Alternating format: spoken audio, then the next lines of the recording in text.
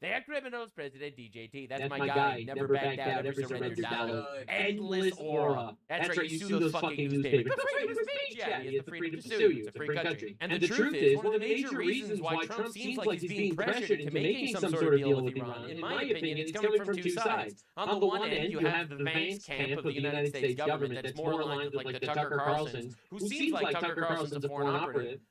You know, it really does. Honestly, he has a house in Qatar funded by Iranian billionaires. Like, we all know that that's all objectively true. And all of a sudden, you have that whole, like, they call themselves anti-war, but anti-war is a really nice way to say I'm gay and retarded, because everyone's anti-war. The reality is, unfortunately, sometimes wars need to happen. So anyone that calls themselves anti-war as like some kind of virtue signal, it's like, happy Pride Month, you flagrant homosexual. So that's one area where Trump's getting a lot of pressure to make a deal. And the other area is the overall left, the global left. Europe wants America to take an L here because Trump's been humiliating them by the fact that we're funding their militaries and we're not very happy about it. So Europe wants us to take an L in the war because they want to get energy from the Strait of Hormuz, even though that isn't really necessarily our biggest concern. And it's also the domestic left. All right, the leftist environment that's literally publishing article after article about how we lost a war against Iran, a country which, by the way, we absolutely decimated.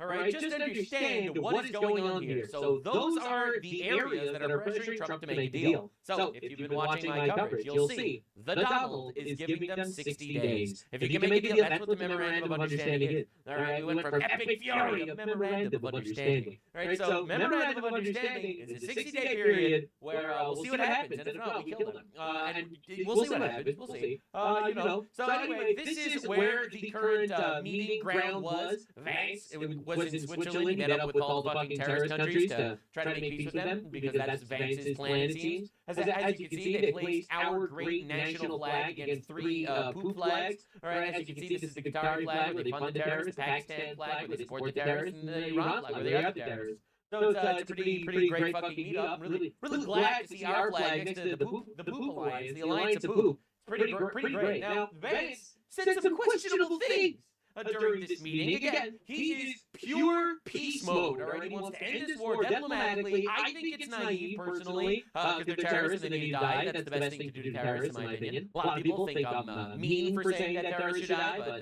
they could have avoided this by not being terrorists. They didn't avoid it, now they have to die. I'm a simple man. So Vance had some interesting things to say. About the Pakistani role, especially. We love Pakistan. Thank you. We don't love Pakistan. Mr.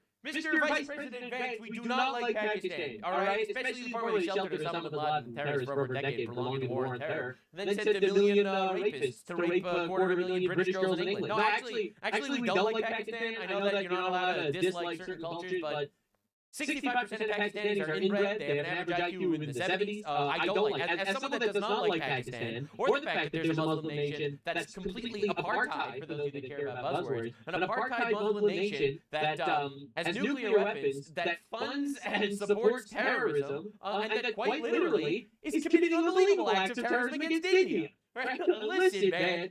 So this must be really awkward for Mr. Vance, whose wife is Indian. Now, Vance had this to say. His Field Marshal in Pakistan, Asim Munir. I will say that since Field Marshal Munir welcomed us with the Prime Minister in Islamabad, I have joked that I have 2 very, very important people in my life, an Indian and a Pakistani. The Indian is my wife, and the Pakistani is Field Marshal Munir. And I've probably talked to Field Marshal Munir more than I've talked to anybody else over the last 3 months. Would not be here without his statesmanship. He is a military leader, but I think he's shown himself to be a great diplomat. And of course, yeah, actually, I think that Field Marshal Munir fucking sucks. He's a horrible guy.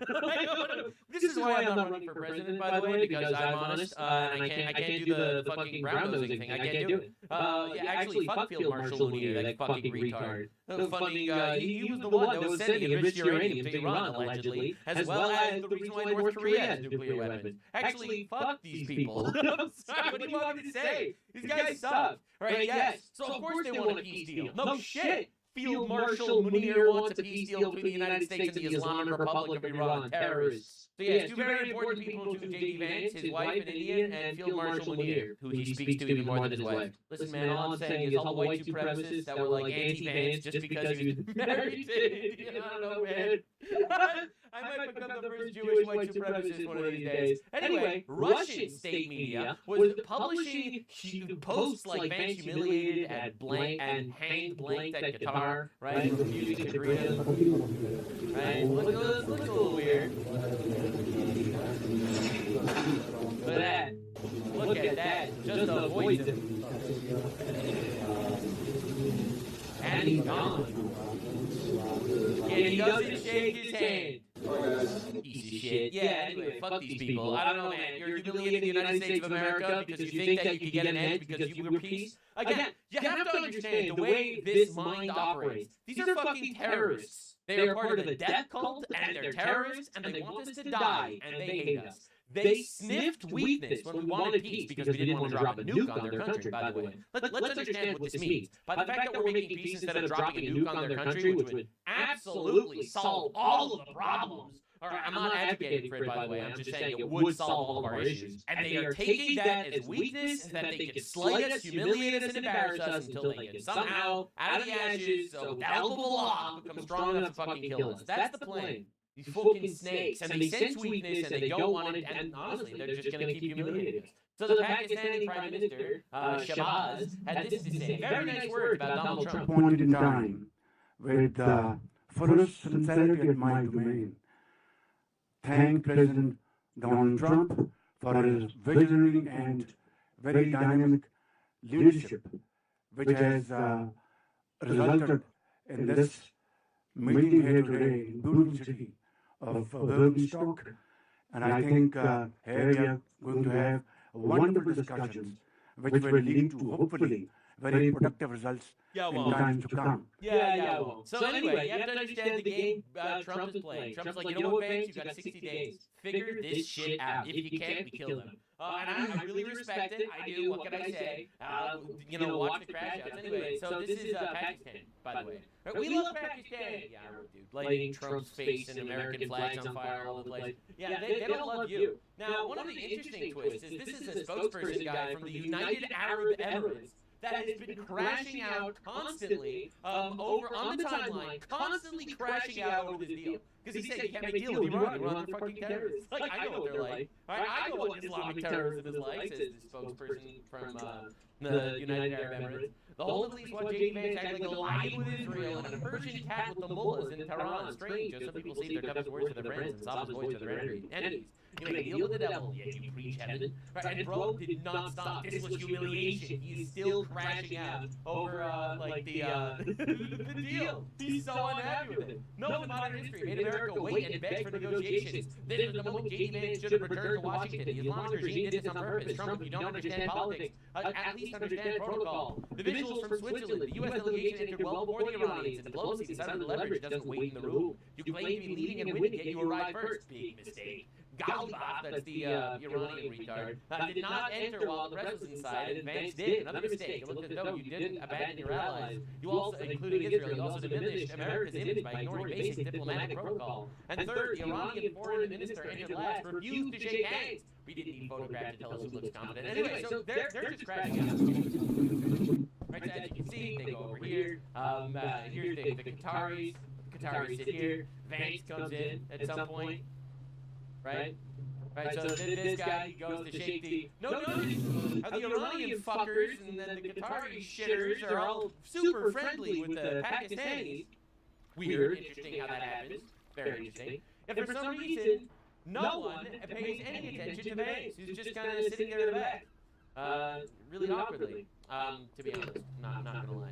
So again, it is really weird. So the United Arab Emirates, who understands how these Muslim fucking mind games are played, where it's all about, ritual, honor, and shit like that, and they're really crashing out about it. For your information, the first 8 minutes of negotiations, which have now concluded their first round, J.D. Vance has not raised the Islamic regime in Iran's nuclear program once. Zero mentions of the nuclear issue. Instead, Iran just kept demanding things. that the United States stop Israel from responding to Hezbollah terrorists, stop statehood, support statehood for the Yemen-based Houthi terrorists, and accept Iran's control of the Strait of Hormuz, which it is already beginning to exert. This is not a nuclear deal. It's one of the most shameful and disastrous negotiations available. Again, this is not me. This is coming from the United Arab Emirates, people that actually understand what these people are. Now, a lot of people are saying on the one hand we should not attack Vance and stuff, on the other hand we should be pushing Trump to do for things, whatever it is. The reality, in my opinion, is simple.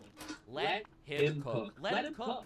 Let Vance go through an absolutely humiliating negotiation, all right? And I don't say this because I want to humiliate Vance. I say this because I think the big brain play is let them think that they can walk all over us. And then when they try to do so, we obliterate them. This could be the greatest good cop, bad cop situation we have ever witnessed in politics. Vance goes in there, the good cop, he just lets himself get absolutely fucking steamrolled by all these retards, and then the Donald comes in, and decides, you know what, bad cop time. And we could be seeing it happen. Now, again, they became super egotistical. They think they're dominating the negotiations here. Abdullah Saadeh, the Supreme Leader's representative to the IRGC, says Iran will never befriend the United States or abandon its goal of eliminating Israel until negotiations are meant to secure Iran's demands.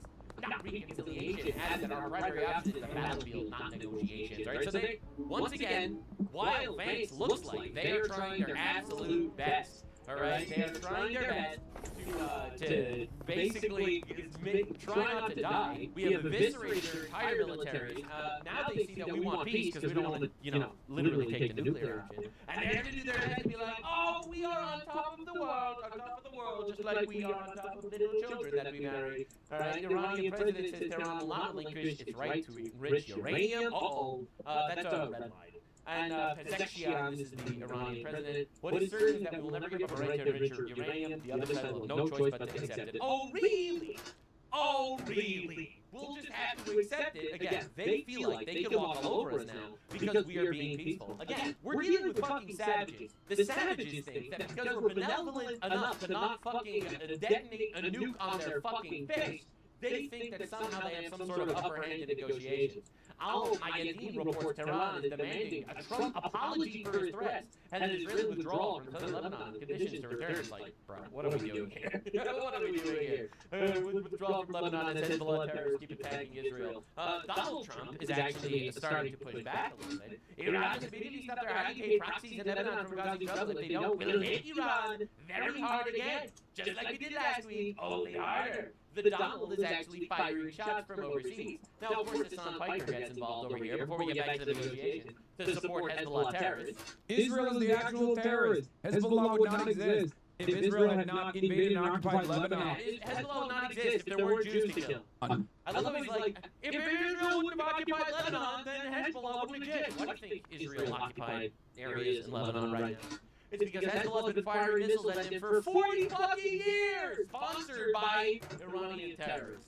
Again, he makes believe, I don't know if he's just retarded or if he like knows that his audience is retarded. So he just says like fake shit, he just lies. Actually, if you can tell Hassan is lying because his mouth is moving. You know, aside from slandering people, he'll call people rapists and pedophiles and whatever just to slander them, alright, stuff like that. His new thing is calling anyone that exposes the Muslim grooming gangs in England, he calls them Epstein defenders because all the energy that you could be using to stop the industrial rape of 250,000 British girls, you could instead be using to talk about Donald Trump and Epstein having vague connections in emails. Alright, like, understand the retard we're dealing with. So his new thing is, Hezbollah wouldn't exist if Israel would be attacking in Lebanon. Well, why do you think Israel's in Lebanon? And right now, it is the only force in Lebanon that is actually fighting back against the alien fighting back? Fighting back? They started this whole fucking thing! Think Israel wants to be in Lebanon? Israel doesn't want to be in Lebanon. They're fucking bombing Israeli civilians every day. Are you serious? They blew up a couple of Israeli soccer players a couple months ago. Like, they're fucking terrorists. They dug hundreds of miles of tunnels. All right, tunnels, terror tunnels, on the Israeli border for infiltration purposes. But are we even being serious? The answer is no. Hassan just actually loves terrorism. That's the answer. invaders. The foreign invaders that are he just loves terrorism. legally blowing up villages and openly talking. Actually, it is legal under international law. Not that I think international law matters, but it actually is perfectly legal for Israel to blow up terrorists that have been trying to kill them. About how they're fucking blowing up villages. I don't give a shit. I don't care about your fucking feelings. I don't care about your demands for censorship, your demands for deplatforming. I care about the truth. And the truth is, Hezbollah in Lebanon, terrorist organization, designated terrorist organization, and he wonders why the UK bans him, right? right now is not only fighting a just war, They've been bombing civilians for 40 years, including massacring Christians in Lebanon and also massacring Muslims in Syria. For 40 years. defensive war, and Defensive war, because you're in enemy territory, they come to dismantle your missile stock, and then it's defensive war. Isn't it cool how that happens? existential war, they're fighting a moral one. And guess what? Sucks to suck for Islamic terrorism is moral. you. It's perfectly fucking legal for them to do so. You know what's not legal? What? Israel's actions in Lebanon. Did they do something illegal? Says Hassan Piker, the supporter of every single terrorist organization on the fucking planet. Did they do something illegal? No. Israel's actions in Lebanon are war crimes. Everything's a war crime. Yes, killing terrorists is a war crime according to Hassan because he loves terrorists. And it's not like they're hiding that they're engaging in these war crimes. So sorry, sucks to suck. Facts. Don't care about your fucking feelings, Fox News. Yeah. Meanwhile, thousands of Hezbollah terrorists have been killed over the last couple of days. W Israel. They should keep doing that, actually. Fuck Hezbollah. And I have to say, I absolutely adore that people are starting to pick up that Hassan Piker actually just supports Islamic terrorism. Not because of some moral conflict, it's just because he loves when Muslims blow up Jews and Christians. It's his favorite thing. When he sees a Muslim raping a Christian, he's like, fuck yeah, now we talk about Epstein. That's what I'm saying. Or terrorist, right? He's a terrorist enabler, he's a terrorist supporter. So everything that he does is going to be in service of terrorism. It's going to be in service of Islamic Muslim terrorism. This is the core and the center of his ideology. All other values, viewpoints, and opinions come out of that ideology, and they all work to serve that ideology. That is the only thing that he will never compromise. The only thing he cares about. He loves when Muslims kill Jews and Christians. It's his favorite thing. Now, Trump decided, back to the negotiation. Right, that was just a little curveball. Hassan supporting Hezbollah for the billionth time. Alright, so Trump, by the way, Hassan needs to go to jail. Providing material support to terrorist organizations is actually a crime, and this motherfucker should be in jail. But anyway, Trump to Iranian officials overnight on closing the Strait of Hormuz. So they announced they were going to close the Strait of Hormuz, and Trump said, you close it, you won't have a country, you won't even make it back to your fucking country. Alright, so basically, I will blow you up in the middle of your negotiations. That's pretty scary. So, of course, the Iranian negotiating team walked out of talks and protest.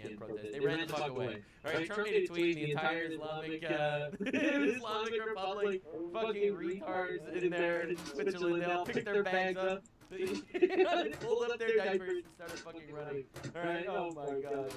Yeah, hey guys, good morning. I just spoke with President Trump for more than 20 minutes, and he gave some new insight and reaction about the ongoing talks that are taking place in Switzerland and the threats coming from the Iranian regime. President Trump telling Fox News that the U.S. may take over the strait in the future if they have to. That's right. Told the president We might have to. Oopsie, we might have to do that. as the United States being the guardian angel of the Strait of Hormuz, Strait of United States of America. and the Middle East. And the president said ultimately that would involve the U.S. taking 20% of the oil. We might just have to do that, actually. You're welcome, world. You're welcome, world. We might have to do that. It's for our protection costs. It's our fee. It's our fee for making sure that the oil moves smoothly. Oh my god, dude. Trump is back, boys. He's back. He's never left. He's always been back. That passes through the strait. Remember, this comes in reaction to the Iranians saying they will close the Strait of Hormuz in response to Israeli strikes against Hezbollah in Lebanon. President Trump tells Fox News he spoke with Iranian officials overnight and said, you close it and you won't have a country. He went on to tell these That's officials, my goat. you won't even make That's my fucking goat right over there. That's the Donald. back to your effing country. Uh-oh. Now, earlier today, Iran's President Masoud Pezeshkian said this about Iranian enrichment of uranium. The president also reacting to that. Take a listen. We will not give up our right to enrichment, and they too will be forced to accept it. Oh, We all really? know what the so-called president of the United States was saying. He admitted to this 100-degree turn. He was saying that Iran must surrender unconditionally. Iran has no right to do this, it has no right to do that. President Trump, during our call, responded directly to those comments by Iranian President Masoud Pezeshkian. President Trump told Fox News he better watch his mouth, he better shape up, or we'll take over the rest of the country. That's my goal right there. That's my president. Yeah. Again, I don't want boots on the ground. I don't want a mass regime change war. I just want some very tactical, very large explosive ordinances dropped on their fucking faces. Because I think killing terrorists is awesome, actually. And so clearly the president reacting directly to these comments from Iran's president, Masoud Pezeshkian. Oh, you can't tell us what we have a right to and what we don't have a right to. Oh, yes, actually we can. Actually, we can do that exactly. You know why? Because our balls and our bones are a lot bigger than yours. And also, President Trump talked about the broader memorandum of understanding, indicating this is just a ceasefire extension. This is not a deal with the Iranian regime. That's what I've been saying for days. Everyone called me a fucking freak for being honest and real, and I was right. That's right. This is a 60-day period to see if the Vance side of the force, all right, can actually make some sort of peace deal with these fucking bloodthirsty terrorists. If they can, we'll kill them. As he holds the cards and maintains a variety of options if the Iranians don't make these serious commitments at the negotiating table. He said, I have a 60-day option, and I can do whatever I want after that option. That's right. And he's the moral character here, because he gave them 60 days. He eviscerated them, he showed that our military is strong and serious, and they still decided they wanted death. We'll give them death.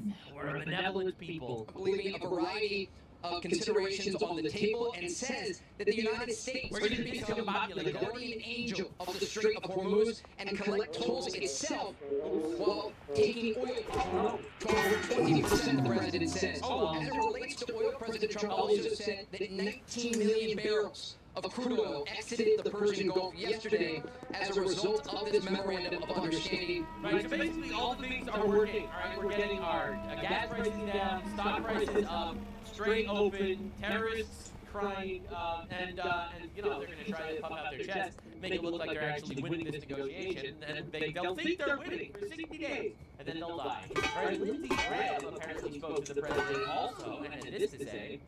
Let's try a diplomatic solution. I think it's going to fail. What happens next? Me too. I spent 4.5 hours with President Trump Friday. Here's what I think will happen next. If this deal fails, President Trump is going to take the Strait of Hormuz over by force. The United States will charge a fee for all those who go through to pay for the operation, and we're going to expand the Abraham Accords in calendar year 2026. We're going to get Saudi Arabia to join the Abraham Accords, and which is the biggest change in 5,000 years in the Mideast. And if Iran contests control of the Strait of Hormuz by the United States, we will obliterate them. That's right. So to all the people listening, if this diplomatic effort fails, President Trump is going to take the Strait of Hormuz. That's right. We're going to try to get Saudi Arabia to join the Abraham Accords and the Arab-Israeli conflict in 2026. And if Iran continues to attack Israel and Lebanon, the new policy will be we'll hit Iran. So to the Iranians, if you're listening, when you use Hezbollah to attack Israel, I think the new policy will be we will attack Iran. Oh, that sucks. I mean, again, because Iran was constantly trying to make it seem like their ceasefire with us is contingent on Israel's ceasefire with Hezbollah. And then Hezbollah, of course, they're terrorists, so they keep bombing Israel, so Israel fires back, so then Iran makes believe that, oh wow, we violated stuff. So it seems like we're going to just reverse it on them. And we're basically going to say, oh, okay, so every time Israel attacks Hezbollah, all right, it's a break of our ceasefire with you, fine. So every time Hezbollah attacks Israel, then it's your break of a ceasefire with us. All right, and again, it's just basically put the fear of God in these retards. Now, a lot of people have been commenting on this. I think it's pretty funny, so we're going to show you. Vince sent a warning to the Jews. He said, watch out. Trump's your daddy, too. First of all, true. Second, the 90s is right. Second of all, the Jews. So everyone's been crashing out. What do you mean? I thought Vance said the word Israel, like the Jews. The Jews. Man, you know, I personally saw a lot of Jews freaking out. Oh, it's anti-Semitism. You're connecting the Jews. It is the Jews. Like, what am I doing? Come on. Please not be retarded pussies for a second. Yes, Vance sent a warning to the Jews. That's what happened. We all saw it. We were there. Can the Jews stop crashing out over all things, please? Come on, Jews. Yes, Vance gave a warning to the Jews. That's what happened. Basically said, play along with Trump stuff because they give you billions of dollars. And you know what? He's right. Which is why I propose, stop giving billions of dollars to Jews, and then let the Jews blow up whatever terrorists they want. And then they'll be like, oh, how do we, I can't control, I don't give them any money. I have no leverage over the Jew. I just think it's a much better strategy that way anyway. I also want to stop giving money to general period. I'm way too Jewish to be giving money to Jews. Alright, anyway, U.S. Homeland Security Secretary Fox News stated that Iran tried to smuggle IRGC members into the U.S. as part of the World Cup team. Thank God that was intercepted. But remember, they're still trying to do terrorism. They've just been so fucking militarily obliterated, and our intelligence is so much better than theirs that they can't do fucking anything. Right, while these peace talks are happening, they're still doing their best to win the war. You have to understand. Now, Joe Rogan had this to say about that Donald in regards to the UFC fight, and bro, the Donald has fucking aura. It's crazy. I was honestly really nervous, Joe. I was like, dude, there's like, just again being around everybody, and something could happen. The drones that could, they stopped. Like, again, I wasn't knowing what to expect, and then until after the fight, because again, we couldn't get in. It was a beautiful thing. And Justin, I was like, fuck it, if I can take it out in the middle of the cage, how fucking legendary would that be? I said to Trump, I go, I hope we don't die in a terrorist attack. I said to Trump, I hope we don't die in a terrorist attack. He goes, we gotta go somehow. I don't remember for the rest of eternity. That is insane aura. Sign me up, bud. Better the way it went. Everyone's happy that didn't happen, but the aura of saying, bro, a man comfortable with his mortality, holy shit. We're in the hands of God. If a slimy terrorist is gonna kill us, we will politicize my death and save America. Now, I just wanted to remind y'all of my favorite ever J.D. Vance quote. Killing cartel members who poison our fellow citizens is the highest and best use of our military. Retard homosexual response. Killing the citizens of another nation or civilians without any due process is a war crime. J.D. Vance responds, I don't give a shit what you call it. Vance at his greatest. Yes, actually killing terrorists is awesome, and you can cry about it, retard. You can. And very long live the resistance. It's fucking real. These are anti-American built. All these people, and I just have to say, this is the resistance. How's the resistance coming? How's the resistance going? Third world, Bill? Explain that one to me, retards. Holy shit. Holy shit. Unreal! I'm not even like the biggest Netanyahu fan or anything. He fucking killed these guys, and that was awesome. Yes, killing terrorists is awesome, actually. And when will people wake up and realize that Israel is our Muslim terrorist destruction unit in the Middle East? When will you realize that actually Israel's our attack dog over there, and they are killing the threats that we don't want to deal with and get our hands dirty with? Also, aren't you literally an Armenian on a podcast called The Young Turks, which is named after a Turkish terrorist organization that genocided Armenians? Damn, holy fuck. Sometimes I wonder what's worse, Trump derangement syndrome or Israel derangement syndrome, goddamn. I love how the modern left is like so devoid of any form of identity because they made fuck Trump their entire personality, that literally the only thing the left does now is support terrorism and hate America. Trump truly broke them. The future is ours. So yeah, closing thoughts. We'll see what happens. First, we'll have these negotiations. We'll let Vance do his negotiations for 60 days, and the more Iran tries their best to humiliate him, the angrier Orange Daddy will get. And when 60 days passes, we might have to rename the Strait of Hormuz the Strait of Trump. And we might need to give the Islamic Republic of Iran the Saddam and Gomorrah treatment, because those fuckers, they gotta go. Now the Donald dropped another dude. Here, Starmer will resign as Prime Minister of the United Kingdom. He failed badly on two very important subjects, immigration and energy. Open the North Sea oil. I wish you well, President DJD. Very, very classy, Mr. President. But my favorite part about this is he tweeted this a day before Keir Starmer announced it. Alright, a lot of people don't understand the level of balls that was. No one knew he was leaving. There was whispers, people were wondering. In my previous video, I said there were early reports that potentially he was going to resign. You know, even Piers Morgan, breaking President Trump confirms Keir Starmer resigning before Starmer confirmed it himself! No! This is truly the final fucking humiliation for this retard. Bro oversaw the rape of 250,000 British children, writing little warning notes to pedophiles, being like, if you pedophile again, can you please at least not get caught? It makes it so awkward to need to keep releasing Pakistani Muslims from prison. And the decency to not get caught when you get raped too, please. We will ban children from social media so that they cannot report if they are getting raped by Muslims. It's very important. So while he's doing all that, Donald decided to drop this news. That saying that yes, he is in fact resigning. It's actually over, this retard. Yeah, breaking. Keir Starmer officially resigned Prime Minister of the United Kingdom. This just happened right now, about an hour before this video, which is insane. Now, the UK Prime Minister had a few things to say. He gave like a little 7-minute monologue, being a bitch, crying there like a pussy. But I'll show you a couple of good moments. The question my party is asking now is whether I am best placed to lead us into the next general election.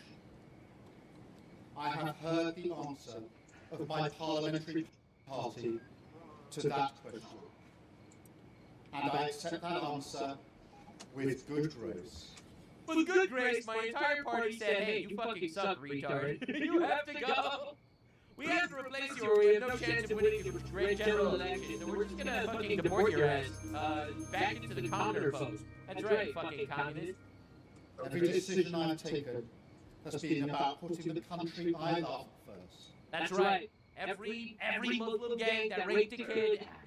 Keir Starmer supported it, actually, I think. I think Keir Starmer loves it when that happens, because it helps secure the communist utopia that he is fighting for. When he says puts his country first, like, a lot of people are wondering right now, is he referring to the UK? Because, I mean, literally 250,000 white girls were raped by Pakistan Muslims. Maybe he's referring to Pakistan. Maybe that's the country he's referring to. Or Ukraine. I mean, he gave billions of dollars to Ukraine while British people are starving on the streets. So maybe that's what he's referring to. Lots of possibilities here.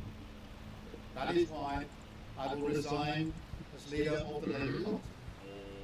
Bye! Spoken to His Majesty the King this Queer morning Stalin, ding dong, the bitch is dead. to inform him of my decision.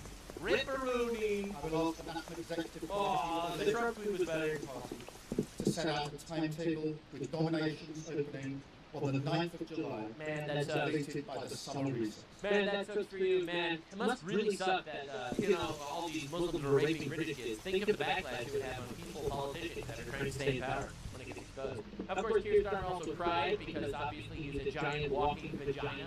Thanks to Keir Starmer, the blue whale has the second biggest pussy on the planet. And when I leave the biggest job in the country, I shall spend more time on the most important job, being the best husband I can to my fantastic wife, Vic, who has been a rock by my side in good times and bad. Yeah. My beautiful children. This is like ultimate humiliation. I've never seen humiliation this bad. Bro needs to go out there, talk about how my own party thinks I fucking suck for the country I have to lead. Holy shit. Who are my pride and my joy. Thank you very much. Damn. Bro, go ahead. The cheering. The applause. They're congratulating his decision on getting them. Fuck yeah, there.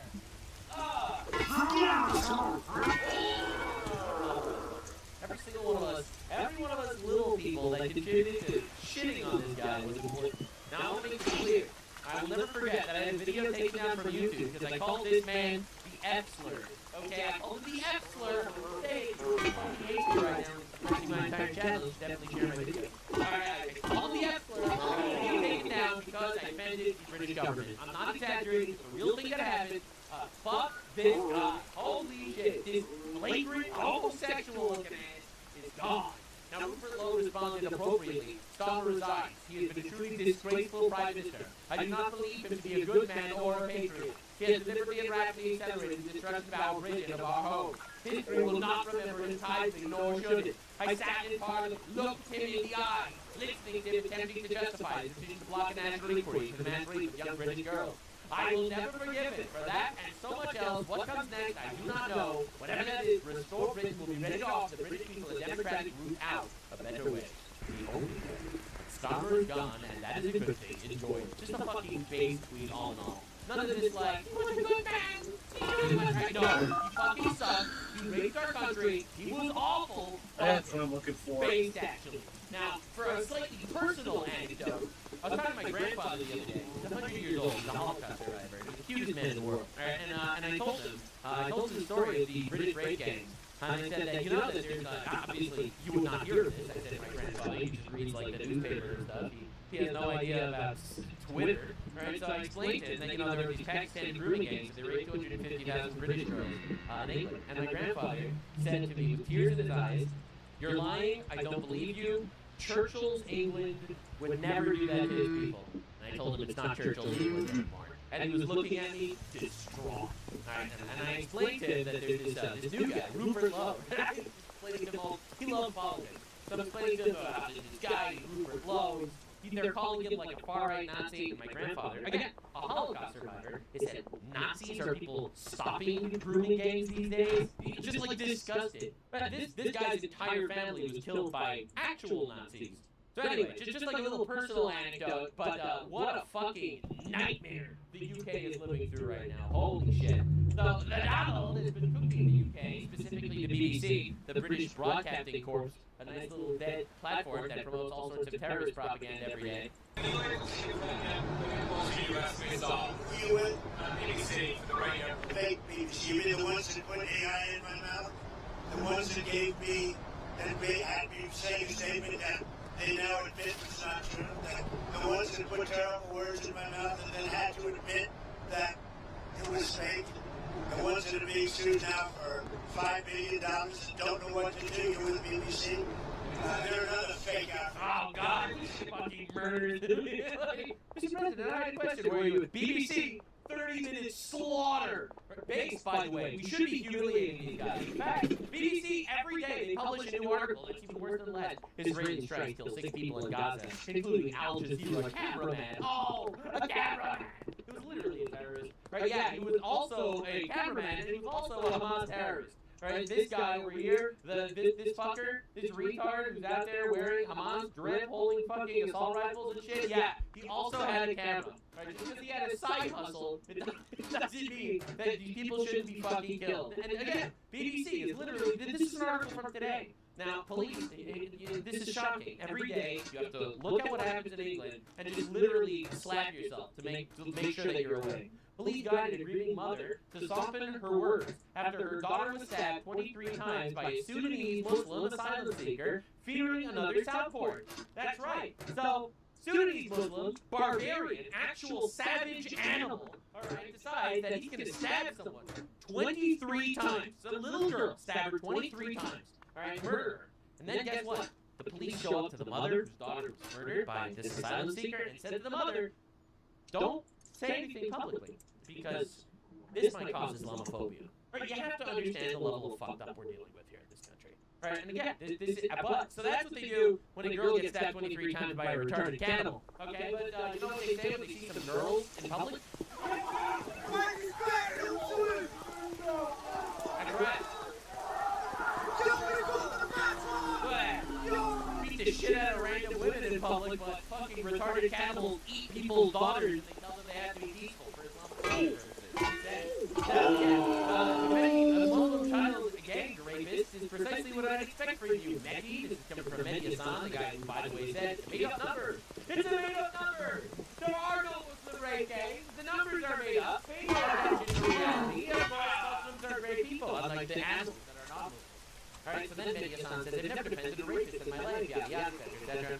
You literally worship a rapist! The holiest man in your religion is a rapist pedophile! Muhammad, police be upon him, is a fucking rapist pedophile! Alright, he's a man rapist, slaver, sex slaver, pedophile! Are we even serious here? And this is also in the same context of him defending gigantic swaths of Islamic grooming gangs, right? So you have to understand what's going on. Bro, defending a rapist pedophile criticizing Donald Trump. Are we on the same page? And now, the bro managed to find some white pedophile and be like, hey, you want to tweet about this guy? Anything to obfuscate from like the actual situation here or something. This is, we're literally doing this all the time. Oh, did Elon Musk talk about Side A? It's stirring up a lot of hatred towards Side B. Both sides do it. There's literally no difference in such cases. Now, Hassan finally addressed the rape gangs after so much pushback, but he does it by basically running defense for Pakistani Muslims.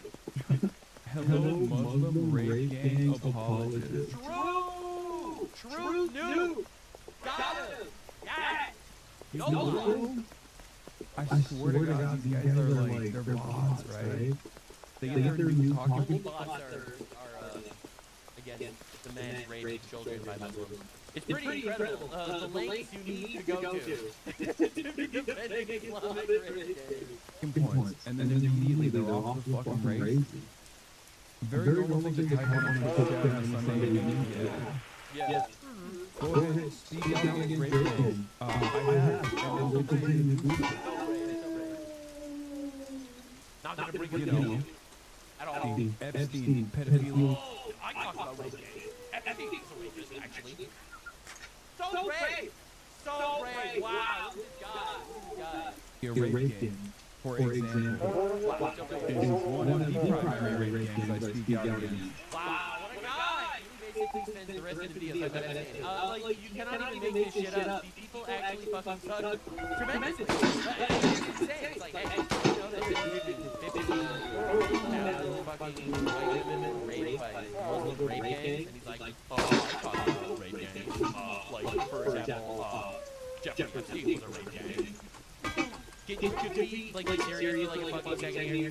Just to be clear, first of all, you're allowed to care about multiple rape gangs, but that's one. And two, Jeffrey Epstein wasn't even remotely as much of a travesty as the Islamic group gangs in England. It's actually really not even close. I know, it's shocking, you're not allowed to say these things, but look, I'm not minimizing that Jeffrey Epstein was a monster. Obviously, there were probably like a dozen victims and stuff. That's horrible. There were 250,000 victims, actually. 250,000 victims to this shit. Now, again, like we're doing this meme every time. It's like Mehdi Hassan freaks out. It's like, a Muslim was stabbed the same week a million rapist, pedophile Muslims. Again, you have to understand what we're dealing with. This is the retard mind of the fucking Muslim extremists that will actually support Muslims raping. I hope you understand. Again, they want you to get raped by a Muslim. That's the goal. And once you put that perspective, you actually start to understand what's going on. So the same thing that put out bullshit rape gang report, false containing Muslim rape 50,000 white children is true. The same Elon I don't think they did get that maybe, but aside from that, I love how it's like, think about the backlash that peaceful Muslims will have. And it's like, every single time it's like, right-wingers are the real racists, because they get angry, grooming, gangs, molest little kids. Yeah! Right-wingers are the real racists, because they don't like retarded cannibals eating children. Now, Sneeko, of course, is the same sentiment as Hassan. You'll notice. Sneeko, alright, Hassan, Farlap, or whatever label you want to put on them. Interestingly enough, they have the same exact opinion. So when the Pakistanis, it's a Muslim group gang. But when it's Epstein Island, why is it not called a Jewish conspiracy? Every Jew criticized Epstein. Epstein was not a religious Jew at all. Did you ever see him with a yarmulke? He didn't observe the Sabbath, alright? Obviously, he was not religious in any way. He was just a really fucked up pedophile. An absolute monstrous pedophile. When drugs are smuggled over the border by the Mexican cartel instead of the Catholic way. Oh, I'll explain to you actually. It's because nowhere in the tenets of Judaism or Catholicism does it exist to propagandize people for raping kids, actually. That doesn't exist anywhere in Catholicism or Judaism. Every Jew and every Christian I know condemn the Muslim, the Epstein Island, and condemn the drug traffickers, as well as the pedophilia in the Catholic Church that's uncovered every once in a while. Alright? Every single Catholic I know condemns openly and immediately with sadness in their heart. Every Jew condemns Epstein, who also, by the way, did not organize his sex ring on Jewish ethnicity. The Pakistani rape gangs were gigantic communities of thousands of people that all knew this was happening, all worked together to cover it up, and it actually does follow the tenets of Islam. Taking non-Muslims as sex slaves is actually very fucking common in your literature. And you know what? You want to know the craziest thing? I, personally, have never ever seen a Jew or a Christian do this lark when a Jew or a Christian gets exposed for being a pedophile. I, in fact, have not seen a single Muslim condemn the rape gang. That's the craziest part. In fact, most Muslims deny their existence. Cenk Uygur, Mehdi Hassan, Hassan Piker, and Sneeko are all literally making believe it's not a real thing. All right, they are ignoring its reality. I don't know of a single Catholic that says, yeah, there's no such thing. There was never pedophilia in the Catholic Church. That never happened. I have never seen a Jew say, Jeffrey Epstein wasn't really a pedophile. I have never seen that ever, because it's deplorable, obviously. But for some reason, every single Muslim guy on the internet is running defense of the Pakistani grooming gangs. Have you noticed? Isn't that weird? Isn't that weird? Where are all the moderate Muslims call out the extreme Muslims? That's so weird. Lol, pedo, talking about Epstein, it's Epstein, guys. They are still literally marrying children in almost every single Muslim country right now. 2.3 million young girls are married to adult men in Iran as we speak. Houthis are still marrying 8 and 9-year-olds. In Afghanistan, people are still selling their 9-year-old daughters to their 50-year-old cousins. Epstein is rookie numbers compared to fucking Yemen. Approximately 2.8 girls and women in Yemen married under the age of 18 as of recent estimates. But again, you have to understand, now change this of these 1.3 million are married before the age of 15. Alright? Hello? And you know the crazy part? Every single Muslim kind of supports her. Ask yourself, why all these influencers that made like these really cool videos on how Jeffrey Epstein was a monster and stuff, and he was a monster, and I made a bunch of videos on it too. Alright, ask me why. Why do none of them cover these Muslim grooming gangs? Is it because it's not socially acceptable? I didn't see any CopyZilla video or Taking Zero video or some ordinary gamers video of a fucking gigantic Muslim grooming gang operation in England. I wonder why. Oh, but Epstein, that's really sad because he has emails from Trump and he's an elite and stuff. Alright, interesting. So Sneeko keeps going. It's pretty awesome. Jeffrey Epstein was not Muslim. The biggest recruit. He was friends with Muslims. He literally had pieces of the Kaaba cloth that he bought. He was friends with a lot of Muslims, actually.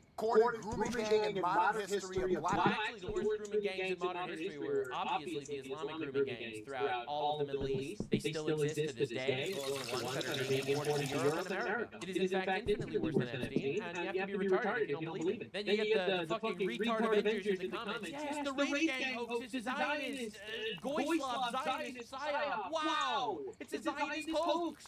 Yes. The 250,000 girls raped by Muslims is actually a Zionist scam. Account based in Brazil. Anti-communism is Goyslav, right? So it's just pure communism. Right? You have to understand what we're doing here. The Jews invented communism, so they're bad. The Jews invented capitalism, so they're bad. It's pretty interesting stuff, honestly, I have to say. All right, now, one of the biggest twists I've ever seen in my entire life is there's this guy, Rabbi Yosef Mizrahi. He's been going viral lately, like their memes have been basically crashing out on everybody. So Sneeko begged this rabbi to do a stream with him. The rabbi turned him down, and then the rabbi started calling him a brown clown. What? No, this isn't real. Now, many Muslims are now very interested in Judaism. Why? There's one Muslim clown, someone who converted to Islam, supposedly somebody on social media, has millions of views, millions of followers, likes to laugh a lot, to cut parts from the lecture and laugh under the picture, you know, it's a new style now. כאלה שימפנזי על המקום, laughing.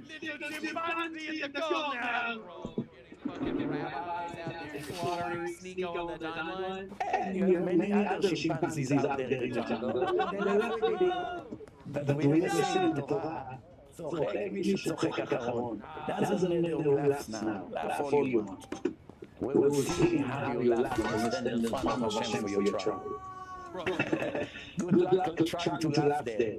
When they will show you your stupid laugh, making laugh at things. By the way, you should know that a lot of the listeners over there get fascinated by that.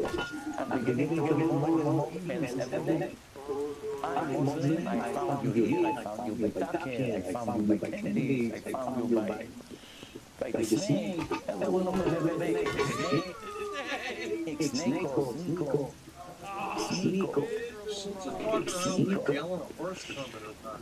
Adam and Eve and the Sneeko.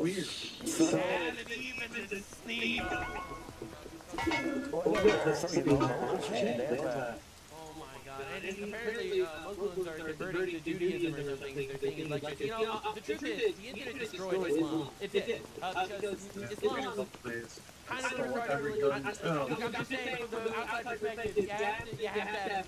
There's a reason why they're reading all those countries. Because otherwise you're going to be too intelligent to be part of Islam. So, with the internet, you You have Muslims mostly converting to Christianity, honestly. You have some converting to Judaism, too, because once you actually start hearing criticisms of Islam, like, Muhammad probably did not fly up to heaven on a winged horse, and your semen does not come from, like, your ribs, right, which is a belief in Islam, and the Earth actually is not flat and in a geocentric universe where the sun spins around the Earth. You know, all of a sudden, this shit, it breaks your mind, all of a sudden. Right, and of course, you have these retards in England. They keep going. So this is Bushra Shahid. All right, this is an important person in the British area, like the BBC. Apparently, I'm sick of it. Day after day, Muslims are demonized, feared, scapegoated, treated as fair game by politicians, media establishments, professional experts, and chasing snake votes and attention.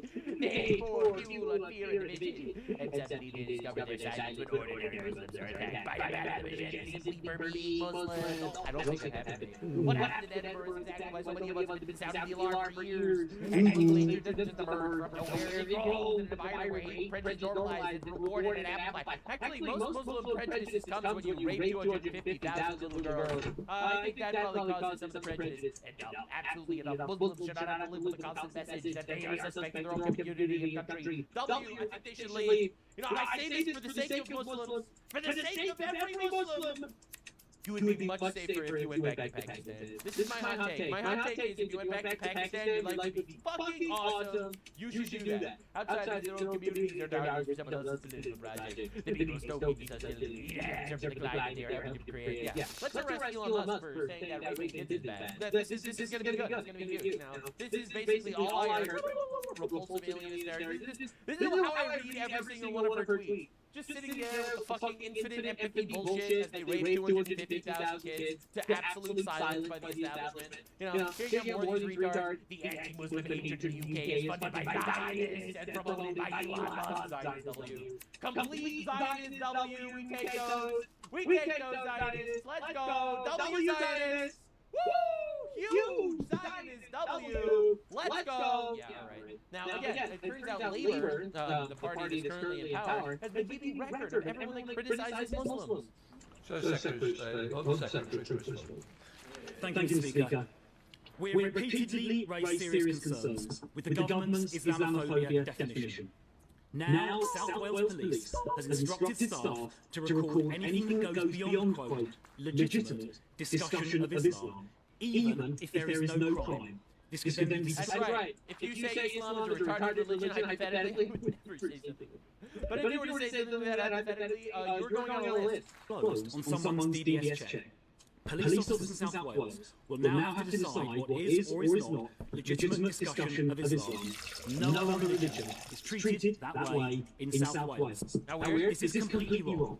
Parliament has repealed right-leaning blasphemy laws. Criticising religion is part of free speech. So does the Home Secretary agree that this guidance is wrong and should be immediately scrapped? Let's try a simple yes or no. Well, given that this, he represents a party and a former government that didn't take any action at all, either on dealing with hate crimes, anti-Muslim hatred... Oh, I'm dealing with hate crimes, so I answered during speech, actually. Or other forms of hatred. I'm not going to take any lessons from him. Let me just make very clear from this dispatch box, the police, wherever they are, South Wales or anywhere else, must always police without fear or favour, and we are all and must always be equal before the law. In other words, yes, we are actually just going to be arresting people for tweets criticizing Islam. Man, it's just so good. That's right. If you ever tweeted in English, actually brushing your teeth with a stick is a bad idea. You shouldn't wipe your butt. Right, after taking a shit, if you wipe your butt, maybe don't do it rocks. You might be on a list for criticizing Islam. Alright, now after Giancarlo Esposito, you might remember he recently made this whole thing about starting a revolution in America. This is time for a revolution. It's time for it, and they don't even know that's what's starting. You know, some very rich old white men are exerting their power to suppress our own people, thus creating a feeling of civil war in the streets, preparing the haters to hate, teaching them how to shoot. They're not even trained right, to kill. This is all preparation for a very insidious problem that's happening in our world. And for me, I have to speak out that we will not be iced out This is not going to happen. They can't take us all down. I love how he's talking like, I am one of the little folks just like you. Literally dressed as like a fucking Hunger Games elite.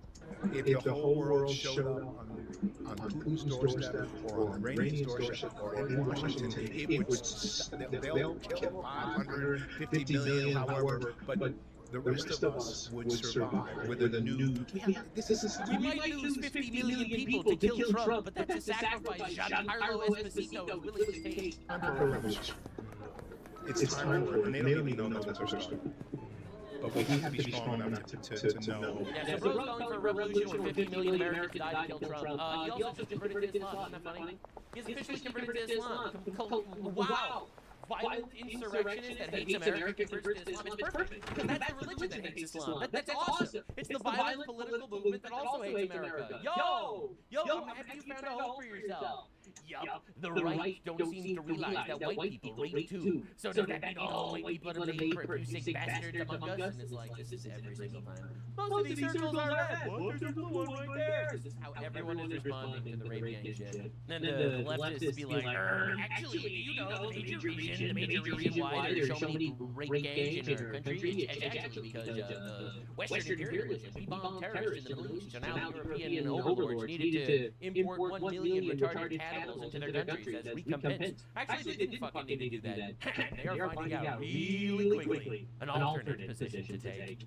Assad, the communist, visits Cuba. Is so acceptable the Cubans abandon communism. This is literally where we are up to right now in modern politics. Assad, like, you're so insufferable, even the communists can't stand him. Now, for those of you unaware what's going on, all of Latin America, all the left that's been basically vice-gripping Latin America for a long time, it's all collapsing right now. Cuba begins its largest economic reform since the 1959 revolution. By the way, pay attention, the Donald puts a little bit of pressure on Cuba, and all of a sudden all the Cubans find a way to find a new policy. Wow. The country's parliament unanimously approved radical reforms that provide for the privatization of a significant part of the economy. You mean to tell me the communism failed and they are literally voting out before Trump bombs the heck out of them? It's pretty insane to watch. Like, you know, leftoids in the future are going to be like, actually, Cuba was a successful communist project. No, it wasn't. Okay, it was not. It was so bad that people were starving and in darkness, right, with electricity outages everywhere because they couldn't afford anything, that they literally had to unanimously vote to give away property owned by the state to the people, because actually privatization makes everything better. The plan provides for a private real estate development, the creation of private banks, wow, the transformation of some state enterprises and commercial companies to shares, and the easing of restrictions for private business. The turn towards market was supported by the Communist Party and the country's former leader, Raul Castro, against whom the United States recently brought charges in connection with the downing of humanitarian aid planes in 1996. So just understand, the communists have been oppressing people in Cuba for a long time. We topple Venezuela, which cripples both Iran and Cuba. All right, we go to war with Iran, we threaten Cuba, we obliterate Iran's entire infrastructure, and Cuba, terrified that they are next on the chopping block, decided, you know what, they're just going to vote to end the evil regime themselves, because otherwise we're going to Maduro these motherfuckers, and they know that that's exactly what's going to happen. Hassan Piker visits Cuba, 3 months later they quit communism. Holy shit, nobody wants to associate with this guy, just absolutely miserable. But that's not the only colossal Latin American W that we've seen lately. First of all, you have the communists be like, really depressed about Cuba, it feels so over. No! Really depressed about Cuba, it feels so over, says retard in California. Like, no! Please! Right, you have to understand, it's exactly, the LARPers are so mad. The poor LARPers, they support the communist revolution, meanwhile Cuba falls apart because communism never actually works and it's a cancerous system that hates God, obviously. Turns out what God says in the Bible, thou shalt not steal, and that private property actually exists. And the communists thought they knew better than God. It turns out that they were wrong, and they did not know better than God. In many cases, God's like, we need to develop a system where everyone owns their land and inherits their land from their fathers, and they own it privately, but they still manage to give away tithes to the poor and stuff, as some kind of social service, I suppose. And the communists be like, actually, God, we know better than you. Why don't we give everything away to everybody? And then the country collapses. Because actually, you need privatization, otherwise everything fails. It's so weird how God is always right. Isn't it weird how that happens? Anyway, so the other massive breaking news, right-wing candidate, they've been calling him far-right for a long time. The right-wing candidate, this guy, has been elected as the new president of Colombia. Understand, Abelardo de la Espriella is currently the presidente electo de Colombia por el movimiento Defensores de la Patria. Anyway, he's a fucking giga-chat right-wing goat. And El Trumpo is very happy about this, obviously. El Trumpo was considering taking over Colombia. I actually have no idea if he was. I just assume world domination is always on his mind. So currently, this happened, and the dude won. Elon Musk responds with cool, because it seems like actually the entire left-wing vice grip that's been gripping all of Latin America for decades is completely collapsing. All the left-wing governments are falling apart. Rubio responds. Rubio has been so fucking good about this shit. Just toppling. Bro is just sitting in his fucking office toppling communist regimes every day, and I could not be prouder. Just spoke to the Colombian president-elect, this guy, to congratulate him on his electoral victory. The Trump administration looks forward to working closely with your incoming administration to advance regional security cooperation and illegal immigration to the United States and strengthen our economic ties. Colombia's best days are ahead. Just understand, every single one of these fucking retards is cooked. Rubio out there, I will sanction them, we'll topple that regime, we'll help out these guys a little bit, we'll cut off funding to those fuckers, and slowly but surely all of Latin America becomes capitalist, right-wing, patriotic countries that actually love themselves and can actually produce things of value, as opposed to communist shitholes that literally just oppress their own people all day, because that's what they do. Man, just absolute cinema. Now, the Colombian president that lost, Colombian President Gustavo Petro, the guy, the communist that just lost, says he does not recognize the results of the Colombia election. This is every single left-wing guy, by the way. Every left-wing guy does this thing where they lose elections and then they don't recognize the results. Maduro did the same thing in Venezuela, by the way, so we decided to yoink him. We decided to throw him into the same jail cell as Diddy. It was fun. Accusing, guess what? You're not ready. Israel of compromise Colombian election software. You cannot even fucking make this shit up. Right, so here we have Colombian president, communist, Gustavo Petro, loses his election, blames Israel. Says Israel actually, they stole the election for the opposition. First of all, I just want to make this very clear. If true, W Israel, let's go! Toppling communists every day! W Israel, corrupting communist elections, let's freaking go! Alright, so anyway, so if true, W Israel, alright, that's one. If not true, which is totally not true, because obviously Israel is very preoccupied right now, they're currently fighting fucking 3 wars at the same time, dealing with fucking Hamas and Hezbollah and Iran all together, all at the same time, there's elections happening in Israel soon, lots of things are happening, but of course, communist retards decide to lose, blame Israel. Again, I have to say, the Israel shit is like the lowest IQ, sloppy of all time. And all the fucking commies that are retarded, all the commies and Muslims that come from inbred background, they all fucking love that shit. This Patriot says, I believe Israel hacked the Colombian election. They also hacked my browser history. They made it look like I watched numerous gay and transgender pornography.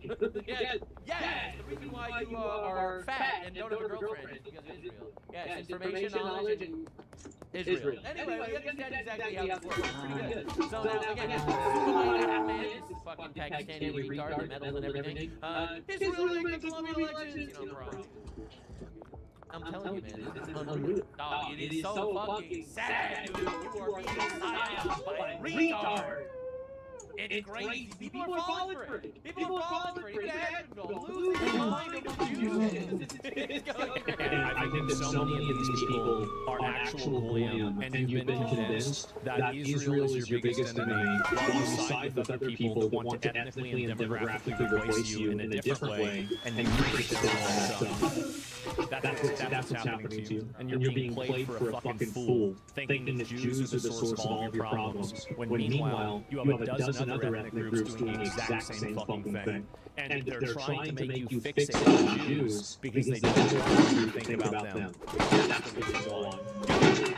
The reason why Pakistanis that are supporting grooming gangs or criticizing the Jews and blaming Epstein and stuff because they support the grooming gangs and they're trying to obfuscate or something? No, you're wrong. Actually, Israel did rig the Colombian election, you fool! Absolute buffoon!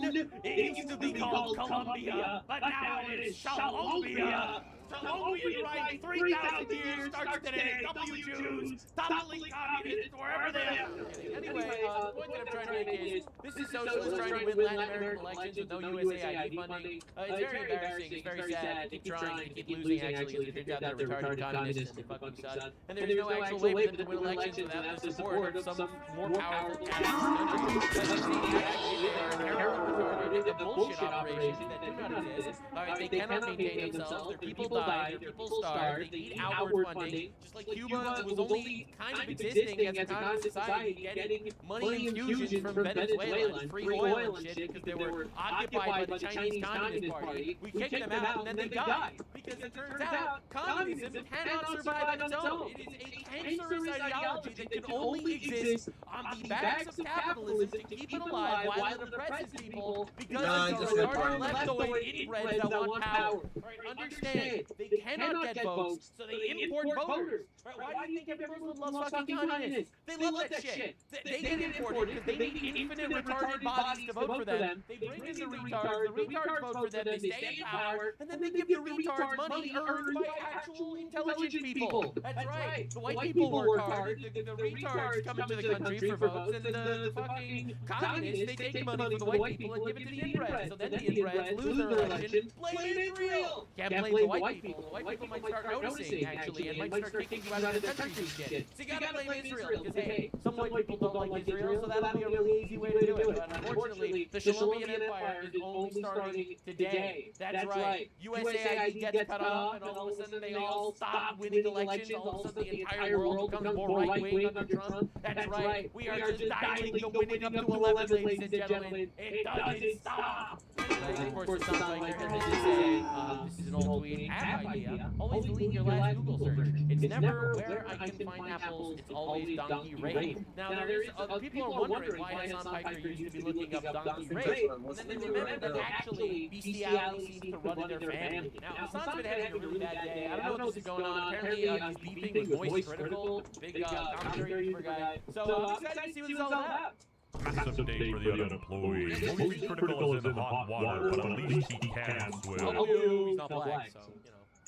He got himself into a bit of a pickle that angered Hassan and his goon squad. Oh no! He pissed off the terrorists! How the fuck do you have such a big audience when you are this irresponsible?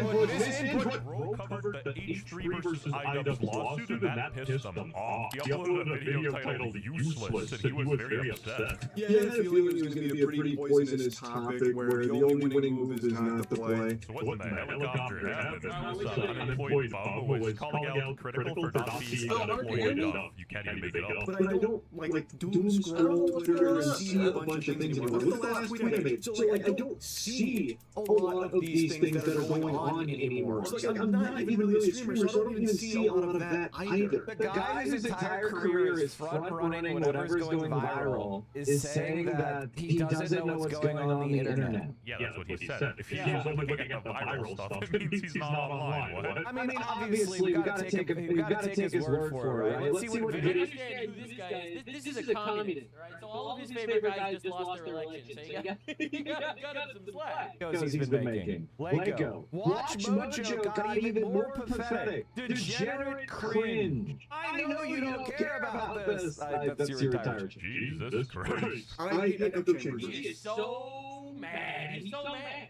You see, the thing is, when you're a communist, it's really difficult because that means that everyone that's not completely retarded and mind-raped is just not on the same page as you. For the record, I'm pretty sure the situation is in regards to how IDubbbz, big Hassan Piker dicksucker, IDubbbz basically put an image stating that Ethan Klein, another YouTuber, leftist, liberal, it's just liberals eating each other. It's my favorite content. Right, so liberal guy, Ethan Klein, he puts up a fucking thing saying that Ethan Klein rapes his own kids. Ethan Klein sues IDubbbz, IDubbbz apologizes. Moist Critical makes a video saying that he's not a fan of lawsuits in general, like the YouTube sphere. And then retarded communists is like, no, actually, you're supposed to hate Ethan because Ethan is Jewish, and Jews are bad. I think that's basically what's happening. I spit on that. Oh my god, he's Lord Big. Constantly. I actively shut down the idea that you have to agree with everything I say or else I hate you. You're tacky and I hate you. Throughout all my content, from the womb to the tomb, I have always welcomed discussion and people having a different opinion because I've always said, I think when you surround yourself with sycophants and you only lock yourself into one way of viewing things, you do yourself a disservice. I think it is a bad thing. Some people in my audience that say it's the Jews, and some people in my audience say that it isn't the Jews. Now, they're both wrong, because obviously it is the Jews, but it's not always the Jews. That is the correct answer to all the things. I'm really glad that we had this discussion. You just be constantly locked in a bubble. Yeah, I have so many people criticizing me, like, oh my god, no, I can't believe you would, like, collab and be friendly with, like, this guy, he's an anti-Semite. Everyone's anti-Semite, like, let's be real. I don't, yeah, oh wow, now it's even worse. We have to be honest about it. And this doesn't just apply to the lunatic leftists. This goes for those Trump supporters who are like, release the files, yeah. And then something happens and they're like, well, maybe the files aren't real, actually. Proudly stating they didn't want to. Anyone said that. Not even the right wing said that. Not even Donald Was it? the video, and then getting angry at things they assumed I might have said in it, or attacking me for things that That's better? in the video because they didn't want I hope so. Tell me that the communists that thrive on lies, because obviously if you don't thrive on lies, I don't know. I don't know. I guess it's. you have a functioning brain and have information in it. All right. Because, you know, it's never ever worked throughout all of human history. There's never an example of successful communism. So obviously, if you're a communist, you have to believe in retarded bullshit. That's just All right. Well, fix that. From PA, radical leftist that promotes revolution in communism. Yeah, it turns out he doesn't live in reality, actually. Use Twitter, by the way. I don't use Twitter, by the way. For all the lazy ass thumbnails. Also, he has the Asmongold outfit. Where I don't know. All I did is I switched from my primary auxiliary microphone output to my secondary microphone output. These people take the politics flop so seriously because they have nothing else going on. It kind of looks like a Wookiee, I'm noticing. And they're like, do you guys realize how far I've just fallen? actually making up that they're pulling out their ass they never said.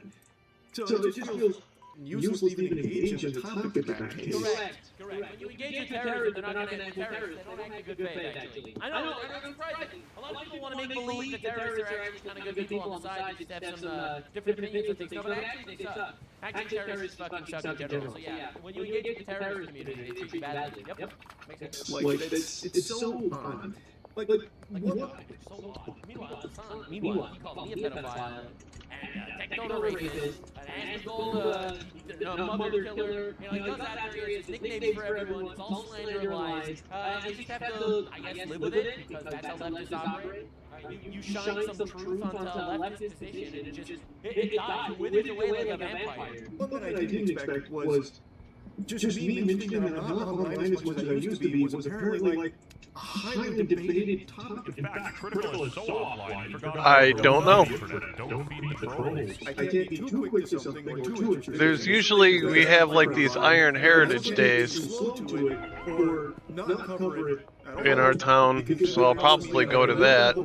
I might commit career suicide here and have moist critical finish all over my stomach, but guys, I think he's losing some major aura here. Who gives up what any of these nerds think? Really knows it's useless himself, but he's still engaging them for some reason. The way I find out about a lot of the things I cover is through, like I said, friends sending it to me, or when I do stream, which isn't daily, I'm a semi-retired streamer, but when I do stream chat. Terrorists broke this man. He thought he could get engaged with good faith people, and then the terrorists decided, no, actually, we need to kill this guy. Putting things on my radar, and that's really what people are probably going to be sending are the popular things, because that's what they've seen. So that's usually what I get sent. But it's not all the time either. Like on his stream, as he was scrolling around talking about how it's only like, the big popular stuff, he passed multiple things that weren't. Like that video about not enough people think about this. Never explain and never complain, big fella. These sheep won't understand the lie. And I think this is someone who has been on the receiving end of Moist Critical's commentary. Receiving end, huh? I do the receiving end. Moist Critical make fun of you for electrocuting your dog, bro. Are you serious? That it cited perhaps or gave far too much charitability to the party that is engaging in frivolous litigation. At least you didn't try to call him a right-wing grifter like I does. It's part of the pipeline, though. It's the same reason people would say Charlie, Moist Critical, is right-wing or like ideologically out there as like right? I mean, people like this who are so politically captured are honestly not even worth spending your time on. And on the Western channel, we love equal representation. Even this girl went after critical. Disappointed with Philly and Charlie. The entire terrorist community came together to shit on this guy for saying that actually saying that a father rapes his own kids is not a bad thing. That's the rule. His entire take was, yo, actually, you shouldn't slander people and say that they rape their own children. And God damn it! Came together. Anyone else maybe all First of all, raping kids is insane. if it was going to be sued again, they would have covered the relationship of him. Second, cowardly. Cowardly. Oh my god. I don't know if you're just being a little pussy or you got some crazy skeletons in your closet, but dude. To be fair to Moist Critical, he didn't even cover the first lawsuits in the first place either, so I don't know what she's going on about. Cringe. I will accept an apology, man. I will accept an apology. Let the official rulings come out. If it goes to trial, win a trial. Look, man, I just wanted to see him crying about the Colombian elections. I didn't think it would all be bitching about how, oh, this guy made a video and it's critical towards the prayer line. And then I didn't want to cover this because I didn't want to get harassed. I can't believe so much of the cowardice online. I am so disappointed by all of the cowardice online. You people would literally, all of you slop tubers would be harmed by a fair use ruling against you. So recently, Dennis won her tentative ruling against Ethan Klein, who was suing her for reacting to a video. She's pissed that Critical didn't react to it. Is being touted as a tentative loss for Ethan, which I don't know what a tentative loss really means, because it's not an official loss, it's still an ongoing lawsuit here, but the judge had like a very seemingly stern view of it. I don't know what it is. Either, to be honest, that's just the guy who says the word ninja and leaks it out so you guys laugh. All of these people who their content is React content, their content is taking other people's content and transforming it, they would be hurt by really cry about it. These people are all retarded. They don't think. Alright, listen, I'll explain to you what copyright lawsuit actually is. Alright, let me explain how this works. She said that she wanted to react to the ad video to make a replacement for the original video. That obviously is violation of copyright. She should lose her lawsuit, to be honest, probably. The reality is, if you're saying that just by the fact that you're reacting to it makes it automatically transform content, and now somehow it doesn't necessarily count as, the original in some way, then I should be able to... Oh, I hate that. Guy in the corner reacting to TV shows all the time. Right, uncensored, unedited, I should be able to do that. By the same exact calculation that you have, I should be able to react to TV shows, to football games, and obviously I can't do that. Alright, there's no reason why TV shows should have different IP laws than someone's YouTube video. Alright, these people are all being retarded. I think purposely retarded. ruling that said no React content. Women. Other active lawsuits against other creators, Hamilton and Nintendo YouTubers, because they become extremely litigious. But I didn't dive into those other lawsuits because I didn't know much about them. And that claim is apparently extremely hard to believe because everyone thinks and assumes that I am terminally online like I used to be 2 or 3 years ago. Defending yourself against these people is a futile endeavor. Maybe it's me, maybe I'm overrating it, but I don't know. You don't negotiate with terrorists.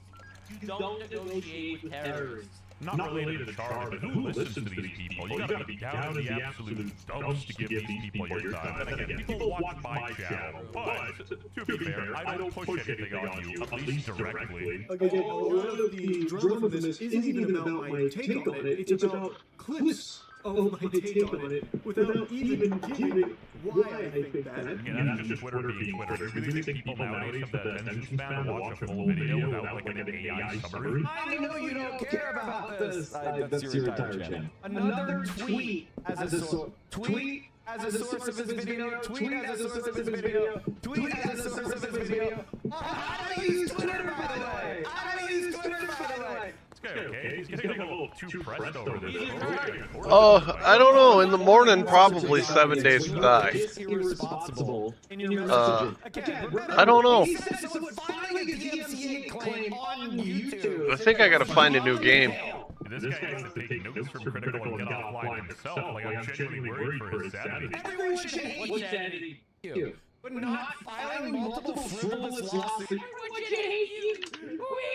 It's federal court. I'm telling you, this isn't the kind of work you want to get into. These people hate Ethan Klein more than they love their mother, dude. This is some deep-seated hatred. I feel bad for Charlie in a way because he walked into like so he committed the mortal sin of not calling Ethan Klein a genocidal Zionist that wants to see every Palestinian.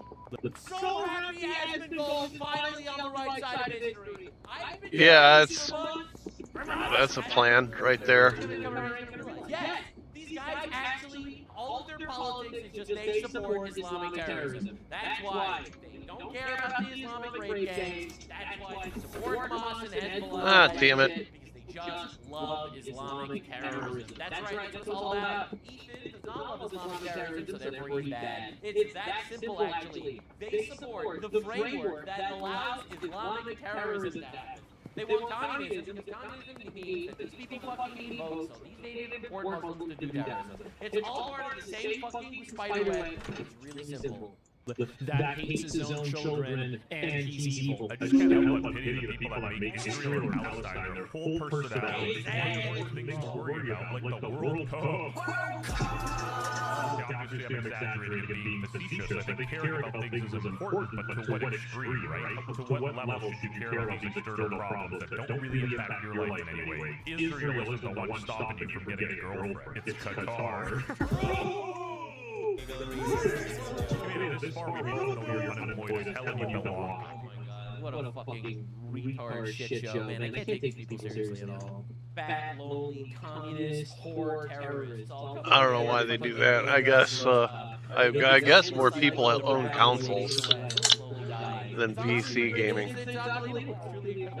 Their legacy will be they larped a lot and then died. Some died of obesity, some died of sexually transmitted diseases, and some died in Gitmo. But these childless, miserable fucks, man, they're taking almost as big of an L on this one as Palestine when they started the war for the bazillionth time almost. Man, that's crazy. Now, Japan is just absolutely done with foreigners, alright? They have been too tolerant for too long, and they don't have this white guilt that they've been, kneaded into their minds when they were in college, and they're like, actually, I don't own a console. I haven't owned a console in, well over 10 years. Probably longer than that. It's one of those. Dude, the Xbox 360 was the last console I owned. I think I still own a PS2 somewhere, too. Was newly arrested while live streaming something obnoxious in Japan. After day two, Jack. After day two. Instantly! No. How disrespectful they all are. It's like, oh, you work in his store, he owns it, it's his place, it's his thing, he tells you what to do, you obey the land, you obey the land, obeying the locals. And then on top of that, there's also gambling and promoting gambling while he's in Japan, which is also illegal. All in the name of money and some internet attention. Wait, what did I do, bro? What did I do in addition? Bro, chill. Hang on, let me run to the bathroom right quick. The way he so quickly strolled away. And he's not even 20 years old, but he's already being compared to Johnny Smalley. So clearly, he's on a great path. But before this, I've never heard of him, but he's been making headlines with things like, speeding on stream, being swatted, and being kicked out of Disney, and of course, trespassing. Someone just swatted us it's just random like, we're just here filming and we're just streaming, like we're just enjoying business like everyone else. We're not harming no one. I understand, but I just explained the whole situation. No, you actually didn't explain anything. too. Any questions that they want to answer, if they don't feel like being cooperative, We're gonna have to enter dating.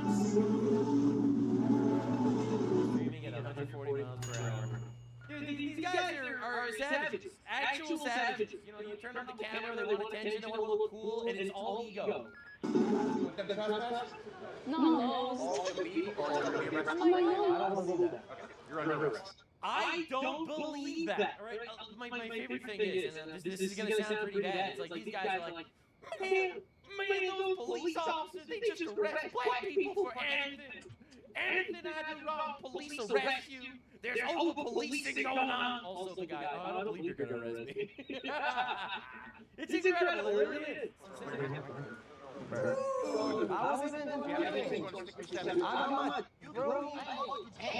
Oh my.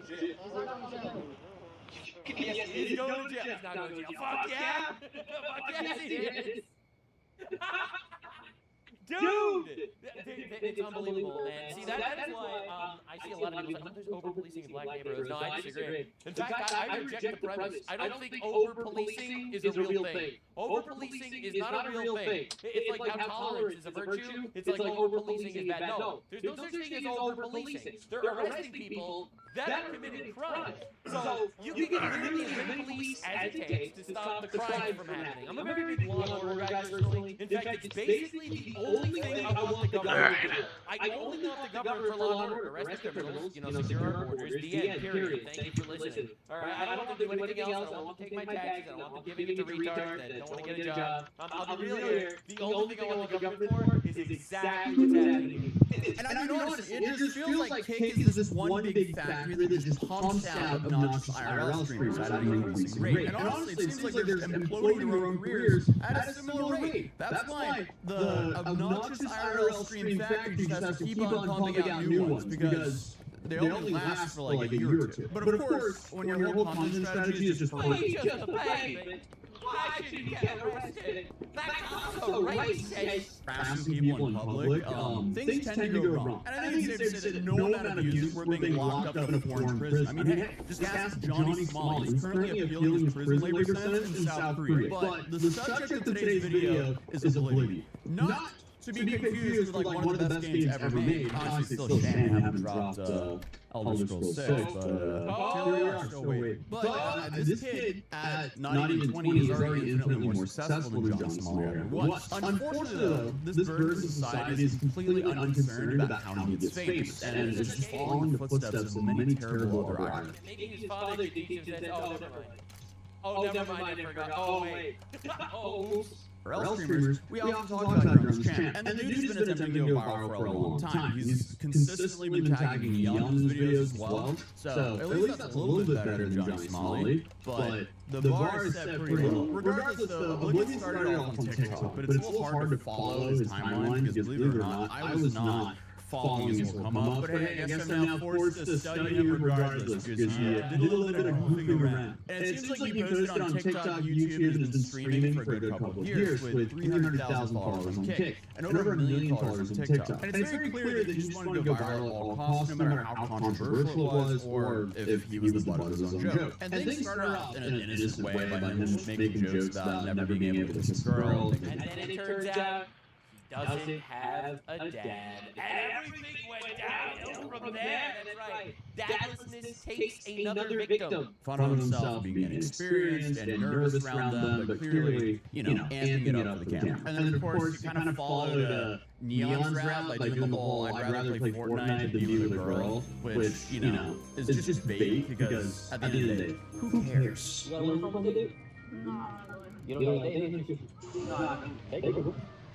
I think I'm gonna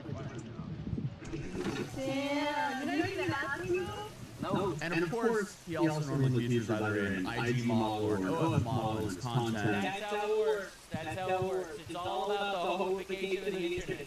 Absolutely, no doubt. Right here you get a kid with a dad-shaped hole in his heart trying to replace it with cloud money. Going out there, collaborating with prostitutes so that he can promote the prostitution and then at the same time have people click on the video. That's the business strat for these fucks. To drive more attention to it. And while it often changes from stream to stream, no matter who it is, viewers either like the girl and ship them together or hate her and just spew insults at her. And usually, it's kind of a mix of both, but again, Oblivion doesn't care because it's all about the clicks. And I guess he made enough noise to put himself out there enough to earn the attention of Aiden Rust and people who orbited him. So they put him on the brand risk event, and he ended up fighting in multiple cards. And apparently, he's not in a bad box, which I guess sort of explains him streaming in bed with Ryan Garcia and just being friends with him in general. But regardless, Oblivion is becoming a big enough streamer in his own right, but not exactly all for the right reasons. Because while he was on a trip in Japan with Ryan Garcia, Oblivion found himself in some hot water after he was caught filming inside of some shop. And it's no secret that filming people without consent in Japan is not only a huge social taboo, but it's also... Yeah, 4 cops chasing me. The crazy thing is that like, you look at Japanese Twitter, they have racist badges and it's fucking awesome actually. I mean, these have been going viral.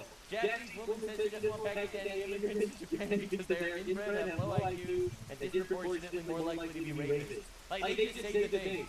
一番最初に紹介しておくニュースはですね、とんでもないニュースなので、皆さんですね、心をしてください。はい。 Apparently, the police cannot intervene, and in Hokkaido, of people from a country ranked 4th in the world for terrorism. A Pakistani settlement suddenly emerged where Japanese people are being persecuted. A mysterious incident has happened. What's really scary about this is that Pakistan is supposedly a really dangerous country. There are only dangerous people there. Maybe the most dangerous is an over-exaggeration. But after Pakistan, I'm not thinking posed by this guy, according to a survey from the UK BBC, some people always act as a source. It's the UK BBC.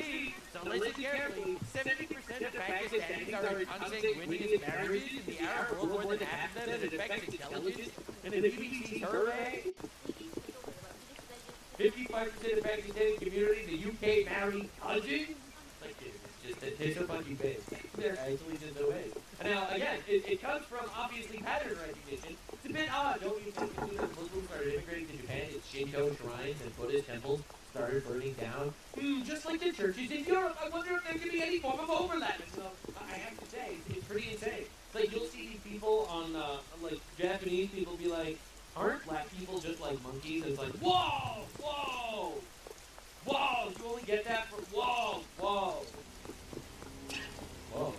Their rights to privacy, especially when you're filming inside of a business. And anytime you visit a foreign country, there's going to be different sets of social rules, and sometimes it even extends to the laws. And I think it's safe to say that Americans are pretty desensitized to content creators being a nuisance in public places, so when they visit other countries, they might not even consider that yelling insanely loud at chat and live streaming random people might be frowned upon. And here, Oblivion walks into a convenience store after being unable to get into the Chrome Heart store, and almost instantly, the shopkeeper has his hand up, blocking filming angles, and shoves them out the store. But meetings are gonna happen.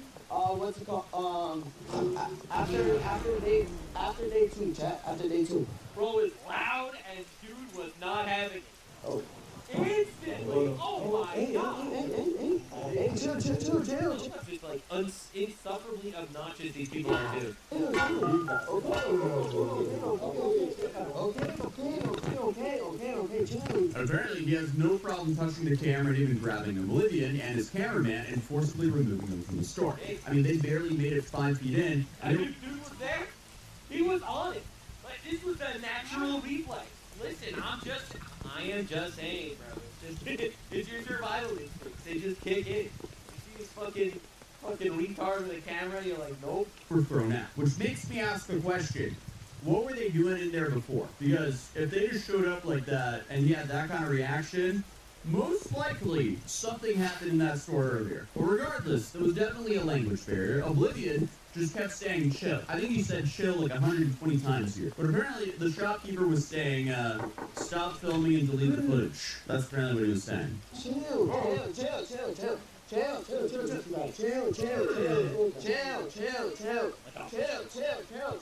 You're the old Japanese man just manhandling these fucking bastards. This trash. Chill. We're leaving. Bye. Bye. But I guess it gets even worse for them because the shopkeeper doesn't let them leave. He actually calls the police while keeping an eye on them in the area. Why is he being like that? Okay, over there, catch this one over there. Okay, chill, oh my cameraman. Patriot! Okay, I know. We're leaving, let's go. No. God damn it. You dated 2 feet in the store. No, we're leaving. Why is he still passing up on us? No, I'm not gonna touch my cameraman. Chill. We're here, I'm not touching you. Let's go, Kev, leave. Kev. Let's go. No. What are you doing, bro? What is he doing? Adrian! We're not doing nothing wrong. Kev, come. Kev, go. Kev, bro, what is he doing, bro? Bye. Go. Yes, bye. Bye. No. Yeah. Oh, eat shit, fuckers. Oh. Hey, what is he on? He's trying to hit the camera. Tell him in Japanese to leave us alone. And the whole time he was acting shocked at why he could be annoyed with them. And to be fair, Oblivion wasn't, he wasn't really doing anything wrong here. He wasn't acting obnoxious like Johnny Somali. He was just naturally loud and kind of annoying and was visiting a place where both of us. And dude's pattern recognition spider sense kicked in. It was like, you are getting out of my fucking store. And I will deport you right. Yo, your ass will be deported immediately. You are going to go. You are here illegally, and we will deport your ass. Things, I guess, are taboo. But they did still continue filming the guy after we repeatedly asked them to stop because the cameraman, I guess, was too dense to realize he was filming Oblivion. We will kick your ass back to America. An altercation, he's also filming the guy. So, yeah, I don't think they put two and two together. Or who knows, maybe they just wanted the content. Regardless, though, the police arrive and I guess tell him that he has to delete the clip, and they ask if they can confirm that it's not saved in the camera. And this is kind of crazy because it's live and it really shows the barrier of what the police understand, like, filming versus live streaming. Because, of course, it's not saved on the device, they're just kind of live streaming off the camera. Saying you can see your like photo folder just to show that it's not saved. Here? Yeah. Today.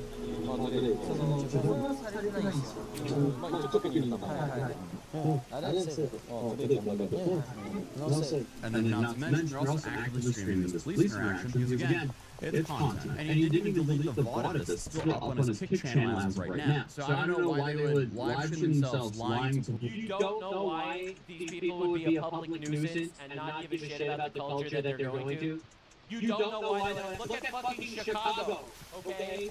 You'll figure out why. Police, and then keep the evidence of them lying to police up on their channel. But of course, Oblivion here, he pleaded ignorance. He was oblivious to the fact that he was being an asshole. Or oblivious, and instead pointing fingers at the shopkeeper, saying that he was the one who overreacted. Now, there is a very obvious no filming sign that is waltzed right past, but still. No, I disagree. You would force the shit out of law. When I hear about lenience for criminals, and it's like, for like a guy, part of your culture and society, whatever. But foreigners need to get maximum punishment and literally fucking everything. You're going on another country to start shit? No, sir. Ours happened. I think it shows that Japan is starting to get sick and tired of the Aerostreams. Now, the Oblivion Tozy, you are hoping. They're getting tired of foreigner retards. That's what they're tired of. That's the fatigue. IRL streamers is a speck in the pond. I think crazy over the top here. Not really. The dude was just being obnoxious and loud. And then, of course, kept filming the shopkeeper, but, I guess there was some sort of language barrier here as well. And obviously, when these no filming signs are there, that probably means that this is the first time it's happened, which could be why the shopkeeper reacted so strongly to this. So maybe Oblivion has... So I agree. I'm really glad Bro bum rushed those bastards. That was awesome. You've been in there before, but it's safe to say the shopkeeper's sick and tired of this. I mean, especially with the whole Pro Heart story right there. I think a whole bunch of wannabe influencers are probably ending up around that shop filming. But again, from my understanding, filming in public is just frowned upon. It's not technically illegal in Japan. But obviously, this clip made the rounds with a whole bunch of people calling him New Johnny Somali and warning him that the consequences would definitely follow if he wasn't careful here. Because clearly, things didn't go well for Johnny. You don't want to model your life after Johnny. That's for sure. And now he's back to his regular content, which means I guess he sets up dates with one of his many girls and films himself gambling on stake in IRL, despite Dadless behavior. people hating him for his behavior. He seems to have gotten away with it, and I guess he's doing his best to avoid having something like that happen in the future again. Oh, is it okay if we record?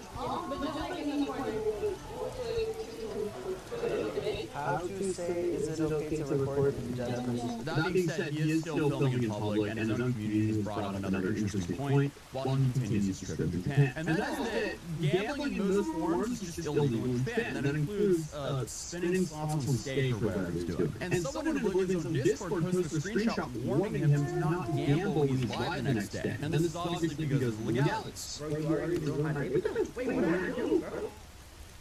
What did I do in addition?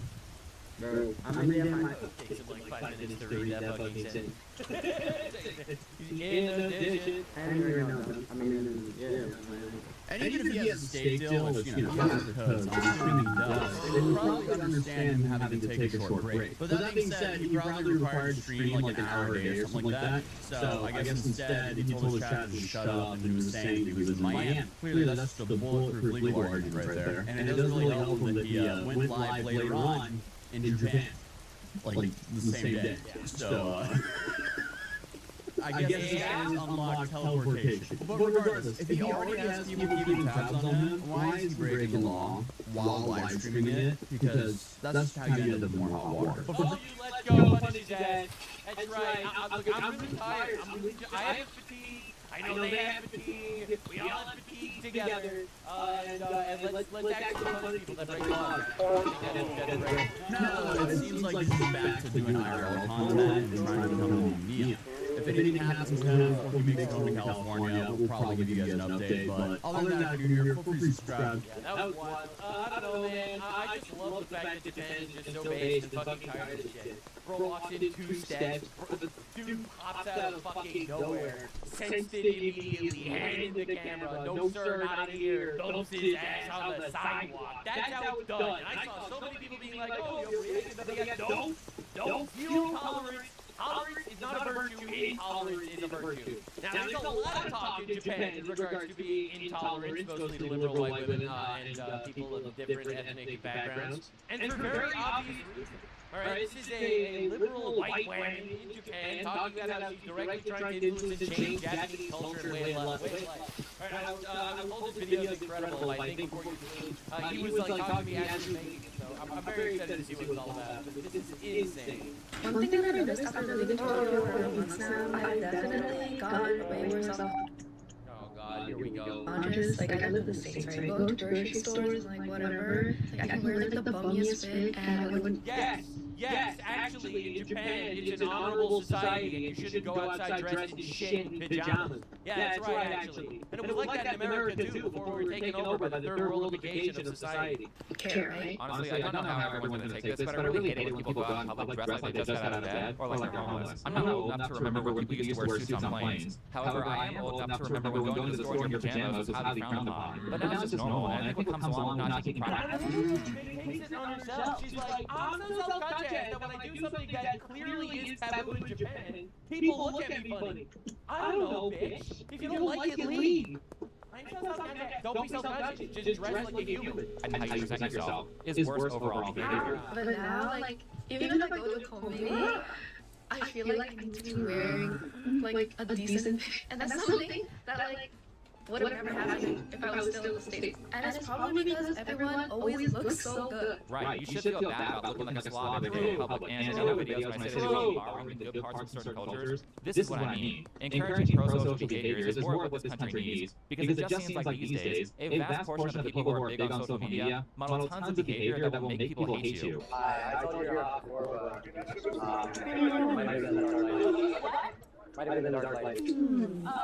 This guy Clavicular quite possibly has the worst social skills of any population. Don't worry, she got it back though.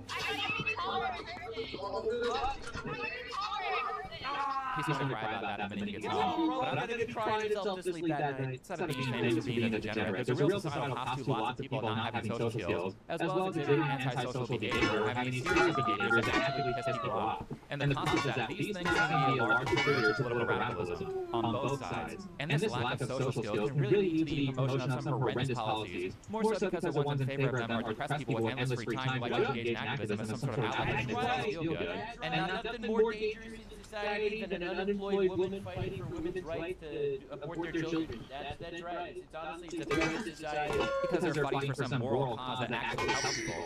Which brings us to our main character. There she is! I knew this was going to be that. Nicer from that one video that I did a little while back as a girl who uses a massive amount of AI in all her videos to edit her face to look like a doll, which is very visually disturbing. But in this video, she's going to talk about racism in a way that I think is very politically radical. And what I would like to do is talk about all the antisocial behaviors that led her to those beliefs that most people don't agree with. But before that, recently a jury ordered meta-editing. A lot of people aren't willing to discuss the fact that no, actually, you should not be going to other cultures and trying to change them. Just like we should not be importing other cultures that want to change ours. The only time, for the record, I actually support going to other countries and trying to change their culture is via conquest. But I don't think that's how these retards are referring to.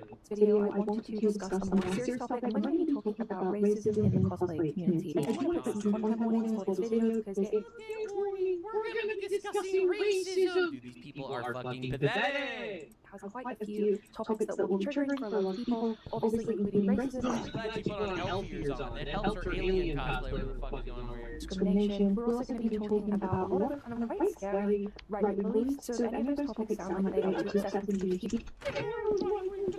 Yeah, please take care of yourself and your mental health first, and I will see you in the next video. See what I mean by lacking in social skills? One of the trigger warnings was, I'm going to talk about ideas you don't agree with. I love how she starts off political content that's intended for adults by saying, hey, if you're too emotionally weak to listen to an already biased version of this story that's designed to make you feel like a good person, then feel free to skip this video. Something that really shocked me is that a lot of fans of the anime friend are adamantly right-wing. Bro, she called it friend! It's free reign! And yes, of course fans of free reign are right-wing, because free reign promotes good ideals. And good ideals are right-wing ideals. Left-wing ideals are inherently satanic and evil. And you might just think, oh, that's a coincidence. No, it's not a coincidence. People who like the same cartoons you have different political beliefs. How terrible. I was wondering why this is the case. It's because they think right-wing people should die. That's why it's terrible, because they think that everyone should be accepted for exactly who you are, unless you have this set of ideals, in which case we should literally murder you. Right? That is leftist ideology. And a lot of people are willing to, oh, I accept you if you're straight, I accept you if you're gay, I accept it if you're Muslim, I accept you if you're anything. But if you are trying to die. I came across the account of one of the most shocking racist things I've ever seen on the internet, but I saw her cosplay of a character called Farron, where she cosplayed Farron as the nice officer. Her description in her account reads white, pro-white, reject the global, revere the local. Now, already from his bio, you can kind of tell what type of person this is. And anyone who says pro-white, I'm always going to assume some quite concerning things.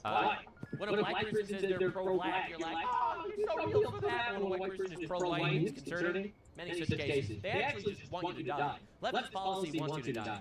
Why? Why would that be concerning? You have black empowerment, Mexican pride, India #1. Why is it suddenly a problem when a white person expresses interest in their own race and culture? Especially considering that this stage is likely a reaction to the mountains of anti-white propaganda that's been going on for the past 15 years or so. This screenshot was kindly provided by the Twitter user 15 years. 50 years! There's been anti-white propaganda since 1945 that ED is criticizing.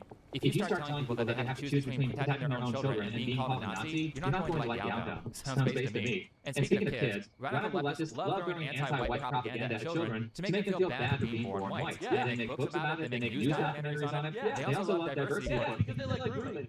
It's because they're groomers, actually. It's because the left is just a giant party of groomers. Because they don't have children. They tell the women not to get married. They tell them to only get careers, not to be with no man. Everyone should be gay and fucking transgender and castrate yourself and abort your children. They don't breathe through normal means. They breed vampirically through grooming.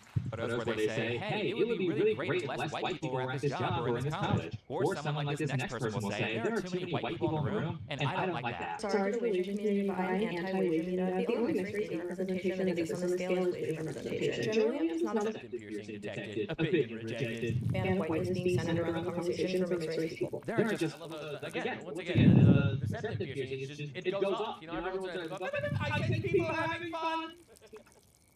I think people enjoying life. Must reprogram. Watch Stephen Colbert. Too many white Asians. So we all agree that this black girl is racist, right? I mean, I think Phoebe is using so much time to learn how to edit her face with AI tools that she has missed all the incredible amounts of racism that is thrown at white people on a regular basis. Meanwhile, their example of whites being racist is us saying, hey, could you stop committing crimes and trying to propaganda? Actually, the reason why everyone's supporting Carmelo Anthony is because they really want to legalize murdering white people. Now their children hate themselves. A lot of people don't like you for being realistic and expressing things in the way that they actually are, but I'm going to continue doing that. But to give a little background on this story from Evie, the primary focus is centered on a Twitter personality and cosplayer who goes by Mac, and her cosplay of the main character from Free Run as an ice agent. For those of you who haven't seen the show, it's about a female elf who's lived for 1,000 years. I'm not going to give a summary of the entire plot, but just so you know what part they're referring to, Free Run in the show is known for stopping the most powerful demon and bringing peace to the world. The main story of Free Run is something else, but on episode 7 of season 1, there's a subplot where we see a resurgence of some demons years after. Episode 7, 8, and 9 of Free Run is possibly some of the best anime I've ever seen, by the way. Strongest one was defeated. In this arc, demons are trying to get the town leader to remove a protected barrier so the foreigner demons can freely enter whenever they want, if that doesn't sound like a metaphor for something. And Free Run, an elf who has higher experience with their kind, gets put in jail for warning the town leadership to not trust demons. That's right, while she's in prison, and she's there for racism, when she was trying to stop foreigners from invading the country. It says these lines have been memed like crazy. Demons use words to trick humans. You can't trust the thing they say. They're monsters who learn to speak.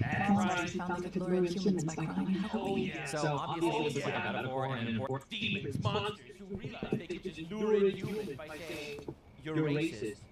Life lesson, warning against dishonest people. And demons from the show are the stand-in that the writers are trying to use to teach that lesson to the audience. A part of the appeal of the show is that Free Run does not have empathy for those who want to use emotional manipulation to take advantage of her. Another thing that a lot of people don't know about, I actually explained this to Think Before You Sleep before you published this video, but like after you're finished editing it. And actually, the way the Free Run discourse evolved was, it didn't start this way. Or destroy her. Why would you call out to a mother you've never known? It's simple. Power stops humans. This is not magical. That being said, Evie's video centers around this particular subplot.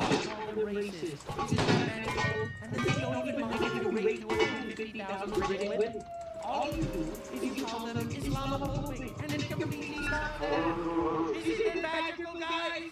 Isn't it? It's so bad. It's literally so bad. Man, it's so cool. It's OP. Lying is just OP, actually. We could just do that. We use words to manipulate you, and we fucking raise your goal.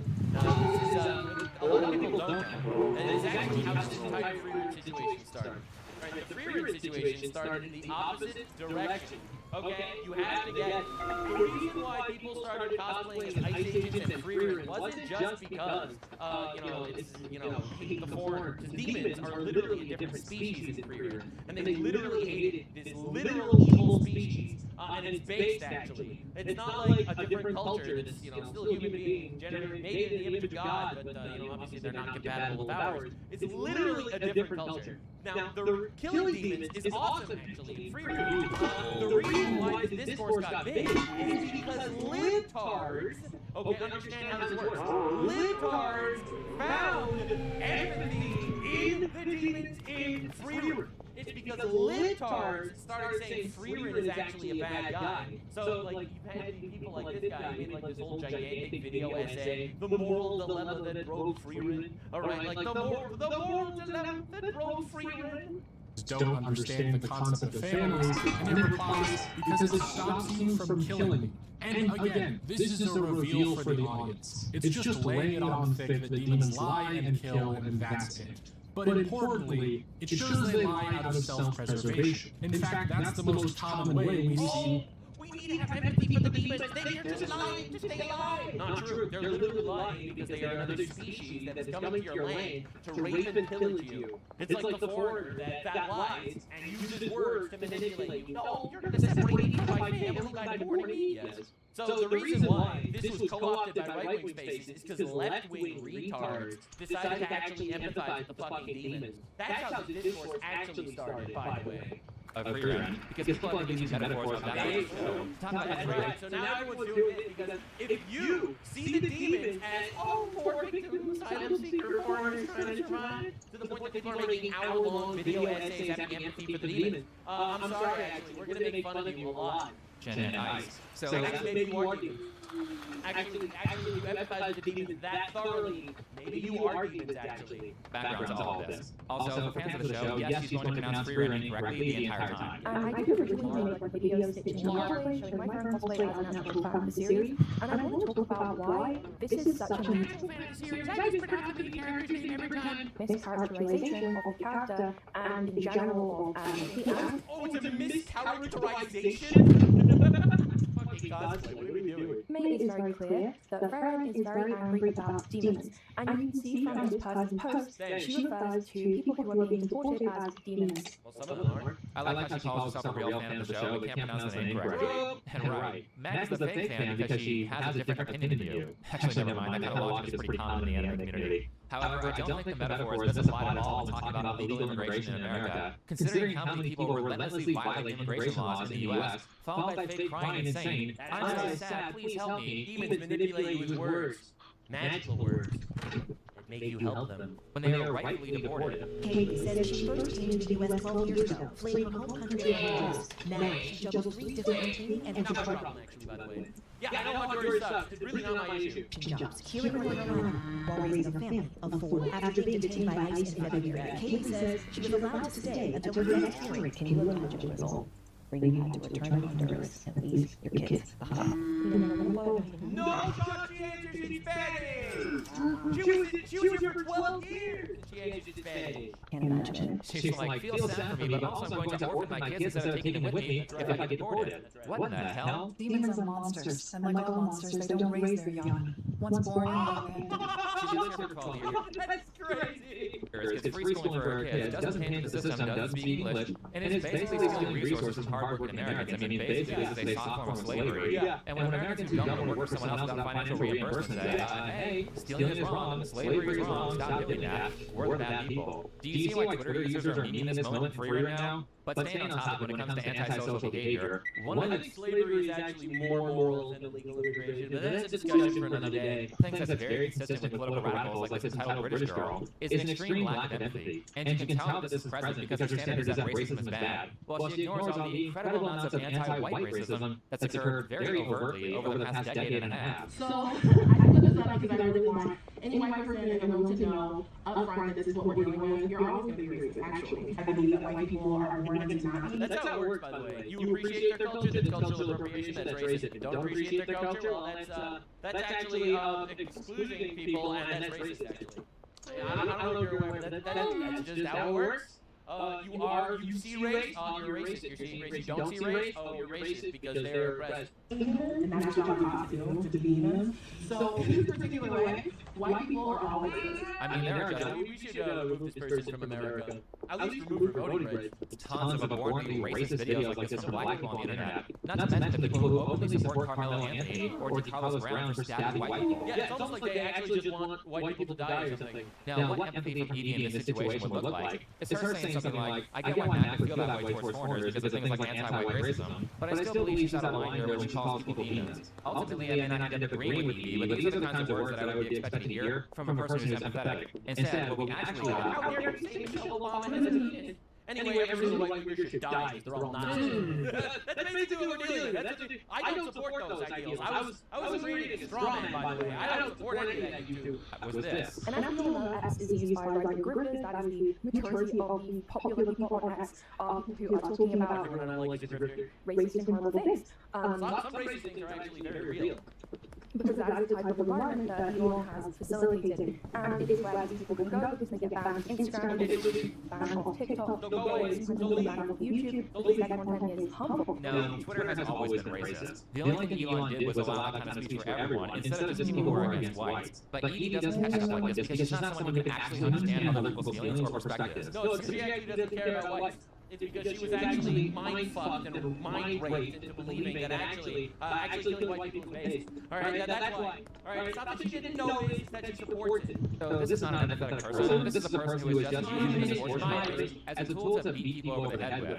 Actually, I do care about illegal Mexicans, and therefore I'm a better person than you. This is pretend empathy. How could we deport the Mexicans? Who will deliver my Greece? If these people actually cared about black people, then they would understand that criticizing the per capita crime rates benefits black people the most because they're the ones who actually have to live around the 13%. They'd rather black people die than be called racist.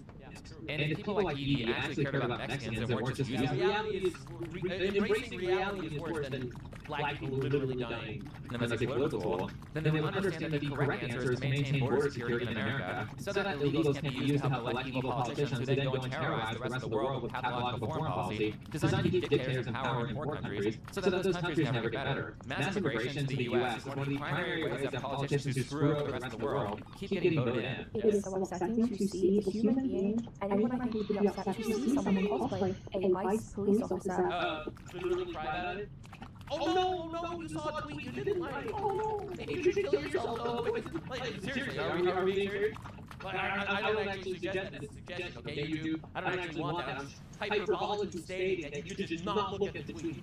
But with Farron Wick, it is very, very bizarre to me that someone would misinterpret a character who is trying to save humans. Yeah, that's what we're trying to do, and we're doing that by trying to exclude the abusers from our society. Oh my god, you mean she wasn't a literal 1,000-year-old elf witch? That's crazy. What a misinterpretation of the character. It's dumb. But people like you keep getting in the way. In fact, some of you move to entirely different countries just to help stifle their progress. So let me reiterate this for like the 20th time on my channel. In America, both the left and the right hate open borders. This is a policy that most people in America have hated for decades. But Edie's not concerned with that. She's more concerned about the words that we use to describe foreigners. And the way that they refer to these people shows so much of this harmful rhetoric, calling them illegal aliens, which is such a nasty term. Alien, bitch, you literally look like an alien. Literally means foreigner. They are alien to our nation, and the reason why the legal language calls them illegal aliens is because they are foreigners who are violating federal law to reside in America. But now that we've talked about our ideas, I think this next section is one. I don't like words that are real. I don't like it.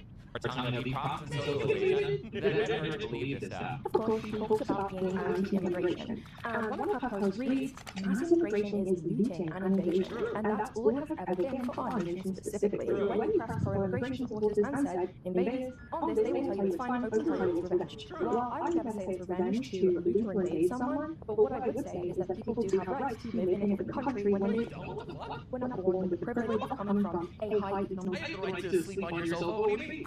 Whoa, what do you mean? I don't have the right to live in your basement.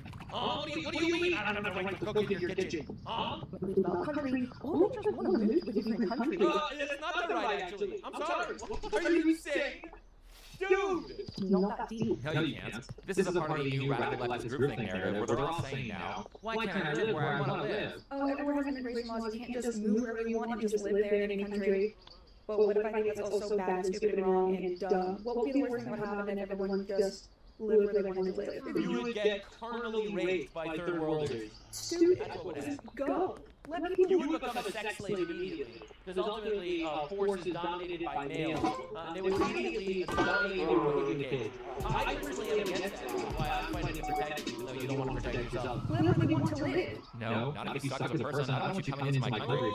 Like, if you're a rapist, I don't want you here. Going back to Edie, you would think that her being from England would make her more conscious of stuff like that. I don't want to live around bad people. I don't want to live around people who believe in child sacrifice or child marriage. I don't want to live around terrorists. I don't want to live around sex traffickers. We already have enough bad people here in America. We don't need more of them. The whole idea of why can't people just live where they want to live is incredibly naive when it comes to actual human behavior. One thing that Edie doesn't consider in her video at all. It's like it sounds nice and fluffy, but it's actually demonic. So yes. Yeah, I do think you guys are maybe not demons specifically, you're definitely worshipping them, is that a ton of the people coming into America illegally are actively hostile to Americans. They actively hate us, they burn our flag, and they're here to use the flaws in our legal system to impose their values on us against our will. We don't want to do it. You are so fucking sick, honestly. Estimate or not American. Who are you? That being said, what kind of person would want to prevent someone who hates them to live anywhere near their vicinity? Well, I had some initial thoughts about that when I first watched this part of her video, and through another piece of her content, my initial thoughts were completely confirmed. In her very next video, Edie talks about what her experience was like growing up. For context, this video is about her growing up as a lesbian. I was being specifically Wow. 2011 to 13 by a friend of mine who basically it was like an abusive friendship that I was going through. So I had really low self-confidence and my self-esteem was really low. So I basically was like, even if I am gay, I don't think I could even like pull a girl, you know what I mean? I remember one of the things that she told me, this like horrible girl I was friends with, she was like, oh, and I think that she definitely thought that I had a crush on this one girl later on, and she would like say things that would like be like, oh, of course this girl wouldn't like you because you're so ugly and you're so this and that. I just agreed with her. I was like, yeah, there's no way. I do want to take a second to say that that's what she calls abuse. That a girl in her school when she was 11 called her ugly. She was a child during all this, so I can empathize with how awful it must have been to have a friend like that around 11 years old. Really, one of the worst things that can happen to you as a child is being told very early on that you're useless, worth nothing, and no one will like you. If you poison a kid with information like that, it will have a pretty drastically negative effect on them by the time they become adults. Yes, I do still have some kind of like traumas from this, and I think the other thing was that like I always thought, you know, I was always the weirdo, I was always the outsider, so I always felt that way. I still have a lot of self-image and self-confidence. Yeah, that's what happens as a result of that. Is that people she ended up with an abusive friend because she was desperate to have the attention and company of literally anyone. And I do want to take a second to emphasize that none of this stuff goes away when you become an adult. Adults treat people like shit too, they just tend to be more sophisticated about it than kids. You'll never stop bullying, particularly in the context she was talking about in the video, because you can't force people to like you. However, the simple answer to not get bullied and not get stuck with shitty friends is to learn how to be desirable. People are calling you weird because you're missing social cues and acting inappropriately in certain situations. So learn how to limit the behaviors that people don't like and only do certain things around the appropriate people. So taking her past into account, what type of person would criticize America from a different country and say we have to let in an infinite number of people who hate us and don't share our values? Who tries to get along with people who hate them? Oh, right, it's all the kids who have trouble making friends who do that because they don't have any other choices. Like a kid in high school who tries to hang out with the popular crowd, not realizing that he's only in the group so they can bully him. So when I say I'm a heavy advocate of self-improvement, a part of the reason is so that young people don't end up with toxic friendships because they're so undesirable that no one wants to be around them. You can turn yourself into someone people want to talk to if you do the work. And also from a long-term perspective, I don't want these types turning into adults that take out their past childhood experiences with everyone else. Particularly for the sake of this video, when it comes to the stupid political ideology of how you have to accept everyone who says they want to be in your group. Of course, immigration does benefit us. You know, so many important jobs in Japan and the UK and America are taken up by immigrants. And for example, in Japan, because the same rhetoric is happening in Japan, I know, for example, in convenience stores... Oh no, the rhetoric in Japan! Literally, you are fucking cancer. This is crazy. Goes to Japan, lectures Japan as being more inclusive to rapists. These jobs are taken up by immigrants and also in nursing homes. Now, this also means that obviously these jobs are essential workers. They're really What? Working in convenience stores is an essential worker? important, but a lot of Japanese people just can't do these jobs because they are very physically demanding. Oh, poor Japanese people, they're so weak and pathetic that they can't operate a cash register at a grocery store. They need to bring strong Indians. Are you serious? And an aging population. So I do truly think that immigration does help in so many different ways. Did she just say that working at 7-Eleven is an essential job? I mean, that was an example that she gave. I imagine that she's bringing up Japanese convenience stores because she's a foreigner living in Japan. Her video is very Japan-focused. And so the reason that convenience stores are an issue is because that is where you will very visibly see foreigners from India. Just like America. And to that, I say no, it's not essential to mass import people so that 7-Eleven can have 50 stores in Japan all within a mile of each other that stay open for 24 hours a day. Late hours is why they're hiring Indians. You'll see Japanese people working normal hours, but they probably don't want to work night shift hours for terrible pay. But the Indians will, so they import Indians, which is bad for the labor market. Stuff like this suppresses wages, which means people have to work more hours, which means they don't have time for hours, and thus you get a shit economy with lots of old people. This is upside, the downside, etc., yada yada. Point is, it also fundamentally changes the culture. It changes the culture, and it makes life worse for a lot of people. This is not a So solution. how dare you, retard from England, get involved in this shit and talk about how it's cancerous and I want to import, mass on mass, just basically slave labor. For low birth rates. I think everyone deserves to move to the country that they want to. What the fuck is this deserve shit? Like, these are the most entitled people on the planet. Never faced an actual issue in their entire life. They're gonna sit here and virtue signal on their high horse. Listen, this British YouTuber living in Japan is gonna explain why Palestine needs to exist or some shit. I don't care. And I think that is just generally a human thing. But It's totally a human thing to be able to live in whoever house you want, in whatever society you want. so you think it's important to know that you don't necessarily have to be doing an extremely difficult job just to be immigrants to a different country. Oh, you shouldn't even need to get a job in the other country. Just go there, be on welfare, they'll support you. Yes, you do. Immigration is a privilege, not a right. Unless, of course, you want to contest the ownership of a territory in combat. But maybe the skill requirements of a job is beside the point because these essential workers can't even do the basics of easy jobs as well as Japanese people can, or Americans when it comes to America, because the vast majority of immigrants to any country don't learn the language past beginner level, and it's annoying to have to deal with that, especially in large quantities. For example, when I was going to the airport to leave Japan, I had some issue with my train ticket, but don't worry, because the station had a highly qualified Indian on staff to help you with your problems, and he even speaks English. Guess what? He didn't speak English. So I switched to Japanese as the I wanted, and guess what? He didn't speak Japanese either. No! I ended up just ignoring him and figuring out the problem myself. And moreover, what I was getting at with the whole bullying thing with Edie from her past is that not building the skills to overcome bullying often develops into this ideology when you become an adult of, we just have to absolutely accept and tolerate everything because I wasn't accepted once, and if people don't accept everything, I might not be accepted as an adult. Please accept me so I don't have to learn how to be likable. Really, it's a selfish impulse for people with unresolved issues from childhood that they aren't genuinely looking to put any effort into fixing, so they want people to just put up with them as they are. And I know it's them being selfish because people of endless tolerance want you to accept every aspect of their character and the things that they do, but if you do or say something they don't like, then they aren't going to accept you. They want you dead. Alright, you don't understand the boundaries of tolerance for these people.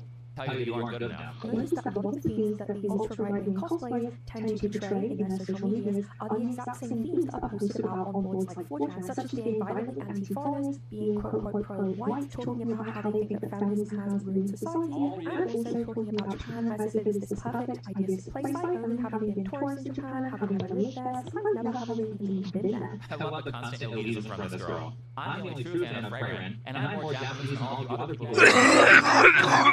And convinced them to change their culture for me, down lady. I know you're one of the Japan for 3 years, but let's be real. Significant extent. Which is why you spend this whole interview here saying that you're an activist for Japan, yet all of your videos are in English. In fact, in a prior video, a friend and I tried making subtitles that were so awkward that they were almost certainly written by AI. Speak Japanese fluently to make it look like she's in a position of authority on Japanese culture. Not that this is an unusual thing for social media influencers to do, by the way. はい、ダブルミントシリーズのハモでございます。醤油、サムライ学。サムライ学が2種類ございます。14 years of living in Japan. 14 years in Japan, you can't fucking order food! Are you serious? Oh my god, these LARPing retards. And he can't even order a hamburger without stumbling and screwing up on a basic would you like this or that question. His friend had to explain it to him. Maybe that's beside the point though, because the purpose of this video was to trick fans into watching a 30-minute commercial for Nissan. But neither of these are experts in Japan. They are long-term culture, which terrorists say is incredibly antisocial behavior, and it really just means they're a burden on that society, especially considering that they are both I mean, duh, right? Isn't that obvious? Activists for open borders, and they're actively trying to change the politics of the country that they're over. Hey, look, it's a pride parade in Tokyo, Japan, and it's full of white foreigners. Weird. You know that these retards are being paid good-ass money from some billionaire, George Soros looking ass to go to Japan and do this shit. In Japan? Yes, I'm in Japan. So you've been here in Japan for how long? Only since January? What made you bring you to Japan? My work. Oh, we work. But like in Japan, it's like, you know, LGBTQ is normally progress in Japan. No, but hopefully we will change that. Oh, hopefully we will change that, Louis. Fucking retard. Yeah, great. I'm sure that's really going to help with the burning prices there. But what these tax laws saying is, look at all the dude, they're like actually, we have to spread the word of Satan to every inch of the globe. Now the benefits mass immigration provides. What are you saying with Gaza? I told you. I don't believe in borders. All the Jews in Israel. That's incredible. One, economic benefits. Two, GDP is not an indicator of the standard of living of the average citizen. Two, they always ignore the vast amount of cultural and social damage that comes as a result of bringing in millions of people into a country who do not grow up with the same value system, and not only do not speak your language, but refuse to learn it in the vast majority of cases. And because the economy is downstream of a country's cultural values, all of this in the long term will actually damage the economy and get rid of any short-term benefits mass immigration. Obviously, a country is its people. It's not magic soil. Everything is just money to these people because they don't have the social skills or pro-social behaviors to understand how much it changes your environment when you import millions of people into your country who don't speak your language. I truly believe that understanding the language and understanding the culture are symbiotic. You won't be able to utilize all the terms and the phrases. Well, this guy's Betsy's living in Japan for 14 years, can't speak any fucking Japanese. And the nuances of language and convey that to a native speaker of said language if you don't understand the culture that the language comes from. Right, and I think it goes the other way too. Language is a part of culture, and if you don't understand the language, then you can't understand the country's culture or even discuss shared values, which is essential to getting along with people. The values are embedded in language. Like I said, it's not just about money. In my opinion, no amount of money is better than living around good people who I can communicate with and who share my values. You know, common sense values such as rape is bad, which is an idea that is not shared by lots of the people who are coming into America. And I don't want my country to become a PPP zone because 7-Eleven wants to pay their night shift workers less. That's right. And really, as for ED, I feel like empathy for how others feel that comes with thinking that you can just go to someone else's country and instantly start telling them what to do is a sign of low intelligence. And speaking of low intelligence, what I get retard, but she's also retarded. It's important to note that a lot of these people are just really dumb, and they think that if they just say the right things, the virtue signal one, I would love to live in a society where everyone can live wherever they want. Okay, retard. Personalities trying to pretend they're experts in cultures that they know little to nothing about. One of the biggest lies that we've been telling in Western media is Japan doesn't have feminism, and feminism just doesn't exist in Japan. So each has passed her shortcut. Feminism doesn't actually exist anywhere. Feminism is an incoherent mumble jumble of ideas where they think that the only force is dominant. So you use males to overthrow whatever patriarchy you're doing. So ultimately you're relying on the patriarchy. Alright, you are inherently relying on the patriarchy, so you can never overthrow a patriarchy, which is the core tenet of feminism. Feminism is an inherently incoherent mumble jumble, and you know that these people are retarded and not willing to embrace reality because they don't even recognize that. Not a Western concept. Implying that Japan created its own version of feminism, independent of countries like America, that dumb right-wing grifters just aren't aware of. But just wait for it, this is going to be great. I'm so glad that I get to talk about this because I had to cut it from the other video. One of the most active and famous Japanese feminists was active during the 1920s, so this is not a new thing. Japan has not suddenly received like inspiration from the West by feminism. It's really funny when people say that feminism doesn't exist in Japan because you've definitely seen something that has its roots in feminism. What I want to say is that feminism does exist in Japan.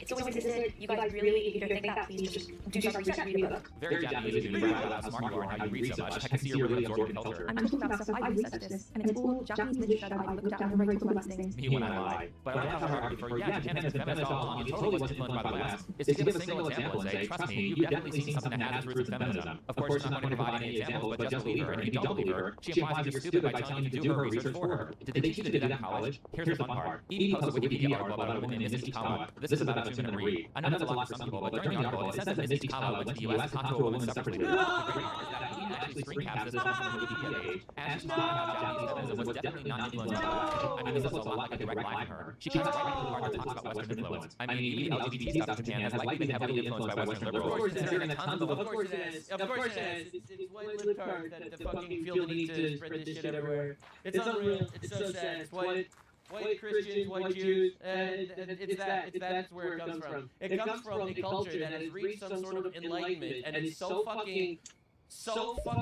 good of a society, such a beautiful, prosperous culture that these people need to invent things to be oppressed about, and fight for. They need to invent issues to fight for. White and Jewish libtards that are fucking rich as shit, that came from a nepotistic household that need to fight for the rights of degenerates. Language that's used to talk about it is done with borrowed words from English. All LGBTQ plus terms are like English, basically. Lesbian. Yeah, because Japan didn't have that thing. Because actually, two males having sex with each other was considered gross literally everywhere on the planet. Forever. In Japanese. Very original. Not that Edie would know any of this because her Japanese level is very low. Anyway, Edie's video on Matt cosplaying his free run. It's about America and Japan. Two cultures that she didn't grow up in. Yet she has the audacity to tell us all what to do and be a know-it-all, while making numerous mistakes like saying the President of America and write laws, which really is just words, and probably why she had trouble making friends in school. We're not saying that she was bullied, but looking at this as an adult, I think the reason why she had to put up with a toxic friendship is because she does a lot of things that make her unlikable to people who aren't toxic. Cutting context to lies for audience being one of those things. Many people can't attract good friends because they are toxic themselves. But keep in mind that the especially offensive part of all of this is that she frequently says that most of her audience is American. My audience is majority in America, so I post around 3 to 4 a.m. every day. For me, that doesn't really bother me because this is my dream, this is what I want to do, this is like so important to me. So her audience is primarily American, and she very openly is trying to influence our politics as a foreigner who doesn't live here and therefore doesn't have to deal with these societal consequences as a policies or these sort of disinformation that she promotes. Feminism has always been American in Japan, and I think it's not a Western concept. Speaking of doing things that make you unlikable and the whole free run cosplay drama, Edie goes on to essentially call Matt and right-wing anime watchers a bunch of murderers because the cosplayer named Ashley Paxton, who also went by Squid Kid, chose chose to end her own life. One of the worst cases of this is cosplayers being bullied for their skin color, people using horrible racist memes, which are absolutely not funny at all because why do you think it's funny to bully someone who looks beautiful? One of the most heartbreaking examples is this player who unfortunately took their own life because of the bullying online, the majority of which was horrible racist rhetoric. That's horrible. Man, I wish she had a dad at home that would tell her to turn off the internet. I'm not minimizing bullying that happens online. It's obviously, it happens a lot, and sometimes it's really brutal and horrible and stuff like that, for sure. That doesn't make right-wing people murderers. Used to try and make fun of them and their cosplays. And that really shows the severity of this problem, and it shows you that this is an issue that actually is life-threatening, because it's not just a case of annoying right-wing grifters who, we see on Twitter and we're like, oh, block them and move on. It is also the case this is actually harming young black people. Oh, that's right. Did you post an edgy meme? You killed this black girl. Are you fucking retarded? It's unreal watching these people jump through mental loops to make you the bad guy. Because objectively, the right-wing people are objectively not the bad guys. Like, on scale. Are we insane? I'm not really sure why this was included in the video, because as far as he has shown, Max especially wants to basically say the right-wing people are all murderers. part of this event, so it seems irrelevant. However, because the topic is about Mac and her ice cosplay, saying that she's pro-white, I'm guessing that Edie included this story to say that Max somehow contributed to Squid Kid, a black girl, ending her own life. Now, before I say anything else, I will say this, which is that everybody gets bullied and receives hate comments on the internet. If someone chooses to take their own life because they can't handle mean comments online, then that mental health struggle almost certainly originated way before people said they didn't like cosplay. Now, doing research on this, there really is no specific information on how Ashley Paxton died or why. The family has chosen to keep everything private, including the cause of death. Personally, I think this is a smart decision, though context clues would indicate that Ashley's death was mental health related. However, considering we don't have any information from the family on the possible reasons for her death, I think it's extremely unfair. They saw a black cosplayer girl kill herself, and they immediately jumped to the conclusion that it must have been because of racism online. Are you fucking insane? They just developed that entire narrative out of nothing? Say that your political enemies are responsible for this. Edie does post a quote from this article here, but it didn't provide any evidence that bullying on the internet is why Ashley chose to end her life. As far as I can tell, this is just a rumor that was spread by this Instagram account that has no proof to back it up. In fact, 2 days after this was posted, the family wrote a message on Ashley's Instagram account asking people to not honor her with assumptions, finger-pointing, inaccuracy, or accusations, which to me looks a lot like a direct response to the clear race baiting that came from this anime account. And I imagine that they're saying that because the reality is there's actually a lot going on in her life. The funeral service is still live, so I watched it. While it was heartwarming and so many people showed up for her, it was still very sad. This was not a fun thing to research, and I'm sorry that the family had to go through losing her. But during the service, her father states that Ashley's mother died from chronic illness when she was only in middle school. So with that said, having a parent die when you're young is incredibly traumatic, and we don't know how Ashley chose to handle that. She may have still been dealing with that loss daily close to a decade later. And I'm bringing this up because treating mental health... Also, can we not forget the fact that among liberal women, depression rates are actually skyrocketing? Like, if you want to actually point out what causes depression, we know exactly what it is, and it's leftist policy. Women are more depressed now than they ever been in the history of the world. Right? And they have so many freedoms and rights. They have so much feminism. Look at the root causes instead of some superficial bullshit that's convenient for your political arguments. Also, what certainly seems to be the case is that Ashley's family did not want her death to be used as a political tool to spread divisiveness, much like Edie is doing in her video. So, Edie, if you're wondering which social landmines you're stepping on that cause people to not like you, this would be one of them. I love this entire video of Think Before You Sleep is like, by the way, this is completely unlikable and a bitch. I'm just pointing that out for you. My research. Yeah, I find that hard to believe. I find it much easier to believe that you're radicalizing people into false beliefs by doing crap research and not considering more than one side of the story. I mean, did you even check Ashley's Instagram and try to look for comments from people who knew her personally? Or did you just spend 60 seconds reading a single article and thought that was sufficient enough to essentially call conservatives a bunch of murderers while implying that Mac is a contributor to it by including this news story after you spent 16 minutes calling her the most horrendous online racist that you've ever seen? I came across the video of one of the most shocking racist women I've ever seen on the internet. Personally, I found this whole part of the video to be quite disgusting, and I think that Edie is a really bad person for doing that. Also, Edie, your whole video is about you not liking someone's cosplay and being quite discriminatory towards white people in the process. I hope that Mac doesn't get bullied and stays healthy, or you might find yourself in a moral dilemma. Anyway, after the murder accusations, Edie says this. I'm descended from Holocaust survivors, so I don't think there's anything wrong with my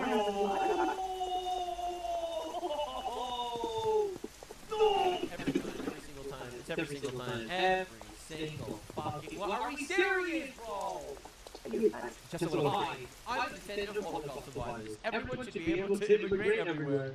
Not being stereotypes, just miserable. Hater advice, Edie. You probably shouldn't be telling a bunch of people on Twitter that you're in favor of mass immigration and your family's full of Holocaust survivors. They might start saying things. Though, in an extreme bit of irony, Edie ends her video about Max cosplay by saying this. Cosplay is for everyone. And I wanted to end this video on costume language show that and having Max been banned from any local conventions in her area. Instagram user by the name of Colville Harlequin. Oh, great news. Someone has opinions that are like, therefore we're going to excommunicate her from life. But anyway, yeah, if you support child sex slavery, from Pakistan, you should totally be able to move to become my neighbor. That's right, that's how this works. You have an opinion I don't like, you have to be banned from public life. You literally support child sex slavery, you should be able to move wherever you want. The leftist ideology in a nutshell, ladies and gentlemen. This is about how Kenzie was local to Halloween in St. Louis, but when I found Twitter photos of her wearing a MAGA hat they had in her interview, actually stopped showing up to the local cons. So there's, she voted for the popular candidate in an election in a country. Well, I guess she needs to be banned from public life now. But if you're a pedophile, rapist, sex slaver with 3 wives and 6 sex slaves concubines, well, then you should be able to move to become my neighbor in Birmingham, London. 2 parts of this. First is the extreme irony of her saying, I think people should be allowed to go wherever they want. Wait, not people who disagree with me. This goes back to the whole... Birmingham, London? Birmingham and London are 2 different places. It's kind of how unfortunately a lot of culture nowadays thinks about it. If you're right of Maybe. Is it? I believe Birmingham's a whole separate city. Like, I know there's like boroughs or whatever they call them in London. Like my buddy English Bill's from Belém, and that's in London. I don't know if Birmingham. You know what? I'm gonna look that up. Racist white woman with specific information about where people live, unless they accept publicly or have their permission. And by that, I'm finding this kind of looks like a sneaky attempt to encourage doxing. So I sent Matt an email on this, and she informed me that the threat that he showed was made during a time where many people were trying to dox her over a viral tweet that was honestly not that offensive. Also saying this post is offensive is an incredibly ironic argument to make, considering how many woke he shouts cultural appropriation every time a white woman puts on a kimono or wears dreadlocks. Like, I would expect to see something more openly racist, especially considering that just like E.P., this person also appears to be saying that Matt caused actually taxed him to end her life. Followed by, ironically, saying that the solution to this problem is bullying. Allow me to remind everyone that before this post was made, Ashley's family wrote this message asking people to have mature conversations regarding this subject, and also said it would be her wish for people to respond to her loss with listening, forgiveness, compassion, and patience. So here's my argument. Evie starts her video by saying Mac is one of the most racist accounts that she's ever seen. She then talks about a girl ending her life because of racist Twitter users, and then shows this thread stating where Mac lives that is very openly calling people to attack those that they have deemed racist. Now, in this context, one might interpret the term bully very generously. However, that term was used directly after someone essentially... Yeah, Birmingham's a separate city. It's like miles away from London. That's what I thought. What do they mean by bully? So, Evie, why are you trying to encourage people to investigate where Mac lives by signal boosting this thread that they get? It's both sides, guys. It's both sides. See, on the right, they'll like make a racist comment, and on the left, they will kill you. And like Liverpool's like a separate city too.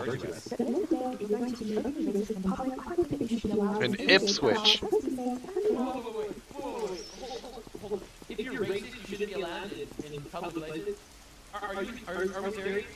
I was running around doing... For example, you're from Egypt. So, Islam is a supremacist religion that believes that all non-Muslims are infidels that should be treated like animals, right? You do realize that? Yeah, you want them to be able to move into your neighborhood on Mac, okay? But if you're racist, though, and my subjective understanding of racism... Okay, this is perfect. I think Evie gets it. You see, I have this very big safe space called the United States of America. I don't want millions of people with vastly different values, especially if they refuse to assimilate, and especially if they're hostile. I mean, do you know how many of these foreigners who are coming to America are very openly racist? It's like a ton of them. So I'm glad Evie and I are on the same page here. I told you that being in favor of border security is a bipartisan issue. Now, Matt did make her own response to Evie's video that she uploaded to YouTube and Twitter. It runs about 45 minutes, and I think the best part of it was this part here. It's like when you I don't know. Do something with your life, especially using as you know you've been following me, that I have a white mother with multiple beautiful children, which is precisely why Go! do something with my life. That's right! Silly cosplays on. Yeah, I thought it was really funny for Matt. No, that's the old slam dunk. It's like actually, she killed her. She fucking killed her on the timeline. Because the child is a loser. She doesn't care about the negatives of mass immigration because she's not responsible for anyone's safety. So you're a loser! You're gonna be miserable for your whole life. You're gonna be a mom and have a baby. That's fine. You weren't gonna be depressed and miserable your whole life, man.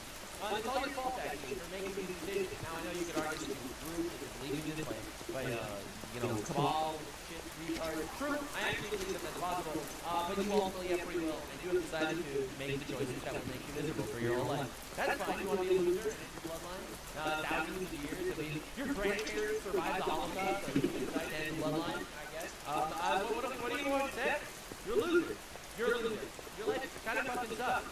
She talks about playing house with the kid here and using it to explain how she doesn't want children, which is why I say things like this next one are just fake empathy to promote her politics. Children right now makes it hard to want to have children. Bruce is not a big deal because moms are treated the best, and I think that's one of the reasons why the The population increase a lot, really. Gee, I'm so glad we have help with the Japanese birthing crisis from the anti-natalist, terminally offended lesbian who doesn't understand their culture and can't speak their language. What could possibly go wrong? Know that the other British foreign expat who also doesn't really speak Japanese and who thinks mass immigration is a good solution to the birthing crisis also does not want or have kids. I'm noticing a pattern. Oh my god, Chris's letter someone got downloaded into oblivion because people were offended and didn't like the app if Chris was going to have kids. This is some doomer shit. Again, I'm noticing a pattern. Anyway, that goes on to point out that as a foreign guest in the country, all he does is complain about Japan. The fact is, Edie herself has numerous short videos complaining about different aspects of Japanese culture from a feminist perspective. She's actually a great example herself of someone moving into a nation and then being angry. It doesn't help her, even though she's trying to change and thinks it should change. And why would you want to welcome someone into your home who doesn't speak your language, is constantly saying you suck, and is trying to tell you what to do? I think Matt's statements about Edie are pretty accurate here. Edie essentially spent this entire video complaining about Japan and talking about it's going to change the country, despite not even being fluent in the language. I mean, she was all her activism would be in English, right? Most foreigners here, instead of coming here to challenge themselves, they're coming here to find an easier way of life and just kind of enjoy free Japan. I know foreigners who live here. Most of the foreigners who live here are like, wow, Japan has great healthcare, Japan is so safe. Japan is slippery. I don't like Japan, you know, this, that.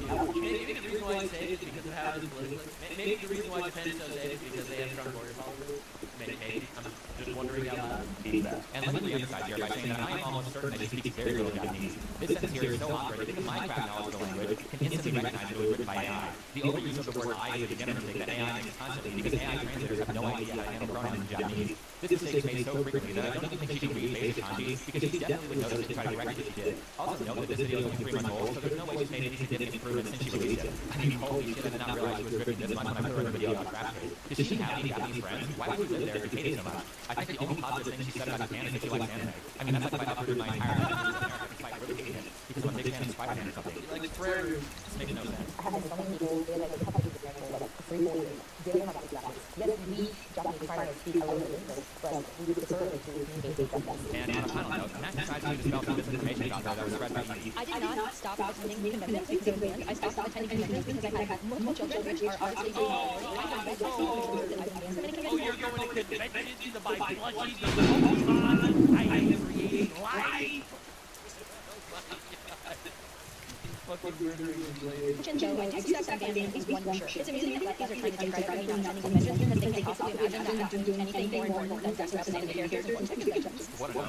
So apparently she was willing to dance in a single convention, maybe. And the reason she wasn't going to other ones is because she was busy creating a family instead of switching her career over to connection. The great thing about this is that Edie is incredibly smug about wanting her stupid college degree and uses that to say that essentially she's a better person than Mac, as if a piece of paper matters more than By the way, I think that is such a great run that affects so many young women in America.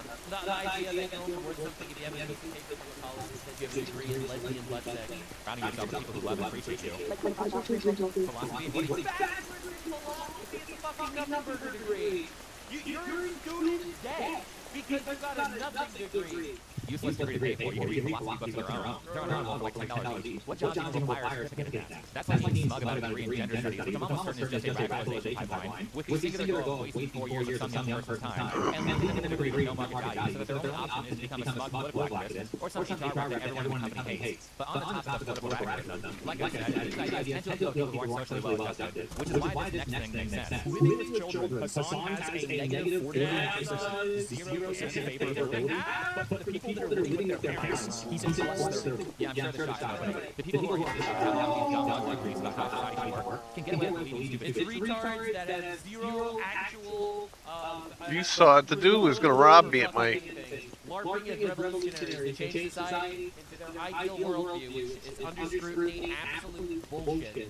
Because they're being shielded to the negative content. Fluffy nightstand. But what about everyone was able He was going to steal my garbage money.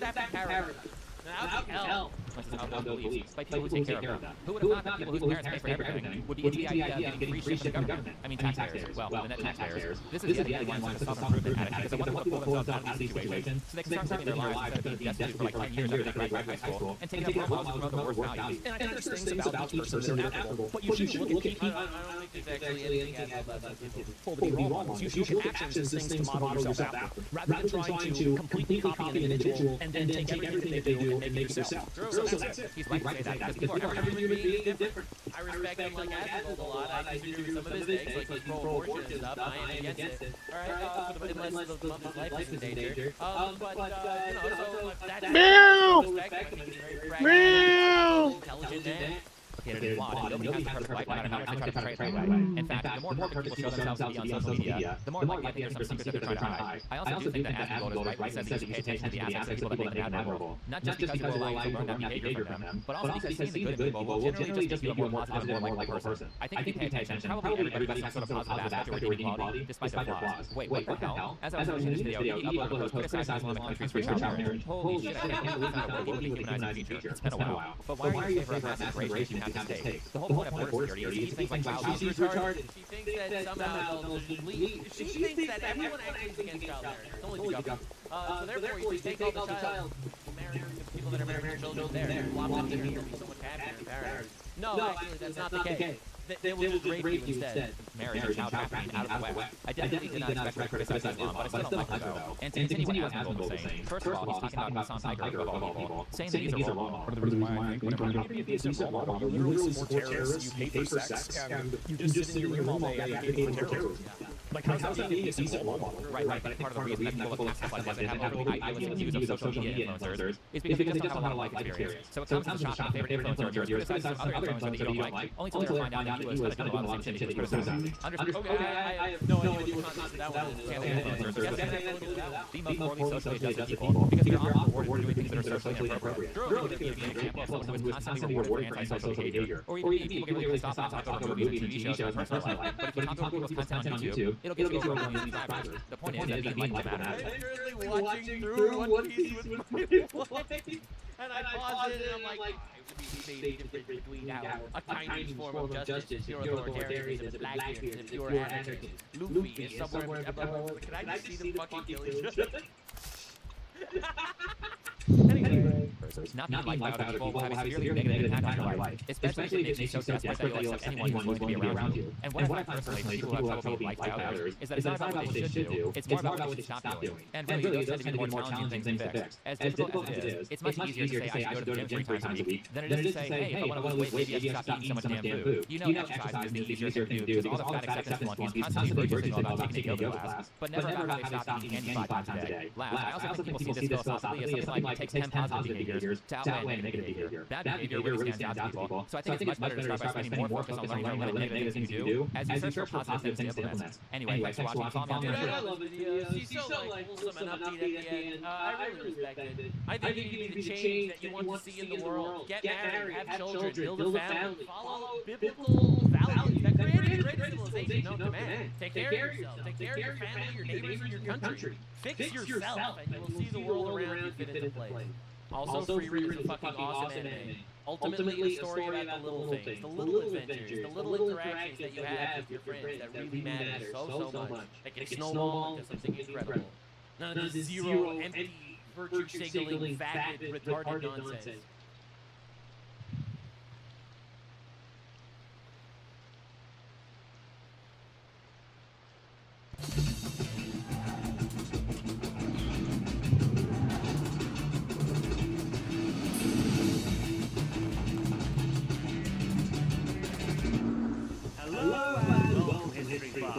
My name is Nick Hodges, and we're back again with another Monster Classic. This time we'll be taking a look at Casino.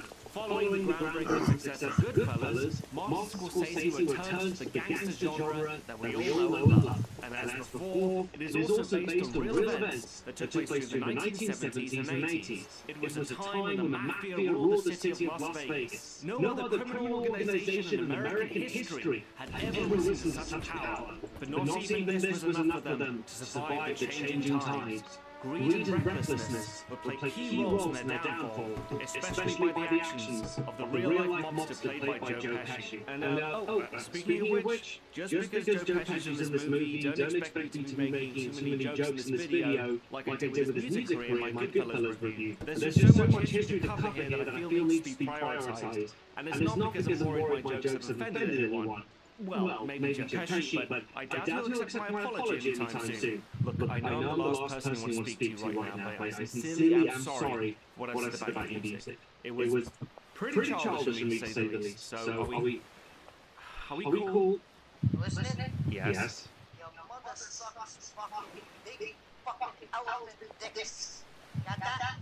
Anyway, as in this epic drama, the director Martin Scorsese explores the reign of a criminal empire and what led to its demise. But how much of the story is true? What separates between fact and Hollywood fiction? Well, my fellow history buffs, let's find out. This is Casino.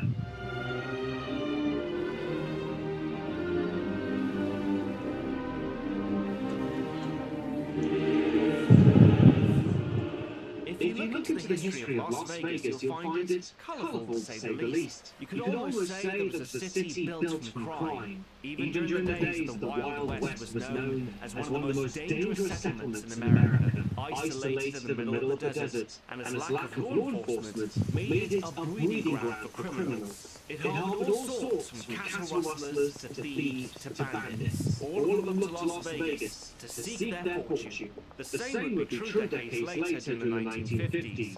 Since gambling was legal in Las Vegas, the mafia spent millions of dollars building lavish hotels and casinos. They threw these amazing musical shows that were headlined by such icons like Frank Sinatra, Dean Martin, and Elvis Presley, and that in turn attracted the Hollywood elite to come down as well, which brought in a sense of even more glamour and excitement of the city. They even had these crazy wild parties where guests could watch atomic bombs being tested in the desert 50 miles away. Right from the comfort of their hotels, this all helped transform Las Vegas into a thriving tourist industry, bringing in 8 million visitors a year and $200 million of legal casino profits. But, as impressive as this all was, the mafia never intended to go completely legitimate. They wanted to use the casinos to launder their illegal money, and later came up with a racket called the skim. The way it worked was that they would pocket untaxed casino money by falsifying records through rigged slot machines and weighing scales. They were even able to infiltrate the completely out-of-bounds count rooms and take money right out of the cash boxes. Now, notice how on count nobody ever seems to see it. Somehow somebody's always looking the other way. Now look at these guys, they look busy, right? They're counting money, who wants about business as usual. In, out, along, goodbye, and that's all there is to it. Just another fat fuck walking out of the casino with the stupid.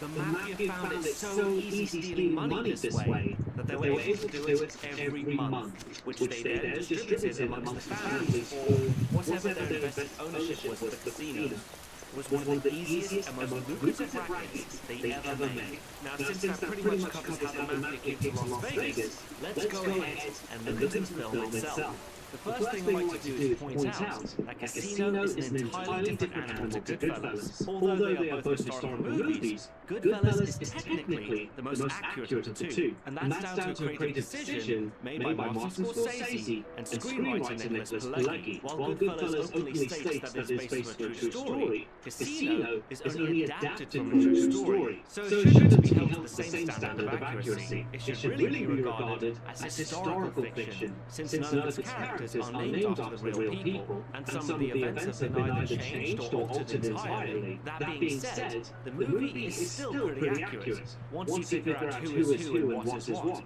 then everything becomes clear. For example, let's take a look at Casino's leading protagonist, Ace Rothstein, a mob associate who manages their biggest casino, the Tangiers. His reputation as a highly skilled gambler makes him the perfect man for the job. Now, this character is based on a real person, except it wasn't Ace Rothstein, but Frank Lefty Rosenthal. And he didn't manage one casino, but 4. The Hacienda, the Fremont, the Marina, and the Crown Jewel, the Stardust. The main inspiration behind the Tangiers. And just like his film counterpart, Lefty Rosenthal dedicated his life to gambling, particularly in sports betting. Born in 1929, Lefty spent his teenage years reading dozens of copies of newspapers, sports magazines, and racing forms. He followed the progress of jockeys, athletes, sports teams, and cash log past performances and playing patterns, whether it be in horse racing, boxing, or football. Lefty would find the inside scoop, crunch his numbers, until he could accurately predict the odds. When we first hang out together, he'd know if the quarterback was on cold.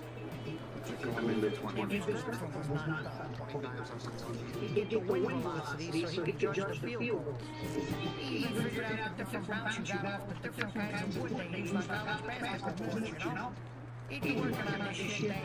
Although Lefty religiously followed the world of sports, he was never a true fan of it.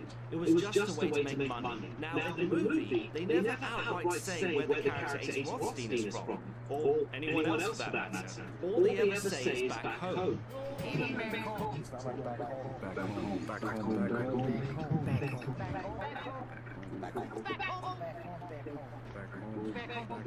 I'm not exactly sure why they do this, but almost everybody came from Chicago, including Lefty, and it was in Chicago during the 1950s where he would meet his future employers. Starting out as a clerk and then later as a bookie, he and his colleagues were allowed to operate by paying protection to crooked cops. These cops in turn would kick up a percentage of their tribute to the Chicago Mafia, also known as the Outfit. When they spotted Lefty's talent, they offered him a bigger role, and their profits skyrocketed, earning Lefty a great deal of respect, and eventually was put in charge of the entire legal bookmaking rackets. This decision, while lucrative for the mob, wouldn't go unnoticed for very long. Throughout the 1960s, Lefty would have frequent run-ins with the law over charges of bribery and match fixing. Although never formally convicted, the authorities did make things easy for him, such as getting him banned from the horse and dog tracks in Florida. This kind of heat definitely hindered his ability to earn. But fortunately for Lefty, a golden opportunity came his way. The Outfit decided that the best solution for Lefty was a fresh start in Las Vegas, and offered him the job of running their casinos.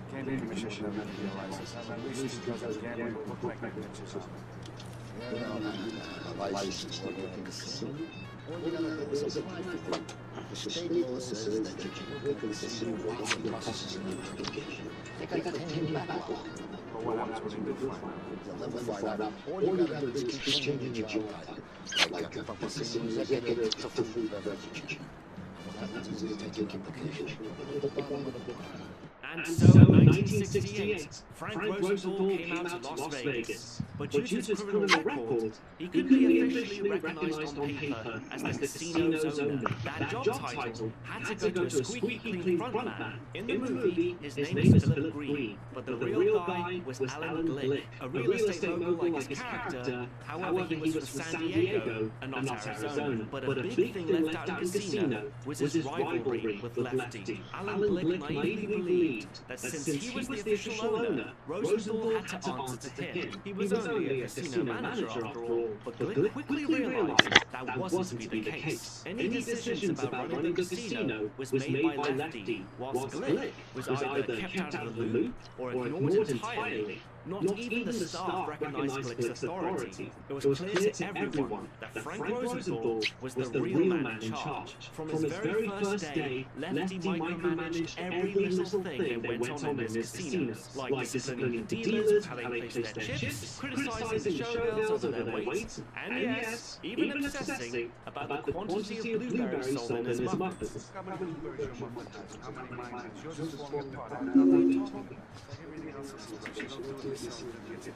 This might seem a bit eccentric, but it's absolutely true. Lefty made sure that every blueberry muffin had at least 10 blueberries in them.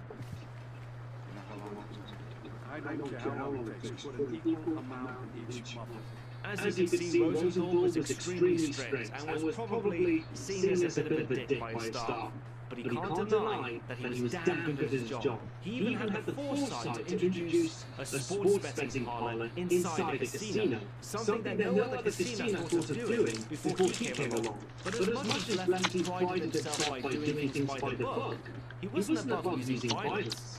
Another scene in the movie that turned out to be true is when the security catch a card cheat and bring him to a storage room. And just like what we see Ace Rothstein do here, Rosenthal let the cheater go with a warning by breaking his hand with a hammer. Under Lefty's strict oversight, casino profits more than doubled, earning the outfit millions of dollars to protect their investment and the profitable skimming scam.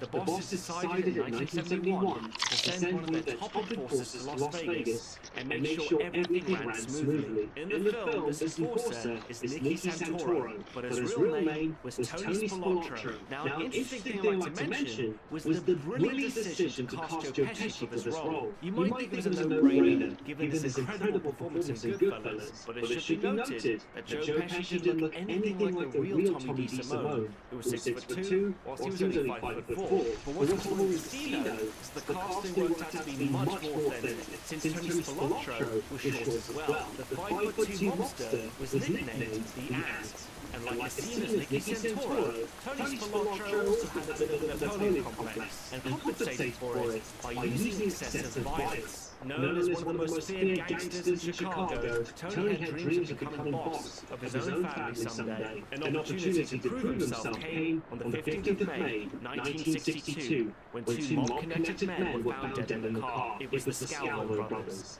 And the murders raised quite a stir in Chicago, as they had been unsanctioned. The rules of the mafia was that you could not kill anyone under their protection without first being given the okay, otherwise you would be killed. And the guys responsible were Billy McCarthy and Jimmy Baraglia. Tony Spilotro was given the task of finding them and killing them, and the way he went about it inspires the most graphic scene in Casino. You know, the one that really sticks in your head.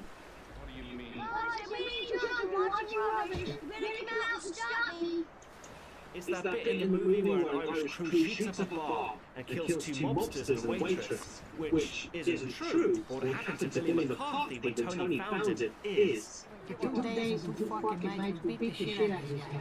I mean, we even stuck ice picks in the bar.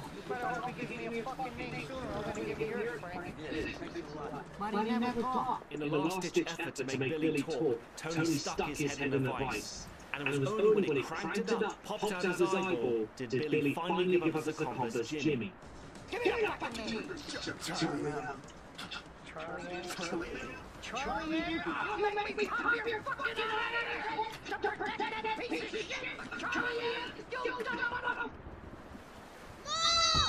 By killing Billy and Jimmy, Tony Spilotro was promoted into a made man. He continued rising through the ranks in Chicago until 1971, when he was rewarded a job in Las Vegas. The reason why was that the outfit had learned that some of their counters were stealing money from the skin. The bosses were naturally furious about this, and felt that Spilotro's presence alone would be enough to deter any more would-be thieves. He was also expected to protect Frank Rosenthal, an old friend of his from back in the day, for the same reasons.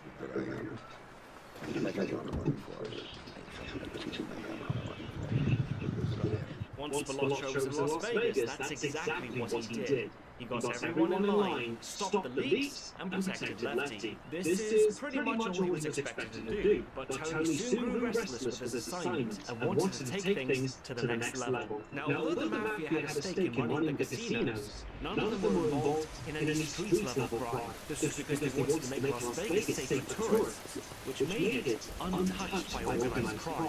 Tony Spilotro got started by running a loan-sharking racket, extorting bookies and dealers alike. He also intimidated the local criminal into paying him a street tax. With Spilotro muscling in, the city experienced a huge crime wave. Now you might be wondering why this didn't alarm the Mafia. Well, it's simply due to greed. Spilotro was a good earner, and as long as he kept them happy with money, they were willing to look the other way. And that's how Lefty and Spilotro, the two biggest players in Las Vegas, made their fortune for the next few years. But it couldn't last forever.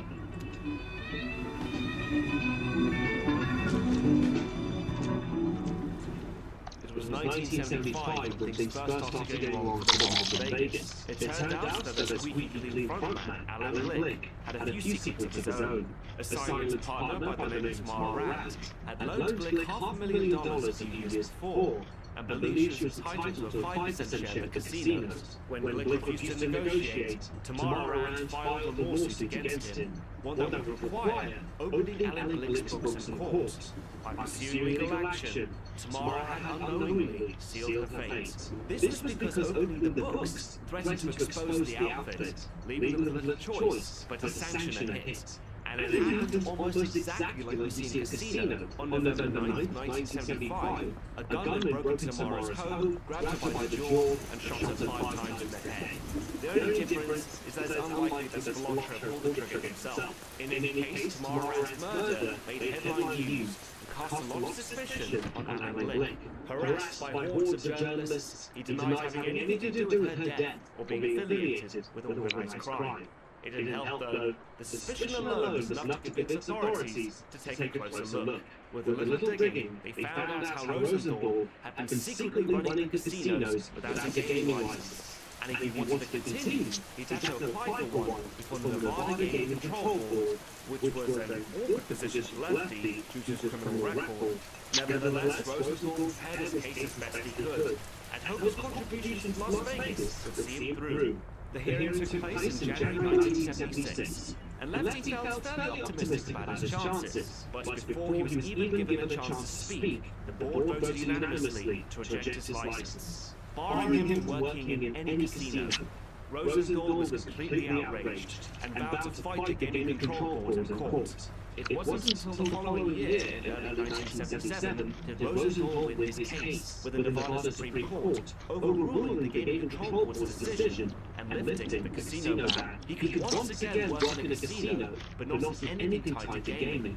Now, although this was a big win for Lefty, he continues making a public spectacle in court in his fight for a gaming license. Something that the Mafia were adamantly against. So, they told Alan Glick to rehire Rosenthal as the food and beverage chairman, so he could secretly go back to running the casinos. But because Lefty wanted to clear his public image, he later chose another job. In April 1977, he became the Stardust Entertainment Director and hosted a late-night talk show called The Frank Rosenthal Show, where he interviewed celebrities like Frank Sinatra, Don Rickles, and even O.J. Simpson. He also showed musical acts and held discussions about the disco scene.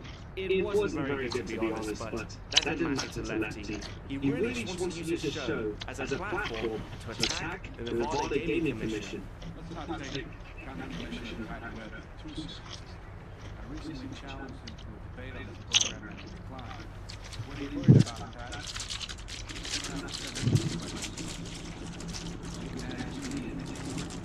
By parading himself on TV, Lefty was seriously testing the outfit's patience. Instead of laying low, he was bringing in all sorts of unwanted attention. A problem that the bosses were already trying to deal with elsewhere. While Rosenthal was fighting his legal battles in 1976, Tony Spilotro had been busy making moves of his own. He opened a jewelry shop called Gold Rush and used it as a base for a burglary crew he had recruited from Chicago. From wealthy homes, hotel rooms to jewelry stores, they hit every target they possibly could. The crew had figured out that many alarms were only tripped when a door was breached, so what they did instead was to break through the wall and seal it. This simple tactic earned them the nickname the Hole-in-the-Wall Gang, and the media covered their every exploit. Las Vegas had been relatively peaceful before Spilotro came along, but had never seen anything quite like this. The public quickly grew angry with how little was being done to stop these break-ins, and this was due to investigations being hindered by corrupt cops and politicians who believed the mob's casinos were too important to risk for Las Vegas' economy, especially over just a few burglaries. Seeing the corruption for what it was down to the FBI to solve this mess. By 1977, they placed Tony Spilotro and his associates under constant surveillance, which wasn't easy since Spilotro knew he was being watched thanks to a tip-off from the Metro Police.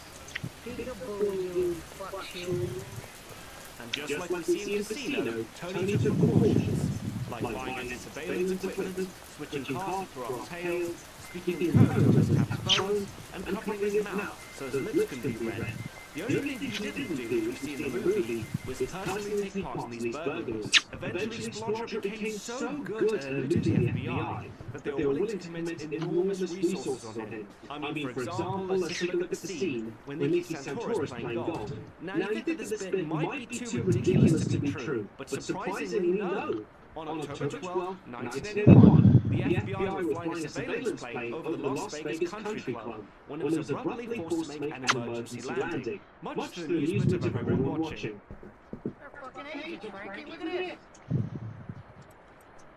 The feds were watching me play golf for so long they ran out of gas.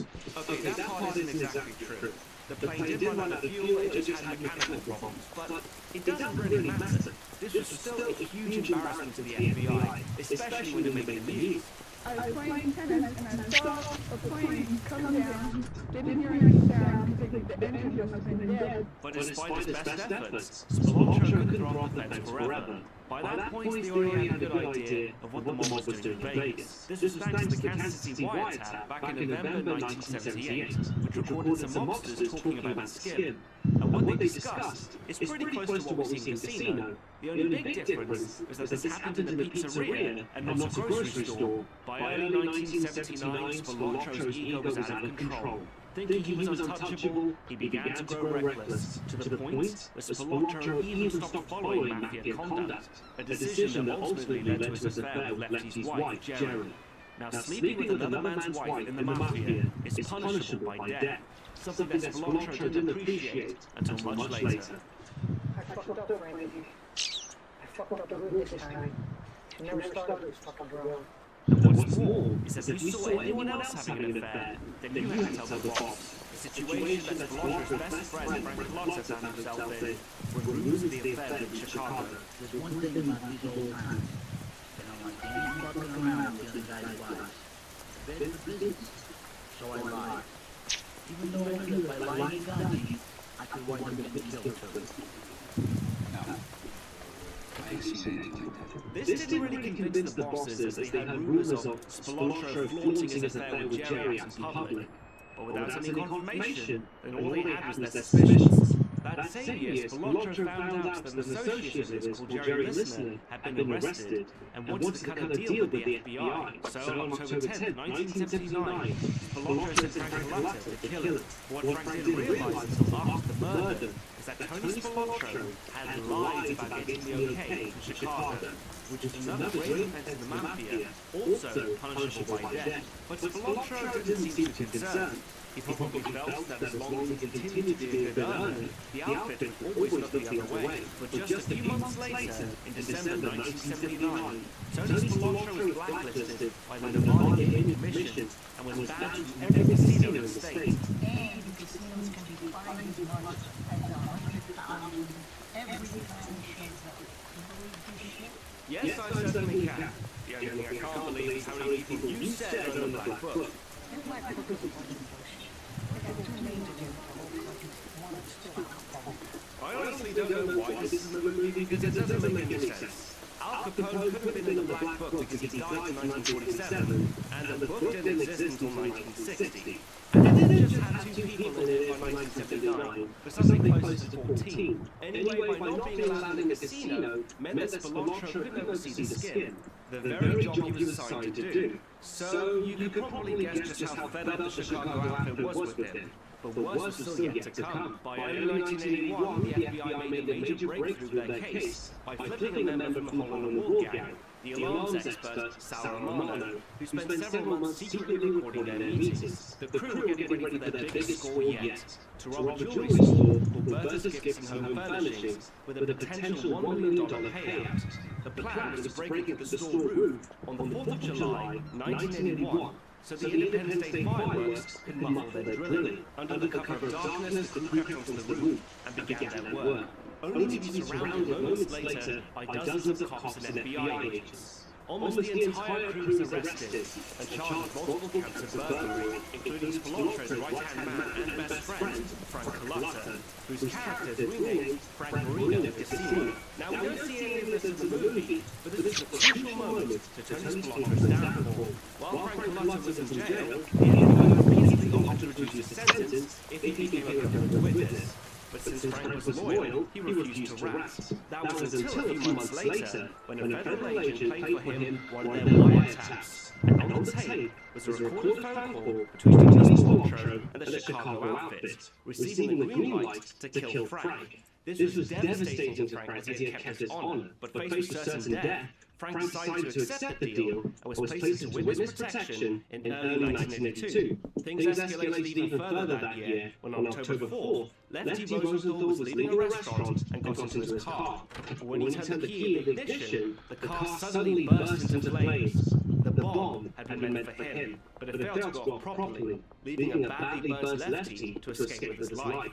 It still isn't known who was responsible, but it may have been Tony Spilotto trying to cover up his affair with Jerry. It could also have been a sanctioned hit by the Mafia for all of Lefty's legal problems. In any case, the failed car bombing had sent a clear message and convinced Lefty to leave Las Vegas for good in 1983. Then on October 24th, 1983, Spilotro was indicted and stood trial in Chicago for the murders of Billy McCarthy and Jimmy Miragula back in 1962. However, he was acquitted because the judge, Thomas J. Maloney, decided that Frank Colossa's testimony wasn't quite good enough.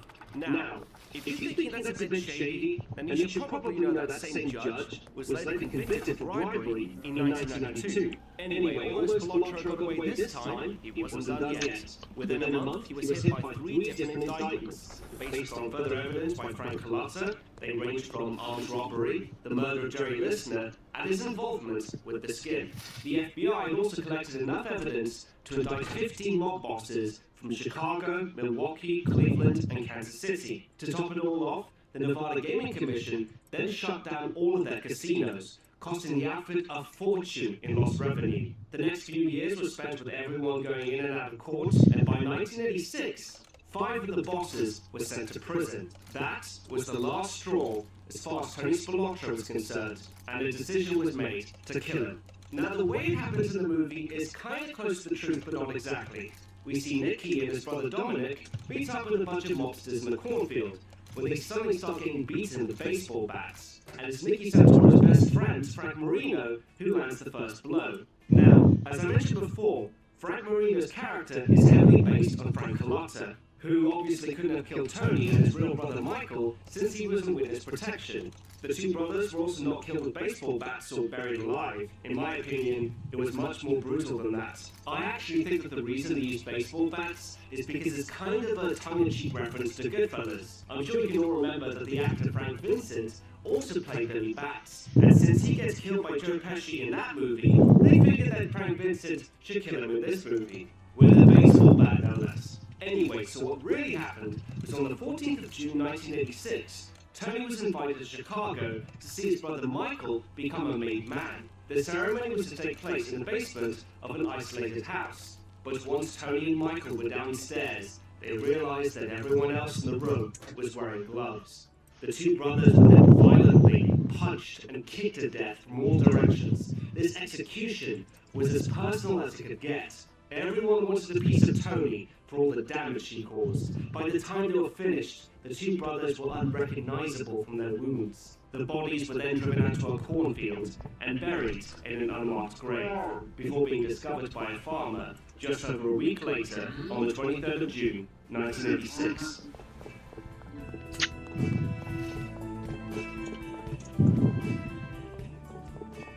So the last thing I want to talk about in this review is the portrayal of Frank Lefty Rosenthal. For the most part, Casino does a pretty good job of representing the real man, through his clothing, his mannerisms, his obsession to detail, and acknowledging that the man was an egotistical prick. But, because he's the main protagonist, the movie does take a few liberties in making him more sympathetic. Not a lot, but just enough for the audience to get the wrong impression of him. The most obvious way they do this is through his on-screen relationship with his wife Jerry, who is renamed Ginger in the movie. Now, I think we can all agree that this is a marriage made in hell, and its biggest reason seems to be Ginger. She's a character hated by many for being a manipulative, volatile woman who only marries Ace for his money, and obsessing over materialistic wealth are hardly romantic qualities that people look up to in a relationship. What's up, movie monsters?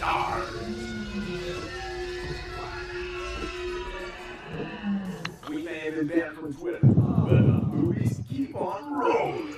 And this month we're back, Aces High, as we become movie matchmakers. Casino we did. Ray look, Bennifer. In this romantic comedy, Ginger gambles for love, a sweet-talking go-getter who knows what she wants and how to get it. Somebody give me some Ginger, because this girl's giving me butterflies.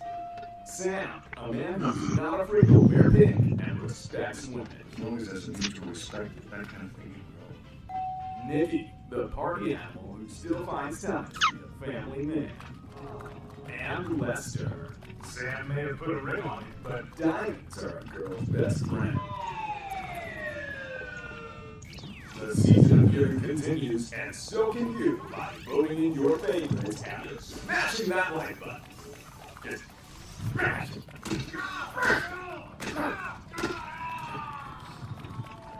helps exactly.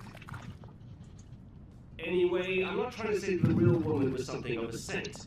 Just that some of the details in her story have been tweaked to make her on-screen character look much worse in the movie. The real Jerry was Geraldine McGee from Los Angeles, California. She originally started out as an aspiring dancer and swimsuit model. Her agent, and also her lover, was a man called Lenny Moore, and he's the basis for the character Lester Diamond. But unlike in the movie, Lenny Moore wasn't a pimp, and Jerry wasn't his former prostitute, nor was he any of the other things claimed by Ace Rothstein. But one thing I just could never understand was that she could have everything under control except for her old pimp boyfriend, Lester Diamond. He was an ocean, a card cheat, a country club golf hustler, a scumbag, chasing dentists for a few bucks. By making Lester a pimp, the movie not only turns the audience against him, but also changes his relationship with Ginger. We see Ginger as a victim of Lester, not his romantic partner. But in real life, Jerry and Lenny were high school sweethearts, and they even had a daughter together, a fact completely left out in Casino. In 1960, Lenny convinced Jerry to move to Las Vegas to find work, whilst he stayed behind in Los Angeles. She spent the next several years working as a cocktail waitress, a showgirl, and as a socialite, before finally meeting Lefty Rosenthal in 1968. Lefty completely fell in love with Jerry, and they started a relationship together, but when he proposed just a year later, Jerry had to explain that she didn't share the same feelings as he did. So what Lefty did instead was pitch his proposal like a job opportunity, promising financial security for Jerry and her daughter, and an assurance that she could keep her independence, whether she loved him or not. Under those conditions, Jerry agreed, and they got married in 1969. By 1973, the couple had a son together, but already their marriage had begun falling apart. Lefty expected Jerry to commit to being a mother and a housewife, but Jerry resented Lefty's efforts to control her, so she'd go out every night drinking and partying on the strip.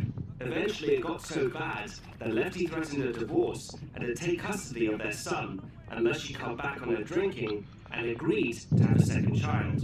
Jerry reluctantly accepted, and she gave birth to a baby girl. Not that it solved anything. Now, while we do see in Casino just how toxic their married life was, it does make Ginger look like she was most at fault through her drug and alcohol addiction, and at times she tied up her daughter to the bed. What we don't see is Ace Rothstein cheat on her or viciously beat her like the real Lefty did. Throwing Ginger out of the house or threatening to kill her for tying up his daughter is about as physical as Ace ever gets. If you ever fucking touch her again, you ever do anything like that again, I'll fucking kill you, pure and simple. All Ace really does is force Ginger to carry a beeper, so you can know where she is at all times. But you get the impression that Ace reluctantly feels that he has to, due to her self-destructive behavior, whereas the real Lefty had always been controlling. He micromanaged their marriage like it was one of his casinos. He taped a daily schedule to the fridge and made a check-in with him every day. And when you take this into consideration, you can begin to kind of understand why Jerry acted the way she did. Like the time she tried to run off with her kids with Lenny Moore, or even her affair with Tony Spilotro. She was basically looking for a way out. So like I said before, Casino does take a few liberties, but they're enough to make Lefty Rosenthal look pretty good by the end of it. But there's one thing I found out about this guy that not even the filmmakers were aware of. There's a very strong case that Frank Lefty Rosenthal was a rat. I know this might be hard to believe. It isn't mentioned in the film or in many books or documentaries, and the reason why is because this didn't become public knowledge until after Lefty's death on October 30th, 2008, when a journalist called Jane Ann Morrison published an article that very day. She stated that Lefty was given the codename Achilles, was described as a top echelon informant to the FBI and provided first-hand knowledge of the Chicago outfit and their casino skim operation. Now, there's a couple of reasons why I think this might be true. One is that Jane Ann Morrison has been following this story since the very beginning. If you look at this picture, for example, you can see her interviewing Tony Spilotro in 1973. And I was also intrigued when I found the declassified FBI files that were released only as recently as 2000.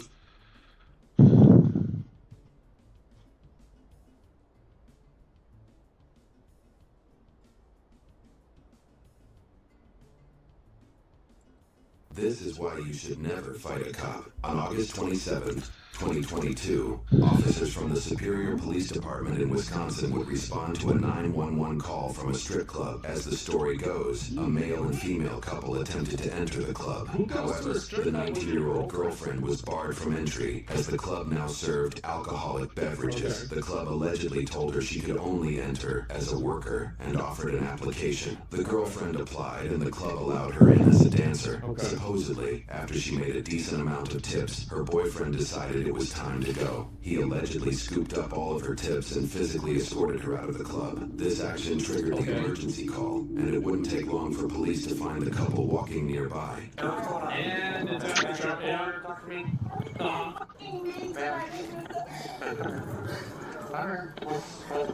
Everything I made at the strip club is closed, ripped up and gone. Wait, ripped up all the money? Can you please be nice? Okay. I'll talk to him. Just look at me. He was upset because I was stripping. And everything I made, he ripped up. Damn. That's my boyfriend. Am I going to get arrested for stripping? No, there's nothing illegal as long as you're doing it in an establishment that's licensed. But they are, exactly. He's trying to be nice? No. Look at me, man. Look at me. Don't look at him. He's arrested. No. Can you just come and call me? I'm okay. I'm okay. Please do not push me. Back. Do not swear at me. You're an officer of the law. Please do not swear at me here. I don't care. That's right. Striker? I do not striker. You have an ID? I do. Would you like to see my ID? Is that first? No, I just want to make sure you got one. Here's my ID. Look at it. Okay. You do not have permission to go in my pocket. You do not ask to go in my pocket.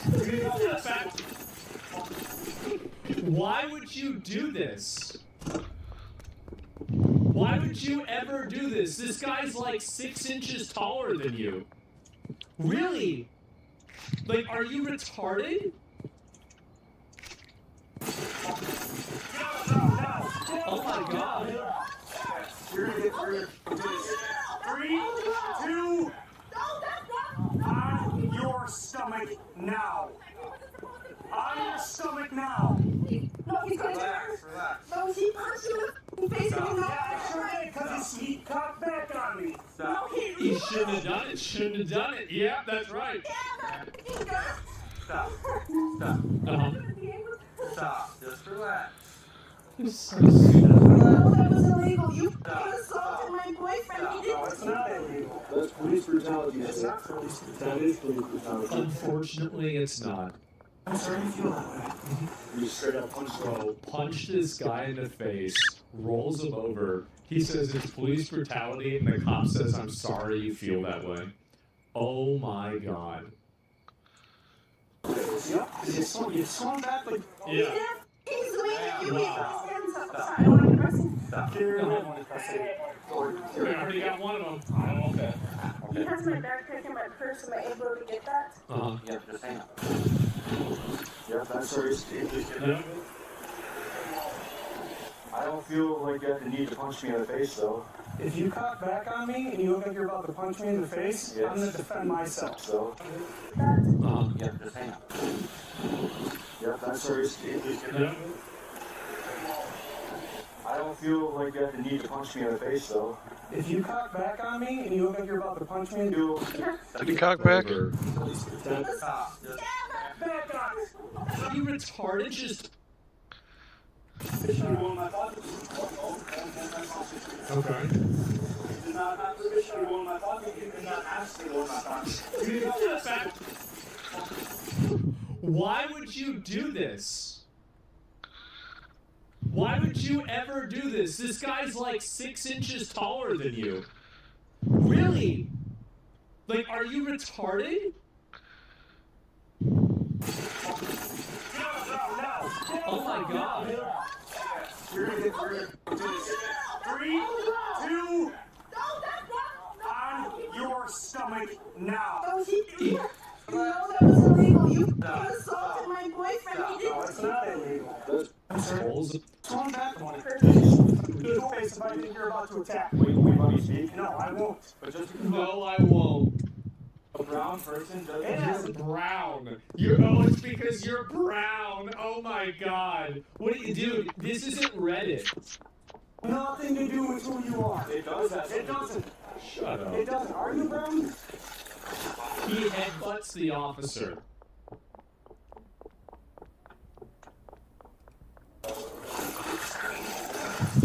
You're done, Walt. You're done. Why would you headbutt the officer? He's trying to headbutt me.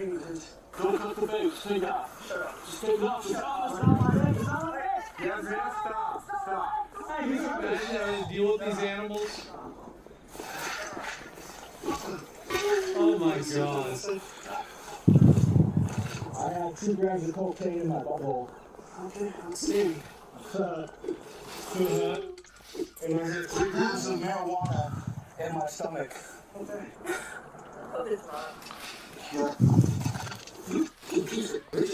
Fucking piece of shit. I love these cops. Oh my god. You fucking piece of shit. He tried to bite him. What an animal, dude. I got another squad over here. This guy's trying to bite us. Oh my god. Officer punches suspect in the throat.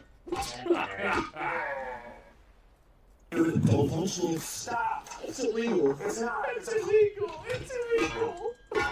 Pressure point. Stop. Punching me in my throat is a pressure point? It's not. It's underneath your chin. Stop. You just punched me in the throat. Stop, dude. You're gonna get tased. Tase me then. Tase me then, bitch. Oh no. Oh no. Why would you do this? I have a seizure disorder. You gonna tase me? Yeah. Get back. One shot him. Just go stand over there. He's got lightning vulnerability. Just go. It's all ruined. Just go stand over there. Oh, he's getting hog-tied. You gotta sit here. Get back. Get her back now. No, this is legal. No, you can step back. I'm not comfortable with you that close. Get them back. Get them. I'm not the one doing anything wrong. Well, help me. Help me. Oh no, he's crying.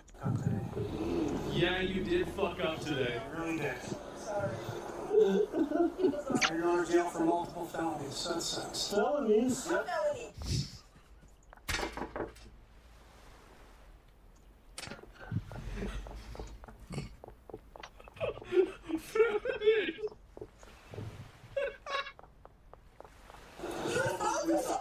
police officer. You started it. Oh my god. Swung back on me. I was protecting myself because you punched down protecting myself. I was protect. All the rights to protect myself, okay? That is in the rule book of the laws. Oh yeah, let's listen to the 19-year-old stripper about what the law is. That's in the rule book of the laws. Shut up. Because you punched me, I have the right to protect myself. Nope. Yeah.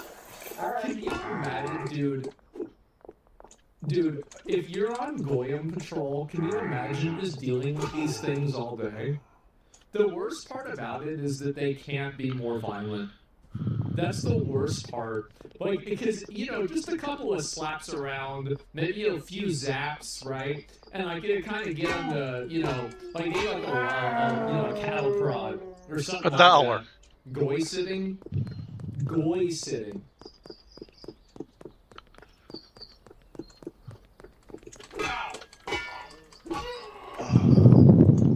That is, we're gonna have to think about that one. I was protecting myself for you. Ow. Let your cop car lock, dumbass. Shut your mouth. Don't talk to her like that. Don't talk to my woman like that. Don't talk to my woman like that. Ow. Look at him, dude, look at him. Oh my god.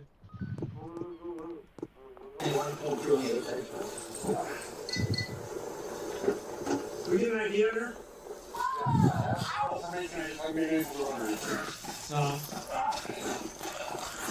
Ow! You know, by the way, they're doing this. They're probably not being very. Oh, I hit your head again? Oh, wow! How did that happen?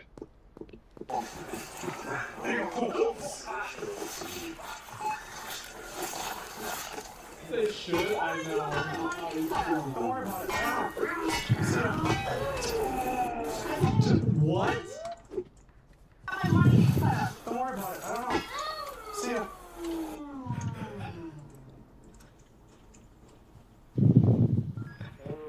I don't know.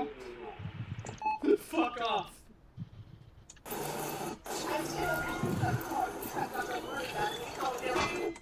He's never been to the strip club here. Yeah.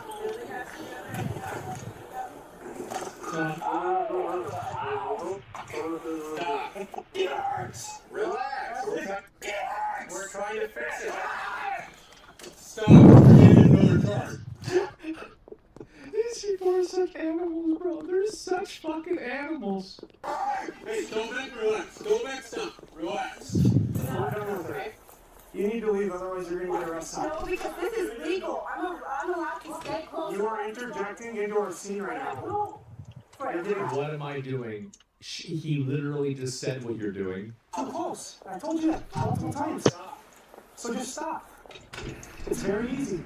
You're built easy. Did you know that? I don't know what that means. That means that you can. Cool.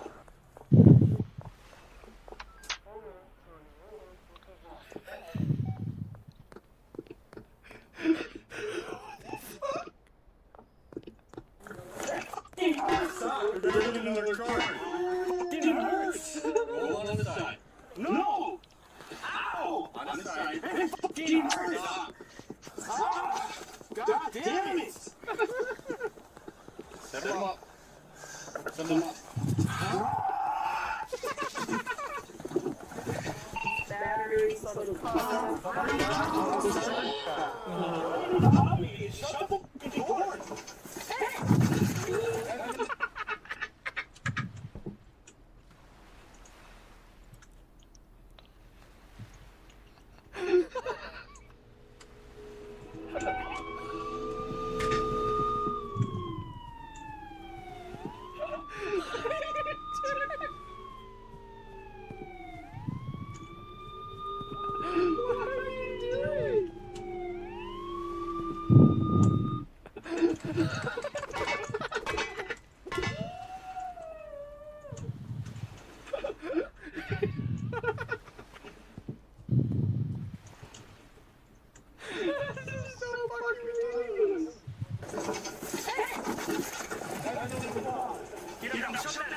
Shut the door! No, he just had to go to my office. He just ran out of two offices. To leave. You have a criminal complaint, you need to leave. Guess what? Everything's fine. It's fine. It's fine. Can you let the jail know that it is very uncooperative that you needed quite a few people? Very uncooperative. On the way to the jail, the suspect continues lashing out, and according to police reports, he continually bashes his own face into the window that separates the front and back seats.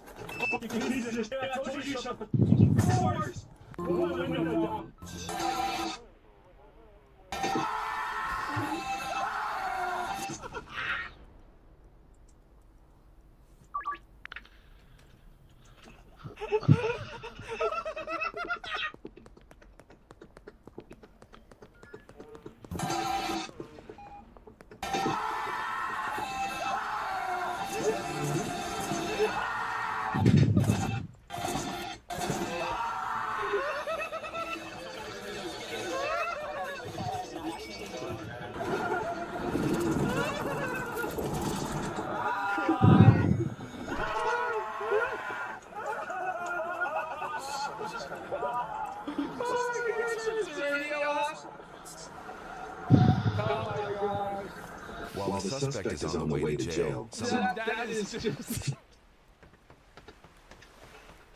See, this is what they need to do to every single one of these Redditors, bro. Like, oh my god. Oh my god, this is so good. Holy shit, this is funny. Wow. officers stay behind to question his girlfriend. So what happened? So we tried to get into the strip club, and I'm not 21. Dance tonight. And my mom was like, "You dance tonight?" Yeah. I started dancing. Maybe 25 minutes later, he runs up on stage. He's just like, he's just snatching my money up. He's cussing me out, talking about I need to get off the stage. And the owner was like, "That's not your money. You need to give it back." That's when I was like, "Okay, I gotta go. I need to calm him down." He's angry. As I'm walking away, I was like, "Can I just see my money so I can at least see how much I made tonight?" He's like, "No, this is for our money." I was like, "What? What money?" I was like, "Naked." And then he started tripping up my money. And that's what happened. What? I wasn't naked, so it's okay for her to be okay, right. No. I'm literally homeless, so I mean, like, I get it. Homeless people have a frustration, I know. But that's my only backpack I have, and Dude, I just can't get over driving back to the station.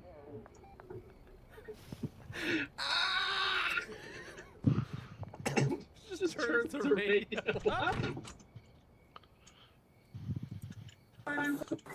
now. Are you afraid of them? You don't think he can hurt you or your children? How do you already Or your children? Do you have children? Do you have any questions for us at the moment? Yeah. Well, if you want to make a complaint about the backpack being damaged, you can contact your supervisor. That's all you want to contact your supervisor.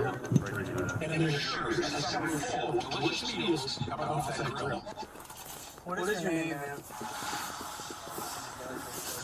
Okay, I'm trying to help you. I'm asking you a question. I'm looking to see if you're going to be cooperative with this. Which is Okay. man. He's gonna fight you guys. Alright, man. You know what this reminds me of? A veterinary clinic. And he's already headbutted us, he's punched us, he's kicked us.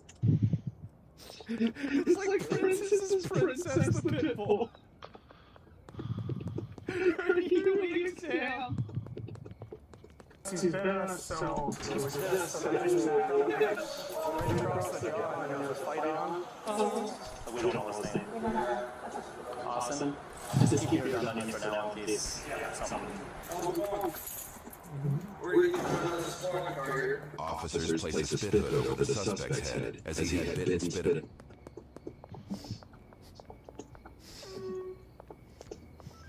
They really think of everything, don't they? A spit hood, bro, like...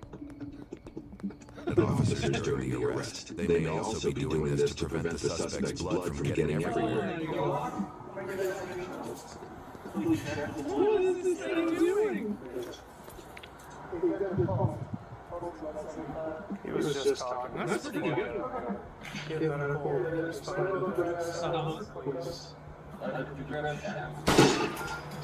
Are you injured? I think it's fine. Just get shot by bees. This is another thing you need to oh my god. I don't know, you don't know your name?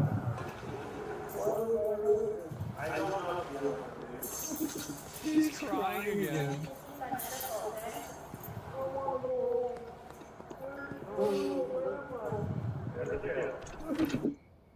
There is nothing that brings me more joy to see these people in absolute pain and torture. There really isn't. This is like porn. I'm gonna be living off of this high for days. Every time I have a bad day, I'm gonna think back about him crying on the floor of the police station. Oh my god. It's beautiful. It's so beautiful.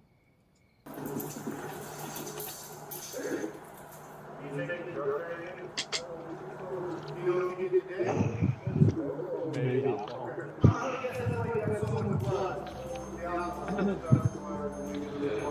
He was.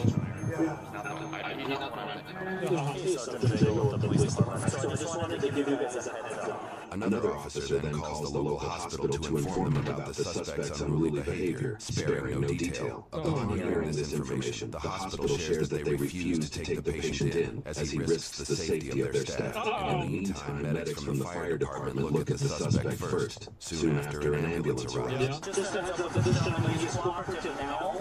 I don't know if that's false or if he's now going to remain cooperative. I did call, I think, to give Superior heads up, and they obviously were like, we don't want him here, but yeah, I did give them the heads up, but they were not having it. So why don't you take a look? Maybe he doesn't need to go. At this point, the officers were able to successfully determine the suspect's identity. He has seizures. Smacking his head against everything helps with the seizures. Yeah, I wonder why he has seizures. Before seizures were These are the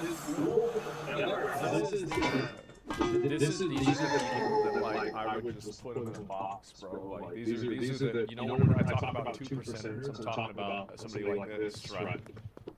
Like this is 2%. You just put somebody like that in a box.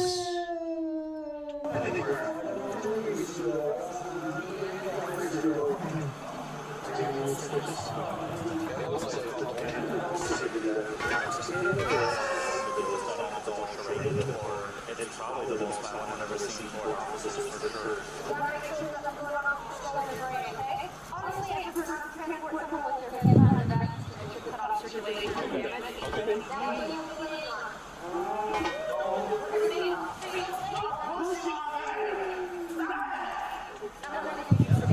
Do you think that's necessary? Sedate him? Oh my god. This is like a vet. It's actually a veterinarian. Then absolutely do it.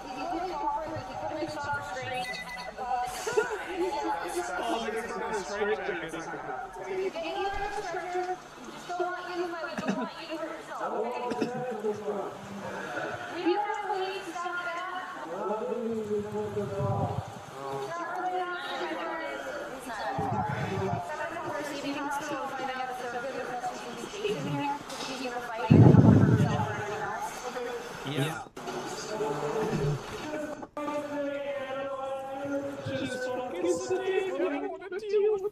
Oh my god.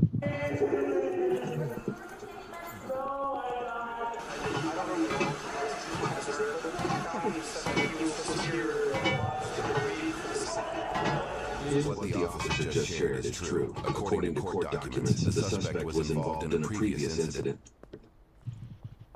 Wow, wow, wow. Wow, wow, wow. Would you look at that? And that happened roughly 5 weeks before the filming of this video. The suspect was arrested and charged for disorderly conduct and resisting arrest at that time. He was sentenced for resisting and spent 30 days in jail. He had been out of jail for just 1 week before he got into the altercation captured in this video. These people are absolute animals, and until you recognize that, they will totally fucking ruin everything. They will mess everything up. He's out for 1 week. He's already. This is 2%. You can't have a society. You can't have a shire when you have the orcs out there. This is a person like the only way that you can deal with a person like this is by just giving them a lobotomy and putting them in a padded room. That's it. That's all you can do. There's no rehabilitation. There's no talking to them. There's no explaining why they did, why it's not feasible for them to act this way. You just put them in a box and you forget about it. What do you do? He needs therapy, electroshock therapy, where they zap him until like all his nerves don't work anymore and he just can't move.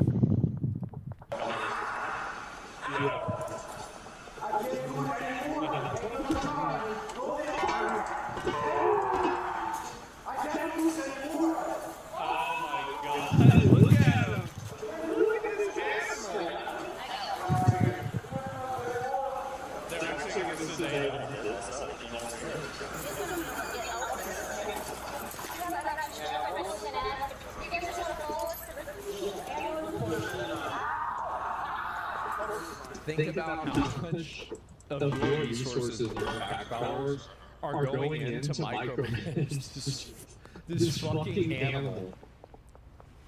Like, think about how much of your money is being spent for this. Yeah, all the amount of people and everything that have to deal with this. The handcuffs are coming. Better luck if you start operating. Please break these get down.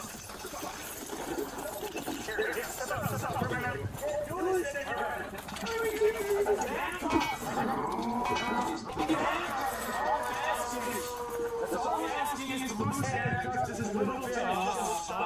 Just a little bit of lose the handcuffs. Can we manage talk? Yeah, we have a 5-minute ride to St. Mary's. You must come off, okay? And then go into soccer straits. You can make it 5 minutes. It means I'm working and so gavel passion. Oh, that's what he wants. Right, okay.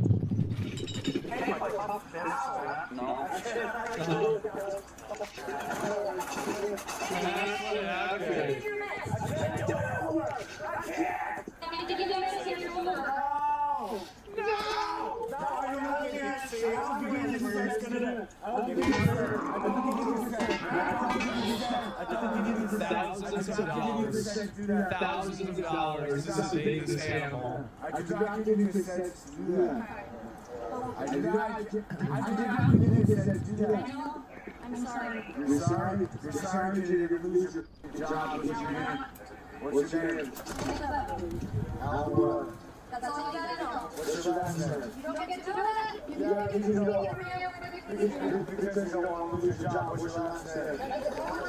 What's your last name? What's up, bitch? This is what the cops just said to him? What's up, bitch? Oh, he's fucking shaking down. Oh my god. What's your last name? I didn't say it because I want to know, but yeah.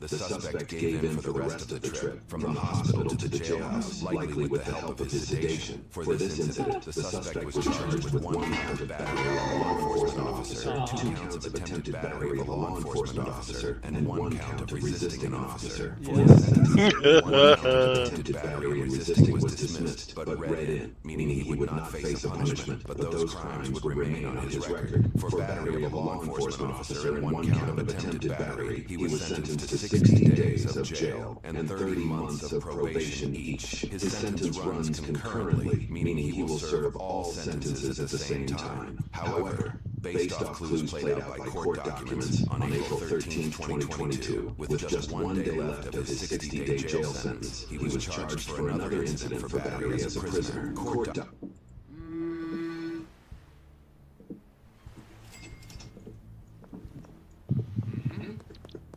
I can't wait until a political candidate runs that knows what to do with these people. I can't, because I think it's coming. I do. I think it's coming. And it is going to be... Oh, wow. Oh, wow. This is just sad. It's not sad. This person is a violent animal. Documents suggest this crime was against an officer at the jail. For that incident, on August 28, 2023, his previous 30-month sentence of probation was revoked, and he would instead spend 1 year in county jail with 164 days of credit. If he follows the rules, he should be out of jail at this point, at least by the middle of March of 2024.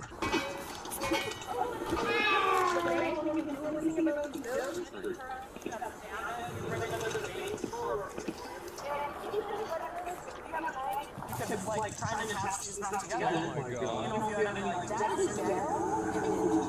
It's sad things are fucked up, so Mickey can get to this point. Should be nipped in the bud of childhood. Yeah, I know. you want me to just cut right here?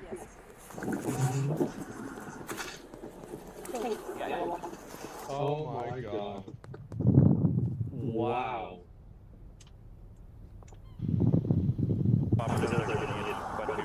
His own face into the window.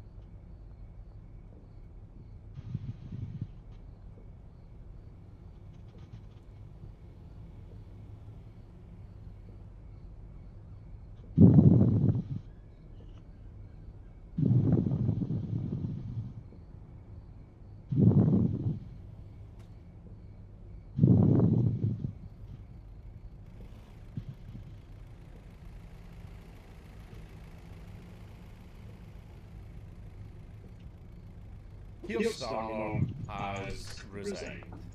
And I know a lot of people are like, yeah, that's great, that's wonderful, oh, it's going to be changed, another one, it's going to be more of the same. But I'll save it for the end. Why did Keir Starmer resign and what could happen next? So Keir Starmer has announced his resignation as Labour leader, heralding the end of his time in Ted Downing Street. He has said he will stay on as UK Prime Minister until his successor is in place. Why did Starmer resign? Pressure on the Labour leader had been building for a while amid dire approval ratings for the party generally and him personally. Now, this can usually come as a little internal revolt by the party itself if they're good man, yeah, they go to the Minister Prime Minister, but then they're going to have their bit of the public where everybody's like, we fucking hate and get rid of them. It was the same shit that happened to Hamza Yusuf. Basically, the internal people behind the curtain and the party are like, look, we keep this guy in next election, or if there's a snap election, we're getting slaughtered. We're getting absolutely fucked up. So basically, we're going to take him in a little back room. We're going to say to him, hey there, big guy, leave. Like, fucking the point of political parties is they want to do everything they possibly can to stay in charge. Not to help people, no, governments haven't done that for a very, very long time. It's so that they can basically keep skimming money off of taxes. Remember, governments are just middlemen between us and the private companies, except the government pockets like half the fucking money, and we'll well get private companies sellers in about 3 years, maybe. Right? Their job is like in the pockets. They don't care about you, they don't care about the population, they don't care about nations. The government's not there to help you. Right? It hasn't been here for a very, very long time. Okay, there's two cops showing up. Because his approval rating is absolutely fucking down in the pits, they basically kick him out. And they're going to replace him with another guy, this Burnham fella, or Burnham, as people called Keir Stalin or Keir, this new guy's just called Burnham, Andy Burnham. And everyone's like, oh yeah, there's going to be some change, this is another guy from Labour, there's going to be the exact same shit, should go on to him, I'll save it for the end. But anyway, his premiership was further destabilised earlier this year after the release of documents by the US Department of Justice reignited a scandal over his decision to make Peter Mandelson his US ambassador. A damaging by-election defeat in February where Labour lost a formerly safe seat to the Greens after Sir Keir blocked the then Greater Manchester Mayor Andy Burnham from standing, turned a series of local and national elections in May into a litmus test of his leadership.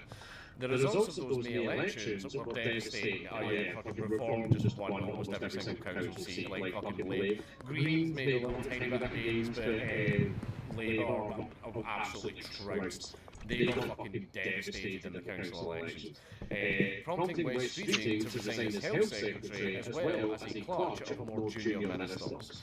So Keir fought on, but his authority ebbed further when a long simmering row behind the scenes over defence spending prompted Labour stalwart John Healey to resign as defence secretary earlier this month.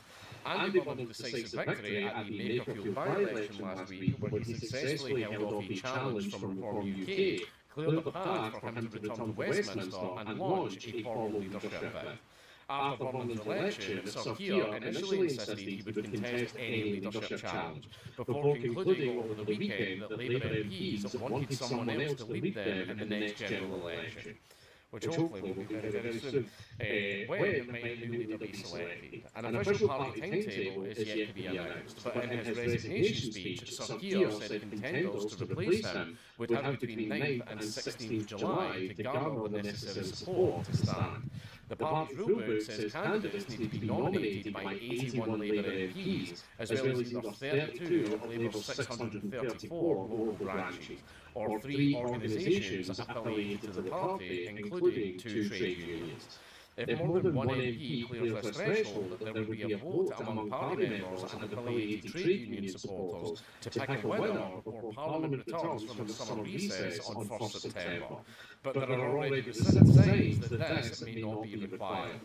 Burnham has confirmed he will be putting himself forward and is widely regarded as having more than enough support among Labour MPs to get on the ballot. But as yet, no other Labour MP has said they will stand, though his potential leadership rival Wes Streeting ruled himself out and threw his weight behind Burnham within hours of Sir Keir's resignation. Will anyone else stand? If no other MP throws their hand in the ring, Burnham would automatically become Labour leader, allowing him to enter Downing Street as the UK's new Prime Minister as early as mid-July. Now please note that no one voted for him. This is an internal vote within the party. Now you would think that the people's vote gets to decide the Prime Minister, but no, as we've learned many times over the last, like, how many, seven Prime Ministers in 8 years? I believe we've learned that people get who they vote for at first, realise they're terrible, and then the party goes, oh, they're terrible, we're going to vote them out, we're going to put in our guy who's probably been spoken to by certain people. But anyway, the prospect of such a curtailed contest has already led to some calls for Labour MPs for Burnham, who has been out of Westminster for nearly a decade, to set out further details of his blueprint for office.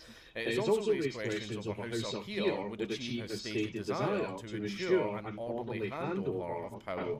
The Prime Minister had promised to publish his defence spending plan that triggered Healey's resignation before a NATO leaders summit on 7th July, but it is unclear whether that plan will now be pushed or pushed back yet again. And an EU summit planned for 22nd July, in which Sir Keir had been due to unveil a series of agreements to reset the post-Brexit relationship with Europe, has already been postponed in the wake of Sir Keir's announcement.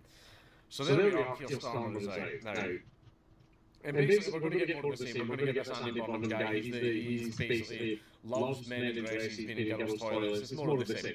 It's more of the same again. So everyone's like, oh, we're going to get rid of him, and he's just his opinion polls so low because he's doing all these bad things. So what we're going to do is vote him out and bring in a new guy who's going to do these exact same bad things. Right? It's just going to be more of the same, if not fucking worse. However, this is a good sign. I like this. I like this, especially since Labour for pure age were like, the Tories can't even keep a Prime Minister in for blah blah blah blah blah, and then fucking the exact same shit. Basically went in and went, oh wow, it's like that, is it? Oh shit, this is just how things work. Right, there's a thing that I point out all the time. Right, see, let's get a little bit hoppy here and have a little bit of a discussion about democracy and monarchy. Right, now, I've said a few times that I'm not a monarchist. Right, however, if I had a choice between democracy and monarchy, I would choose monarchy. Purely because that king is in that position until the end of his life, right? And the person he is handing his kingdom off to will be his eldest son, right? So he wants to make sure that he is handing his son or someone that he loves and cares for kings, kings as an eldest son, something like this is the man you be, this is what I would give you, blah, blah, blah. Everything the light touches will be your kingdom. What about that place over there? That's Bradford. You never go there, right?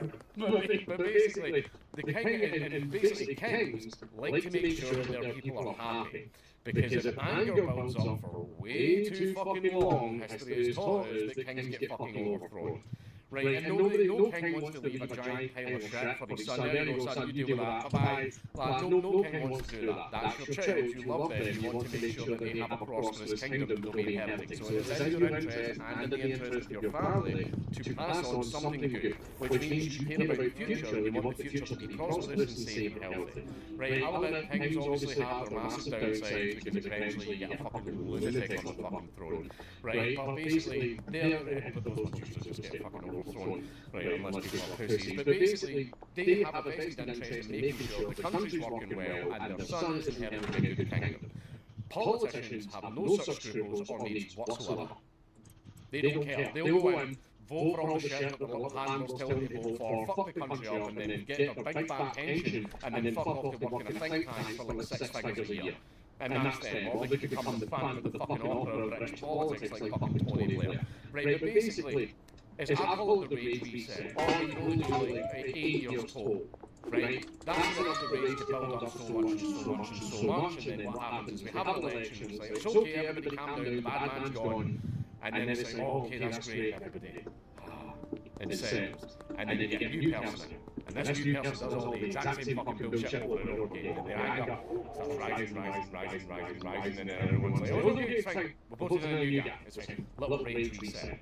Right, so if you keep getting a rage reset, everybody keeps getting blue ball, no chance of an uprising. Because don't worry, change has happened, it's definitely not going to be more of the same like we've been dealing with for about, 100 fucking years now. Right, but it's definitely not going to be more of the same. Right, but what happens is it is more of the same, anger rises, new election, rage reset. Yeah, anger rises, new election, rage reset.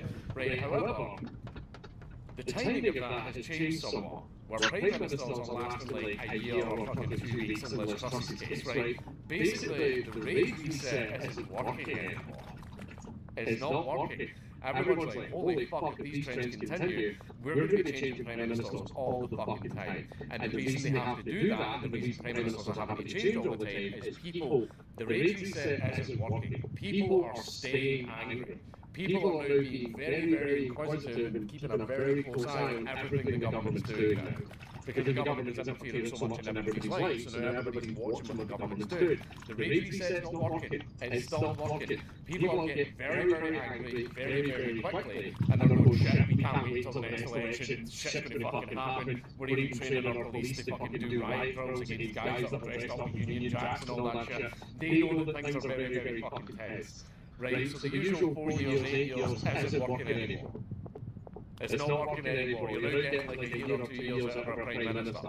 And I like that. I think that's a great thing. I like the fact that the government is no longer being reset. I like the fact that people are going, no, we remember everything we fucking did. Right, no, you don't just get put on a different fucking skin suit and think that everything's magically going to be okay. Because we don't start to fucking notice that every time we vote in a new person or we raging up and a new person gets put in, we just get more of the same shit.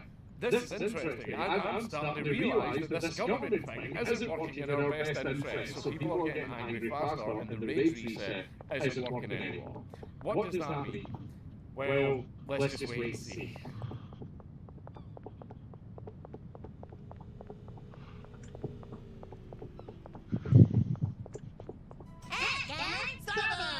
Six. Cool. 5. Chuck. Oh boy! 2! Wait a minute! It's nearly 1999. What the hell are you people doing watching this crap? 2000. The year that ended the previous millennium was as strange and chaotic as the Y2K scare. The 1990s brought the end of the Cold War, ushering in a time of relative peace and prosperity around the globe, as well as the proliferation of the World Wide Web, grunge music, and frosted bits. The 2000s would build on that, as cell phones became ubiquitous, civil rights took some giant leaps forward, and social media began to take over our lives. At At the same time, the decade brought the devastating terrorist attacks of 9/11 and the subsequent Iraq War. It was all that, plus more iconic gaming consoles than you can possibly imagine. We're going to take you through the news, culture, sports, and entertainment, and all that was weird in the aughts. This is Timeline.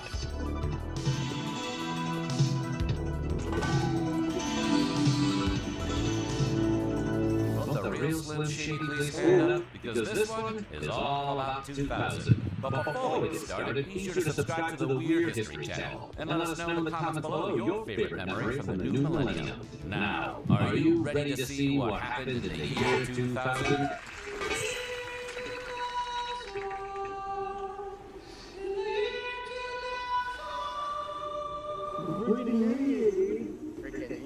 Okay, about that new millennium thing. Because there was no year zero, the new millennium wouldn't technically start until 2001. That did stop people from partying like it was 1999 on December 31st, 1999.